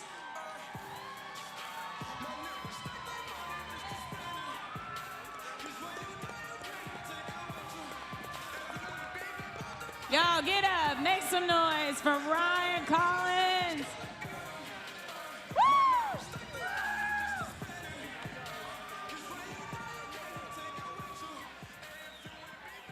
Dang, I feel like I'm walking out for a fight. Y'all got me excited, but them days are gone, I promise you. Them days they're long gone. First off, I just want to thank my wife. So, we own Hub City MMA here in Jackson. We do shows here at the fairgrounds. She won't take credit for nothing, but this lady has my back through thick and thin. She handles all the sponsors, all the tables, all the tickets, all the marketing, everything. She does so much. I want to thank Brandon Anderson. He's the guy that matched these fights tonight. Brandon couldn't be here. He's got some issues. His wife's pregnant. They're having some issues. So we're saying a prayer for Brandon and his family. But Brandon is a master. Y'all have seen these fights tonight, right? These fights are good. And we got two more to come? Yeah. So But I want to bring a few people to the stage real quick. We got a Fight of the Night award to give away, and we got a KO of the Night award to give away. Dakota Ballard, you just seen him in the cage. Alexander Wynne right behind him, and we got Tony Jackson. So I guess you can guess the KO of the Night award. I don't know if you want to guess who that goes to, but my guy right here, Dakota, we got a gift for you right here, Dakota. A UFC neon. We want to thank Central Distributors for this gift for KO of the Night. We hope to have you back. We'll be back here in June for Hub City Fight Night. And my first time seeing you fight, I was super impressed. Crazy knockout. Thank you, man. Thank you for fighting for the Star Center, for Black Time Boxing, for everything you do, brother. Everybody give it up for Dakota. All right, I want to bring in the winner of the Fight of the Night, Alexander Wynne. That was a great fight. It was back and forth at the beginning. You ended up catching Tony. We got a good gift from Yukon Outfitters. Thank you, Yukon Outfitters. I know y'all are here somewhere. This is a badass, excuse my language. This is a really cool cooler right here.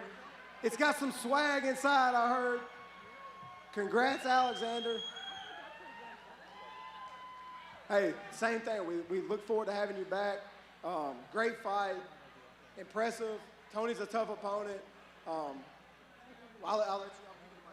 Hey, look, I just want to say I'm really grateful for the opportunity, for everybody here, for Tony. Thank you, sir. And I'm grateful to be able to glorify Christ every day, and especially in here. Thank you. All right, the second half of that Fight of the Night, it takes two people to make a Fight of the Night, right? All right, we got Tony Jackson. Thank you, Tony. No problem. We got a gift from Central Distributors, a little Bud Light for your man cave, right? All right, we appreciate you. I look forward to having you back, Tony. All right, thank y'all. I'm gonna turn the mic back over to Lolo. Ryan, oh my gosh, the fights tonight have been absolutely incredible. Congratulations to all of our fighters. I know that we still have 2 title fights coming up, but it has been an action-packed evening, whether you've been here in the room with me like shielding my eyes half the time, or watching at home on the live stream or at the watch party. Without the Hub City MMA team, these fights would not be possible. So we want to say thank you so much to Ryan, to Brandon Anderson, to Devin for everything you do to make this event happen tonight. The next fight that they are hosting is coming up on June 27th, 2026. That will be held right here at the Jackson Fairgrounds. You can follow Hub City MMA on all their social media platforms so that you can find out when they have upcoming events, upcoming fights, and you can come and support everything that they do. Okay, we have 2 more fights. How's everybody doing? Let me hear you, Jackson. We got 2 more fights. I am told that it is last call at the bar, so if you need another little bit of something to get you through these last 2 fights, go get it now. We got 2 more fights. Let's jump back into the action, okay? Austin and Lane, take it away. What's going on? What are we doing here? All right, everybody getting sleepy? Everybody's telling everybody else to wake up. You're not kids, it's not bedtime. We're here to watch some fights. I want to know, is anybody here not from Jackson? Make some noise. All right. Anybody from Jackson make some noise? I don't care where you're from. Where are you right now? You're at the fairgrounds supporting the Star Center, watching some bomb fights. Make some noise. We got 2 title fights coming up. My boy Austin's gonna tell you about them right now. Man, let me tell y'all, these 4 guys coming out are explosive finishers. I mean, you're talking about in the co-main event, a kickboxing banger with Taylor Phanyoraj, who is explosive, 4-1 in kickboxing, all 3 out of 4 finishes. And then Devin Watlington, who's making his kickboxing debut, but 3-0 in MMA. And then the main event, Kyron McKee, 6-2, 5 first-round finishes, all under 2 minutes. Woo! Never had a fight Explosive. last more than 1 minute and 51 seconds. Crazy. Never had a fight last longer than that. Going up against that dog, and Lane Rowe can attest to this because you shared the cage with Ronaldo Hernandez. Lane, what's Ronaldo like? Ronaldo is the toughest guy that I have ever fought. And I'm not pulling favorites, but I'm saying that this is going to be a great main event. So let's go ahead and move on to our first main event, our kickboxing title fight.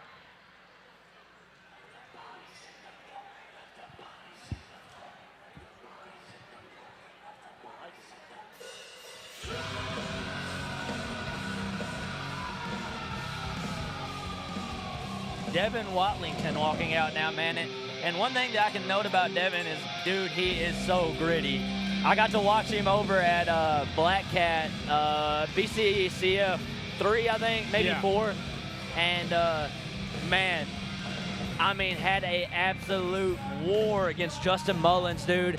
And, you know, was more than likely going to lose the fight, and late in the 3rd round was able to get to a triangle, reverse it, or move into a mounted triangle and finish the fight via TKO. Yeah.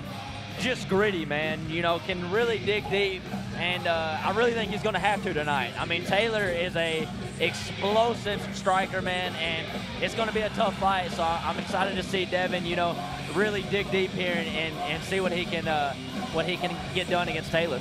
He's got some powerful punches. He's been training for 13 years. He's been begging for a boxing matchup. We gave him a kickboxing fight. He wants to showcase his striking skills, and he feels like he just hasn't gotten that chance in MMA. All of his finishes are submissions. Now we're moving on to Taylor Phanyoraj. Phanyoraj. Man, Taylor, we got to see him here in Jackson back at Hub City 11, and man, he is so fun to watch. Yeah. Like, he is so confident in his striking, and it shows. You know, arguably, he was the fight of the night contender that night. I don't think him and Seth ended up winning it, but yeah, I mean, could have made that case for, you know, any other event. And man, he's so good. He's so sharp. His angles are really good. His hand speed, so I mean, it's just lightning fast. He's a 2-time karate combat champ. He's a former, he trains with his coach Sam Alvey, who's a 2-time karate combat champ, former UFC fighter. And this guy is a IFK state champ. And there's no headgear for this fight either. So this is not our traditional kickboxing matches. I reckon they did that because it's a title fight for the belt. I like that. I love that, actually. Both of these guys do MMA. They probably don't want the headgear or the shin guards on either way. It's going to be a very good fight. Yeah, the headgear is always almost a nuisance in kickboxing. 100%. Especially if you're an MMA fighter and you're not used to wearing it. It really gets in the way more than it does anything. 100%. And I mean, we even saw we had to pause the walkout because the guy had to get new headgear that one Exactly. time. Sending it to Richard in the cage.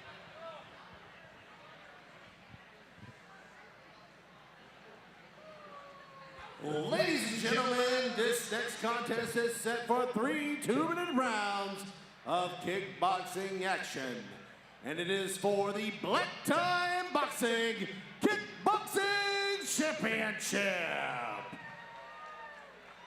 When the action begins, the man in charge, referee Travis Lawrence. And now from the beautiful Jackson Fairgrounds in Jackson, Tennessee, once again, it's fight time! Introducing first, fighting out of the blue corner, weighing in at 165 pounds, from Wynne, Arkansas. Representing East Arkansas MMA, Devin Watlington. And his opponent, fighting out of the red corner, weighing in at 167 pounds, from McMinnville, Tennessee, representing Razor's Edge MMA, me, the Terminator, Taylor Phanyoraj. He's got a Terminator tattoo on his arm. Dude, he's scary. He's like, I've talked to him a couple times, man. He's always so straightforward. Like, he is, like, very intense all the time. That makes sense. Man, he's so confident, too, like, in his striking, and we'll see it, too. Like, he gets in there. Once he gets in a comfortable state, when he starts letting his hands fly, you see the confidence build in him. Yeah.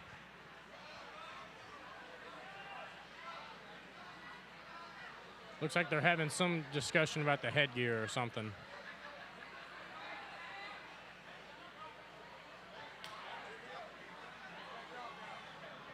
Yep, trying to get the headgear situation figured out.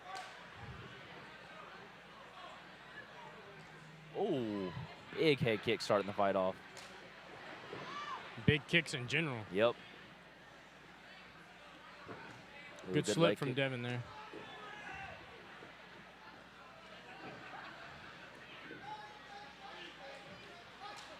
Man, I'm liking it. Some body kicks from Taylor. Good teep. Good teep Good in teep return. again from Taylor. Good inside leg kick. Inside leg. Good Now, straight hand from Taylor. circling off. Ooh, big leg kick from Taylor. Ooh, Some good head movement from Devin. Yep. Big leg kick. Man, Devin needs to start checking those early, though. Devin's dropping that right hand. Oh, we got a low blow. That's a low blow. Been there before. Several times. Several times.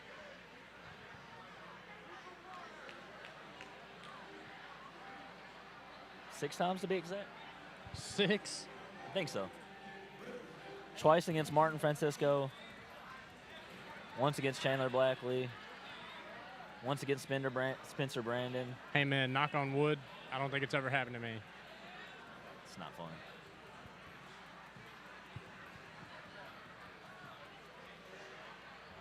Embarrassingly, I think I've actually done it one time in a kickboxing fight. Happens. And we're back to action.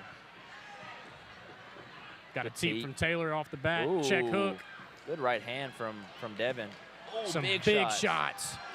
Good kick from Taylor. Man, these guys are throwing with intentions. Oh, big Another head kick. from Taylor. Man, Devin, like I said, dude, just the grittiness. I mean, that's Devin two is in it, man. big head kicks. He is not backing away from it. He's right back in. Good stiff jab. Ooh, a nice little stance switch up kick from Devin. Ooh, good uppercut. Good check hook from Devin. Taylor's punches are just landing so powerfully. Some good Yep. straight shots from Taylor. Ooh, good Nice head movement. by Devin. I think Devin needs to start moving his head when he's not throwing as well. Yeah. Ooh, big left hand.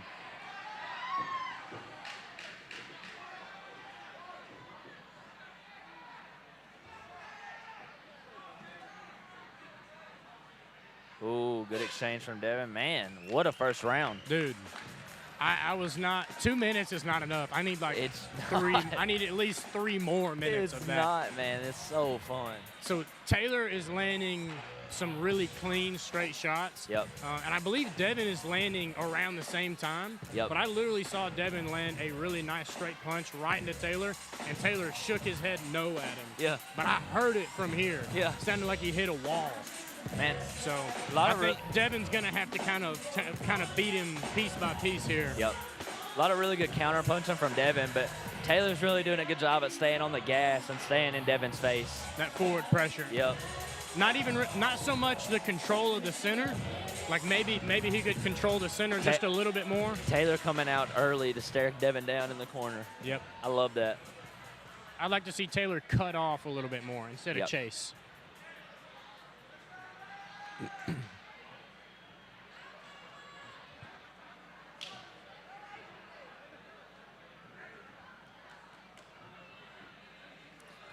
Ooh, big shots from both guys.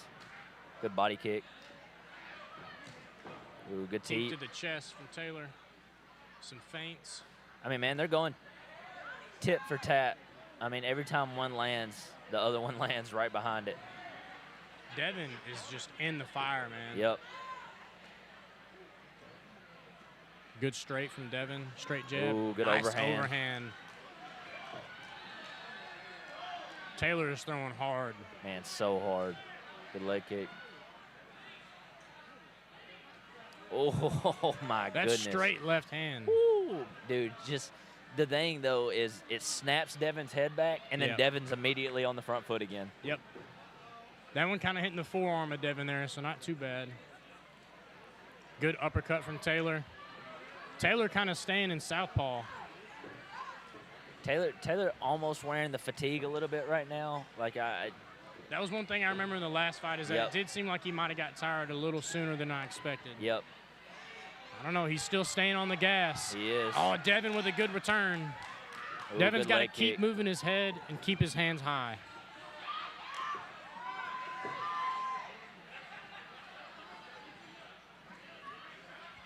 Like to see some more feints from Devin. Yep. Taylor doing a really good job of drawing him in right now. Yep. The only time we've seen him not on the front foot. Ooh. I love that, tapping that inside leg twice and then going Ooh. up top with that kick. It was a nice parry from Devin right there. Good stiff jabs from both guys. Yep. Good teep kick. Ooh. Good straight jab Devin. from Devin.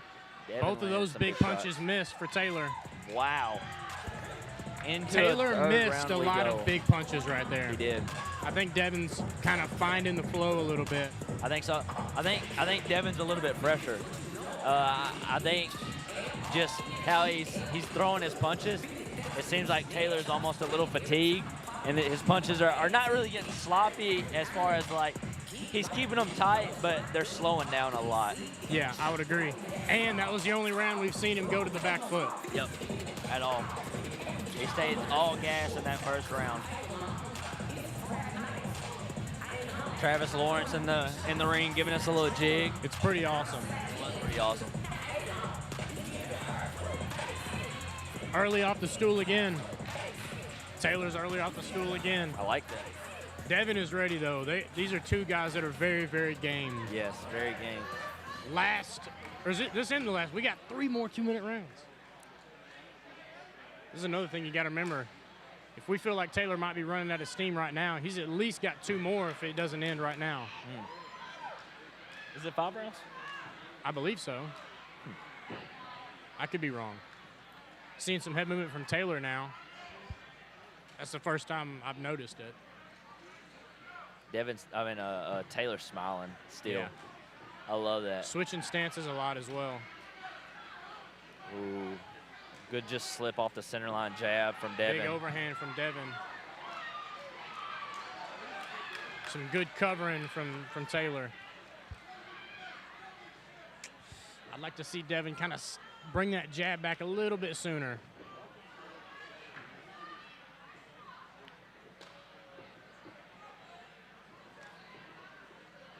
I don't know if they're slowing down trying to set something up or if they're both getting a little bit tired. Yeah, I believe this is the last round, though. Okay. I think it is just 3 rounds. Oh, spinning back fist. Nice spinning back fist from Taylor. Man, both of these guys are so gritty.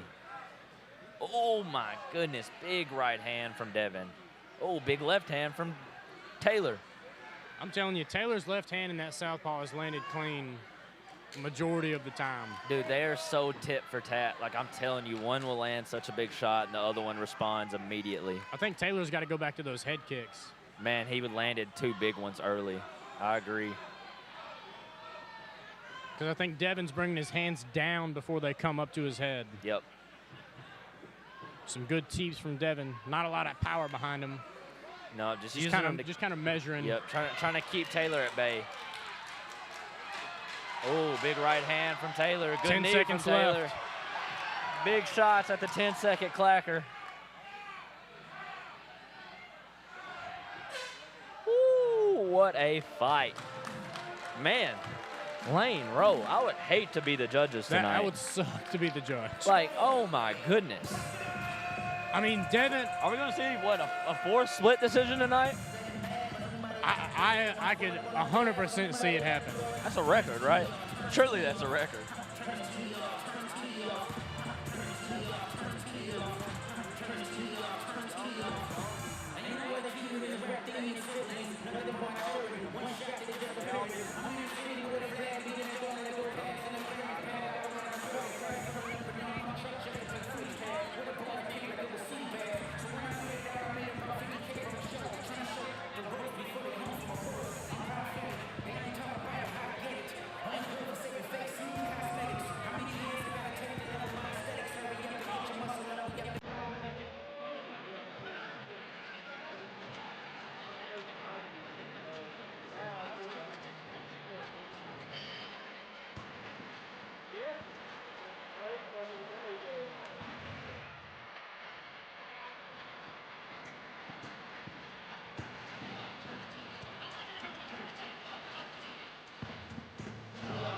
Very interested to see the call on this one. Me as well. Shout out to both these guys, though, man. I mean, what a fight. What a co-main event. It is really easy to say that the matchmaker behind these is a mastermind. 100%. Handsome, handsome mastermind. You're welcome, Brandon. That'll be $100 extra.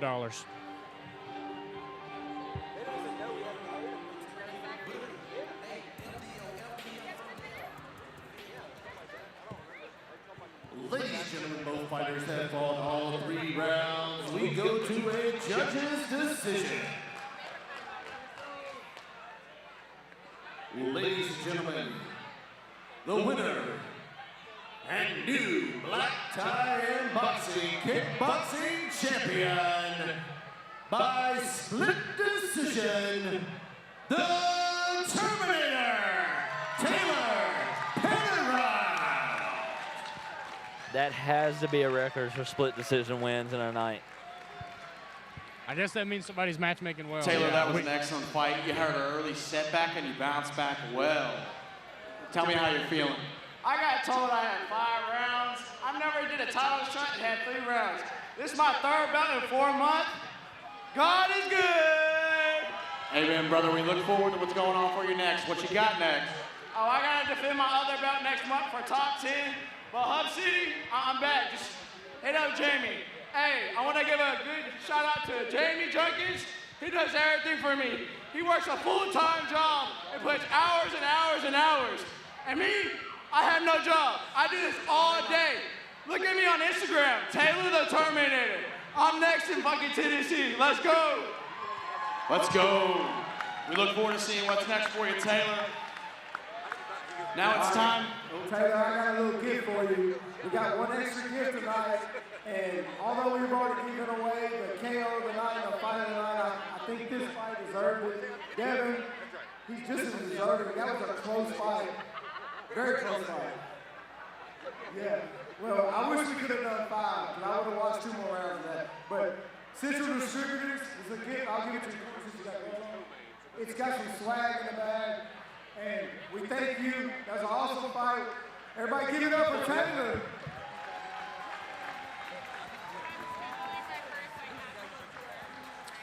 Once again, I'm going to announce for the case. Number 528, if I don't hear someone, I'm going to redraw. Number 528, are you in the room? No? All right, let's redraw for the last case.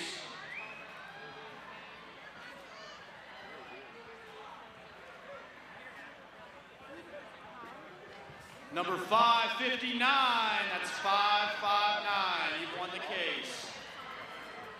Do we got somebody?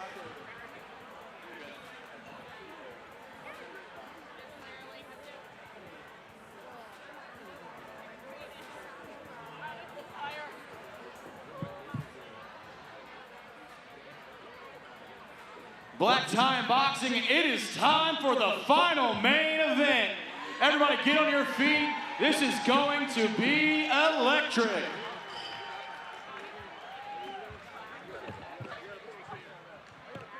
It's that time. It's that time. It's that time. I'm so excited because I've heard so much about the man walking out right now, Ronaldo Hernandez Lane. I mean, you've shared the cage with him. Tell us a little bit about it. Man, again, the only thing I know is heart and wrestling. This guy can wrestle. And wrestling cardio. He's coming off of a loss from his last fight. I think he's going to get that back. This guy is active.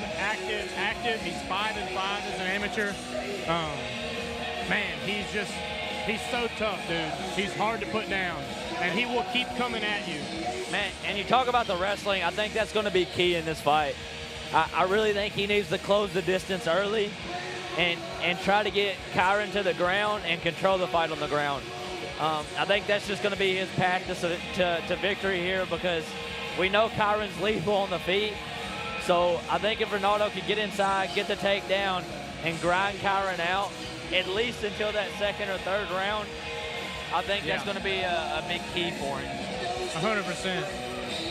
I think he's definitely going to use the wrestling. I think he's going to want to. Both fighters seemed very confident last night at the interview. Yeah. I mean, you got two guys that have been doing this for a while. I mean, long Ronaldo's 5-5. Kyron is 6-2. You got two guys that know what they're doing. Hence the main event. Hence the title. And this one will be 5 rounds, right? I think 3. Okay, well, never mind.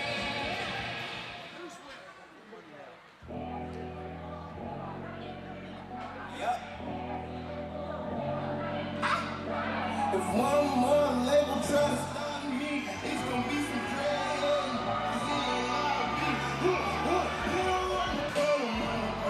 We got Kylie McKee coming out now. Man, coming out with the great walkout music, man. He's looking confident. Enjoying the walkout as he should. Getting some love from the crowd. Man, talk about explosive. Talk about a finisher. He's 6-2 with 5 first-round knockouts, with the longest being 1 minute and 52 seconds, and the shortest, I'm sorry, 1 minute and 51 seconds, and the shortest being 19 seconds. Like, if you're in the cage with Kyron, in the first 2 minutes, you're in danger. Wow. I mean, that says enough already. Like, not having a fight last even 2 minutes is impressive. For 6, 7, that's 8 fights that have never been more than 2 minutes. Well, in all, but out of his 5 finishes, yes, there's been 5 under 2 minutes. Oh, okay, His last fight was actually a decision win. Gotcha. So he does have the cage time. Unanimous decision. Yep. Man, is extremely high. He is so long, dude. To be a 145er, I mean, you're talking about this is the weight class I fight at. So, like, I've seen a lot of these guys. He is one of the longest fighters I've seen in the division. Yeah. And obviously has the power.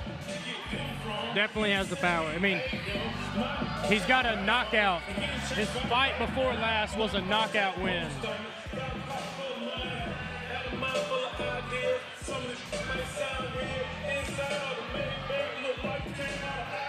Man, he looks... Wow, we're finally here. He looks very confident, very, very composed right now. I'm ready to see it. It's that time. Here we go.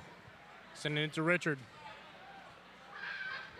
Ladies and gentlemen, this is your main event of the evening. At this point, I would be remiss if I didn't say Wayne Kendall, Ryan and Barry, and I love and miss you, brother, and this is for you. Jackson, Tennessee, it's fight time! Every time. This next contest is set for 3 3-minute rounds of MMA action, and it is for the Black Time Boxing Featherweight Championship. When the action begins, the man in charge, referee Tyler Martin.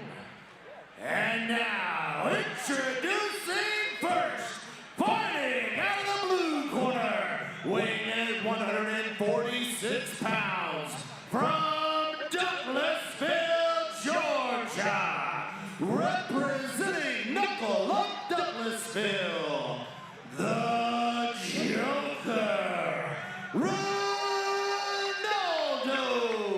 Hernandez.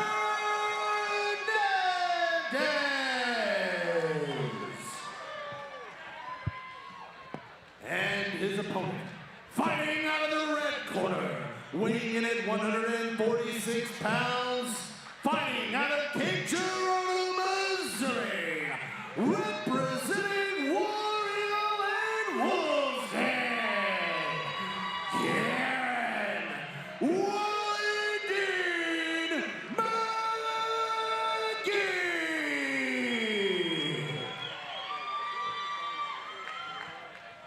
Ladies and gentlemen, here we go. Keep in mind, fastest knockout for Kyrie was 19 seconds. It looks 19 like he's about to sprint into Ronaldo right now. I mean, pretty freaking close. Don't blink. Good leg kick. Good head movement from Love it, Ronaldo. Yep. Looks like he's trying to set up that calf kick. Man, Kyron's so long. Man, good right hand return by Ronaldo, though. Very fast. Good leg kick. I love those low calf kicks, man. That jab. There it is again. That jab, that's a Ronaldo, lot of reach. Ronaldo's got to be really careful dropping his hands like that when he's trying to get out.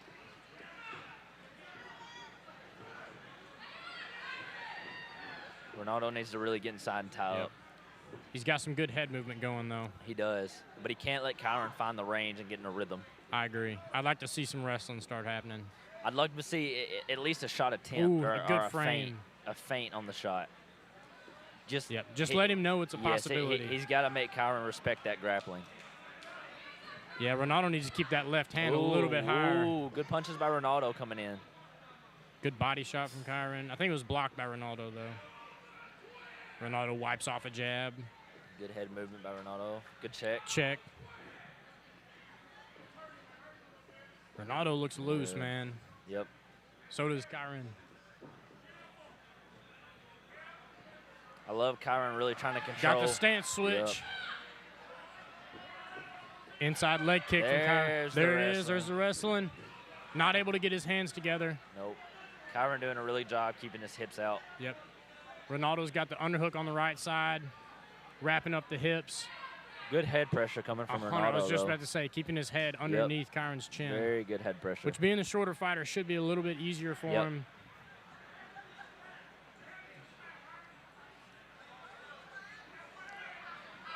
Some good little knees, good little punches from Kyron. Yep. Some nice little inside knees from Ronaldo there. He has to be careful and not overextend, though.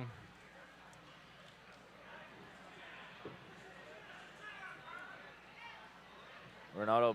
Kyron's got to turn. Good inside knees from Ronaldo, man. He's doing such a good job at pressuring Kyron right here. He's going to have to get to his back or get him going towards that, going towards his left side here. Kyron keeps getting that underhook, but he really needs to dig it. Yep, he's got to be strong with that underhook. Yep. And that's another thing. Ronaldo is also very strong. Yep. He's going for the inside single. You can see it, too. 10-second clacker. Ronaldo's going to have to get that underhook. Yep, sinking it back around the hip. Ooh, good knee from Kyron. That's time. Ooh, what a first round. Man. I mean, I think I got to give that round to Kyron. I think so from controlling the striking, but Ronaldo did what he needed to do at the end of that round. 100%. And that's make Kyron respect the grappling. Yep. Now, one thing I will say is if I was him, we got to find that shot sooner. 100%. Because Kyron was really starting to find his timing and find his shots. And with such an explosive striker like Kyron, you just can't let that happen. Yep. Which it seemed like the head movement that Ronaldo, he used that to get into the clinch. I agree. I wouldn't be surprised if he did that a little bit earlier. Yep. Neither guy's using their stole either. Both of these guys still fresh right now. Neither of them using the stool. Dude, that they I'm telling you, brought in. dude, Ronaldo's gas tank is insane. Looks like Kyron's corner telling him that if he gets pressed against the cage like that, to really dig that underhook. Kind of like what we were saying earlier. Be strong. You can't with let that Ronaldo underhook. have that control on the hip. Good. Let's see if Kyron's a little bit more hesitant with the striking, knowing that the wrestling is there now. We got a glove touch in round 2. Yeah, we did. Little calf kick from Ronaldo. That leg kick hurt Ronaldo bad. He didn't want to put any weight on that leg after Kyron landed that.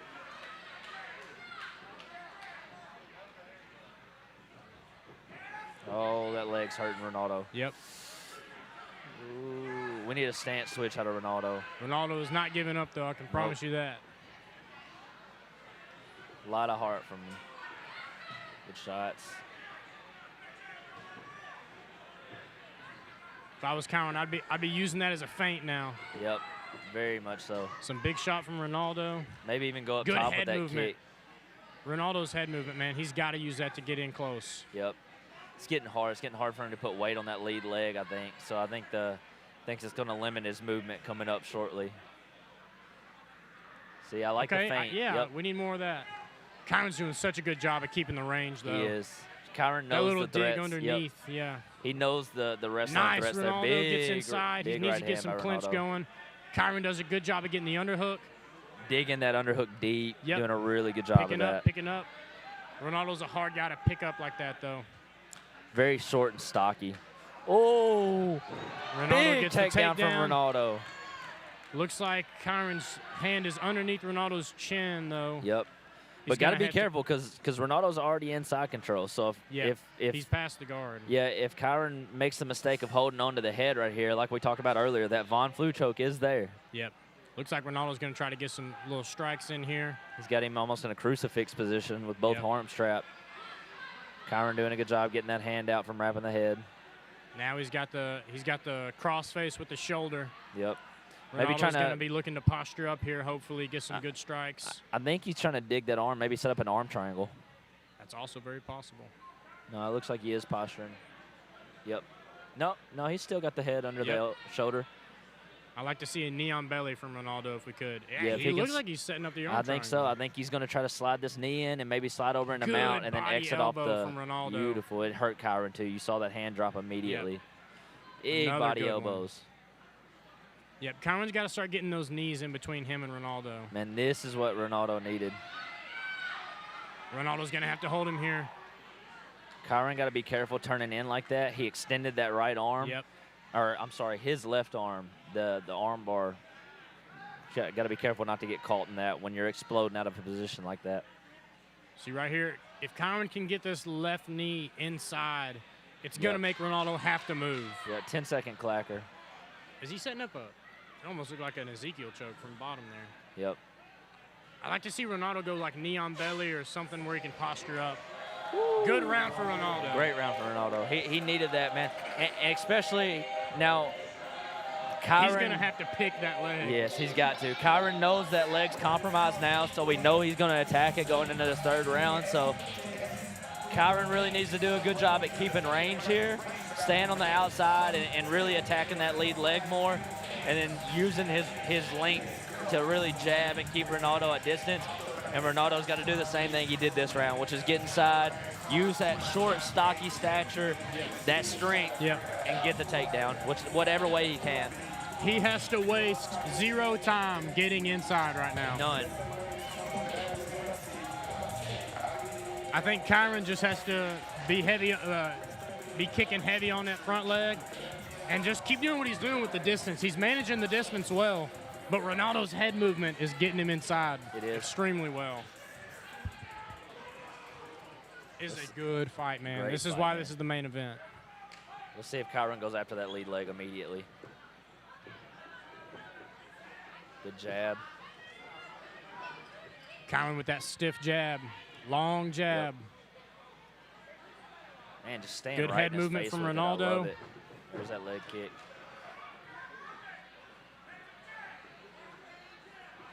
Man, if I was Kyron, I would go up top. Nice. Ronaldo catches the kick. Kicks. Kyron got a little comfortable. You always risk getting it caught. Now, if I was Kyron, he's ate that leg up so much, go up top with one of those kicks. 100%. You heard his coach calling for the jab. Yep. Setting that jab up with that lead leg kick. Because one thing I did notice on that last kick, but the one before Ronaldo caught, he's kind of reaching for it. He's reaching for it bad. So if Kyron was to mix it up and go up top with that head kick, I think it may land. It's a stiff jab from Kyron. Ooh, good right hand from Ronaldo. Good pressure from Ronaldo. Good body this lock. is what Ronaldo needs. He's going to the single again. He's in on the legs, it looks like. I can't tell how deep from the position he's in. Kyron's stopping that left arm from getting his hands together. If Ronaldo can get his hands together. Yep. I mean, this one exchange right here could be the deciding factor in the fight. 100%. Who wins this if cage Kyron, control? If Kyron can keep it on the feet, he might have a chance to win this round back from Ronaldo. Yep. Right now, Ronaldo's getting that pressure. Yep. The head pressure. He's got the underhooks. Back to the doubles.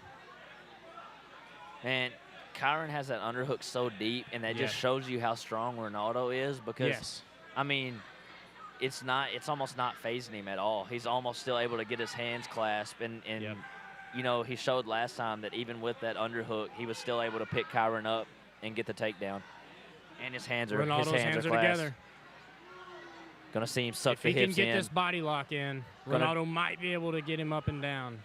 That underhook making it really hard. Kyron doing a really good job keeping that underhook to make it super hard for Ronaldo to suck his hips in. My only thing is I think he's keeping that underhook that high because he thinks he can wear Ronaldo down. And I'm just curious to see if Ronaldo's still got that gas tank for wrestling here or if this is tiring him out. I mean, it looks like it, but we're in the third round, so he I think he needs to use whatever he has. Kyron's doing a good job of keeping a wide base. If Ronaldo can get his knees together, he might be able to get that takedown. Man, that underhook is making it so hard. Oh, Kyron's got a triangle set up. Okay, Ronaldo's got his other hand through. Beautiful, beautiful move by Kyron to right back to the shots. Reverse position, yep, and right back to the shots. I don't know if it was fatigue or Ronaldo's getting his hands back together again, looks like. I don't know if it was fatigue or just too comfortability. 10 seconds left. Kyron almost was lackadaisical coming off that and kept his back to the cage. That's what gave Ronaldo the chance to get in and get that shot. Again, hate to be the judges. I would hate to be the judges. I got to say, though, I give that second round to Ronaldo. I give 2 and 3 probably. Yes, 2 and 3 to Ronaldo because of the takedown and the control time on the cage.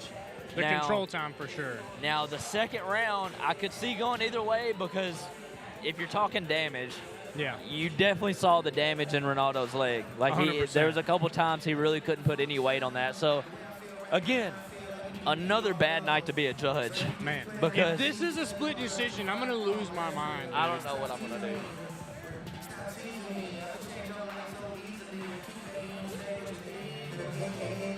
One more time before we get to this official decision by Richard. Guys, we're 23 subscribers away. If you're watching the live stream right now, which it's the main event, so you better be watching the live stream right now. 23 more subscribers, and we give away 2 free memberships. 1 to one of the fighters on this card, and 1 to one random subscriber.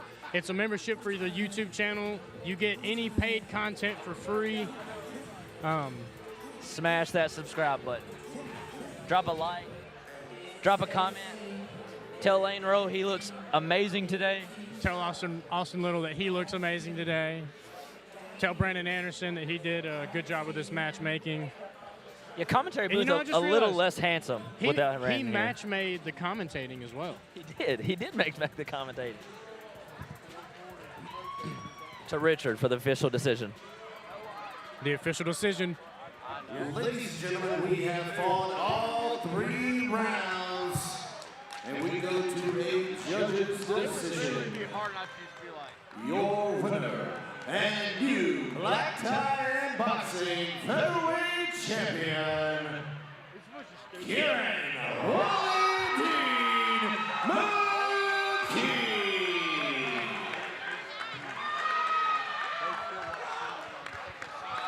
The damage done to that leg had to have been enough. It was definitely the damage. And even though Ronaldo had that control, he couldn't take him down and do anything with it. So I see where they're coming from. I mean, I'm here with the winner, Kieran. Kieran, tell me about that fight.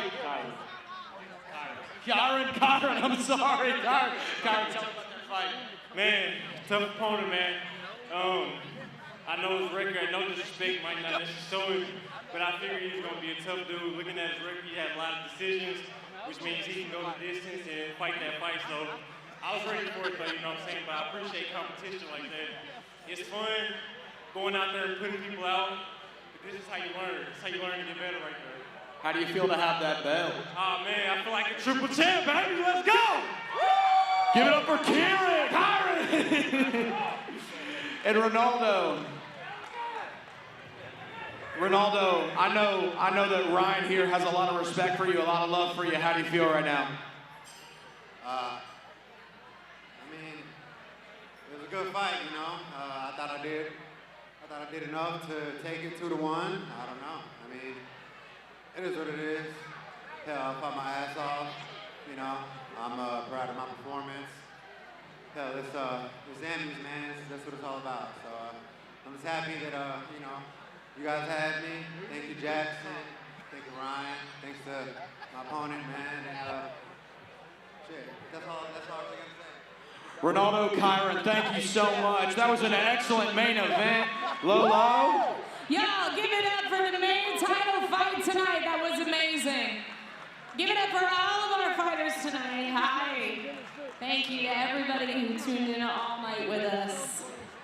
Me and Ty. You can't see him, but he's been hanging in here with me all night. So before everybody leaves and we dismiss you, we want to tell you how much money we raised tonight. You ready? Thanks to everybody, all of the sponsors, all of our incredible fighters, we were able to raise this year $245,412 for the Star Center. Almost $250,000. Absolutely incredible. Thank you so much. Addison, what do you think? Thank you. Thank you for being here, Kyron. Congratulations. How you feel? Are you worn out? Yeah, I'm worn out just watching it. Of course, it's been amazing. Oh, thanks. I was telling her I appreciate the cause and what y'all doing this charity. My son, he has autism, a disability, you know what I'm saying? So finding out this what this for, I'm glad to be a main event. Gonna do this for you. Josiah McKee. Woo! Give it up for his son. That's incredible. Josiah. Thank you. My son was born 1 pound, 10 ounces, 3 months premature, you know what I'm saying? And spent the first 2 years in the hospital fighting, you know what I'm saying? So it's only right that I do the same when I come here. This is for you. My son's 4, finna be 5 this year. They grow fast, man, and it's crazy. Yeah. That's a beautiful story. Thank you for sharing that with us. That's awesome. Josiah. Yeah, he's a little champion. Absolutely.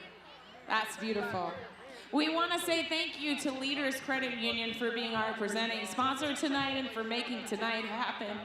We want to say thank you to everybody who joined us tonight, every person who donated. Thank you so much. Every dollar goes to make a difference for the people that the Star Center serve. And I want to give a massive shout out to the best stand-up comedian and ring announcer in West Tennessee, Richard Mulliken, everybody. Get over here, Richard. Come on. Come on, buddy. Another great year. We want to thank Lane Rowe and Austin Little with the Knuckle Sandwich podcast.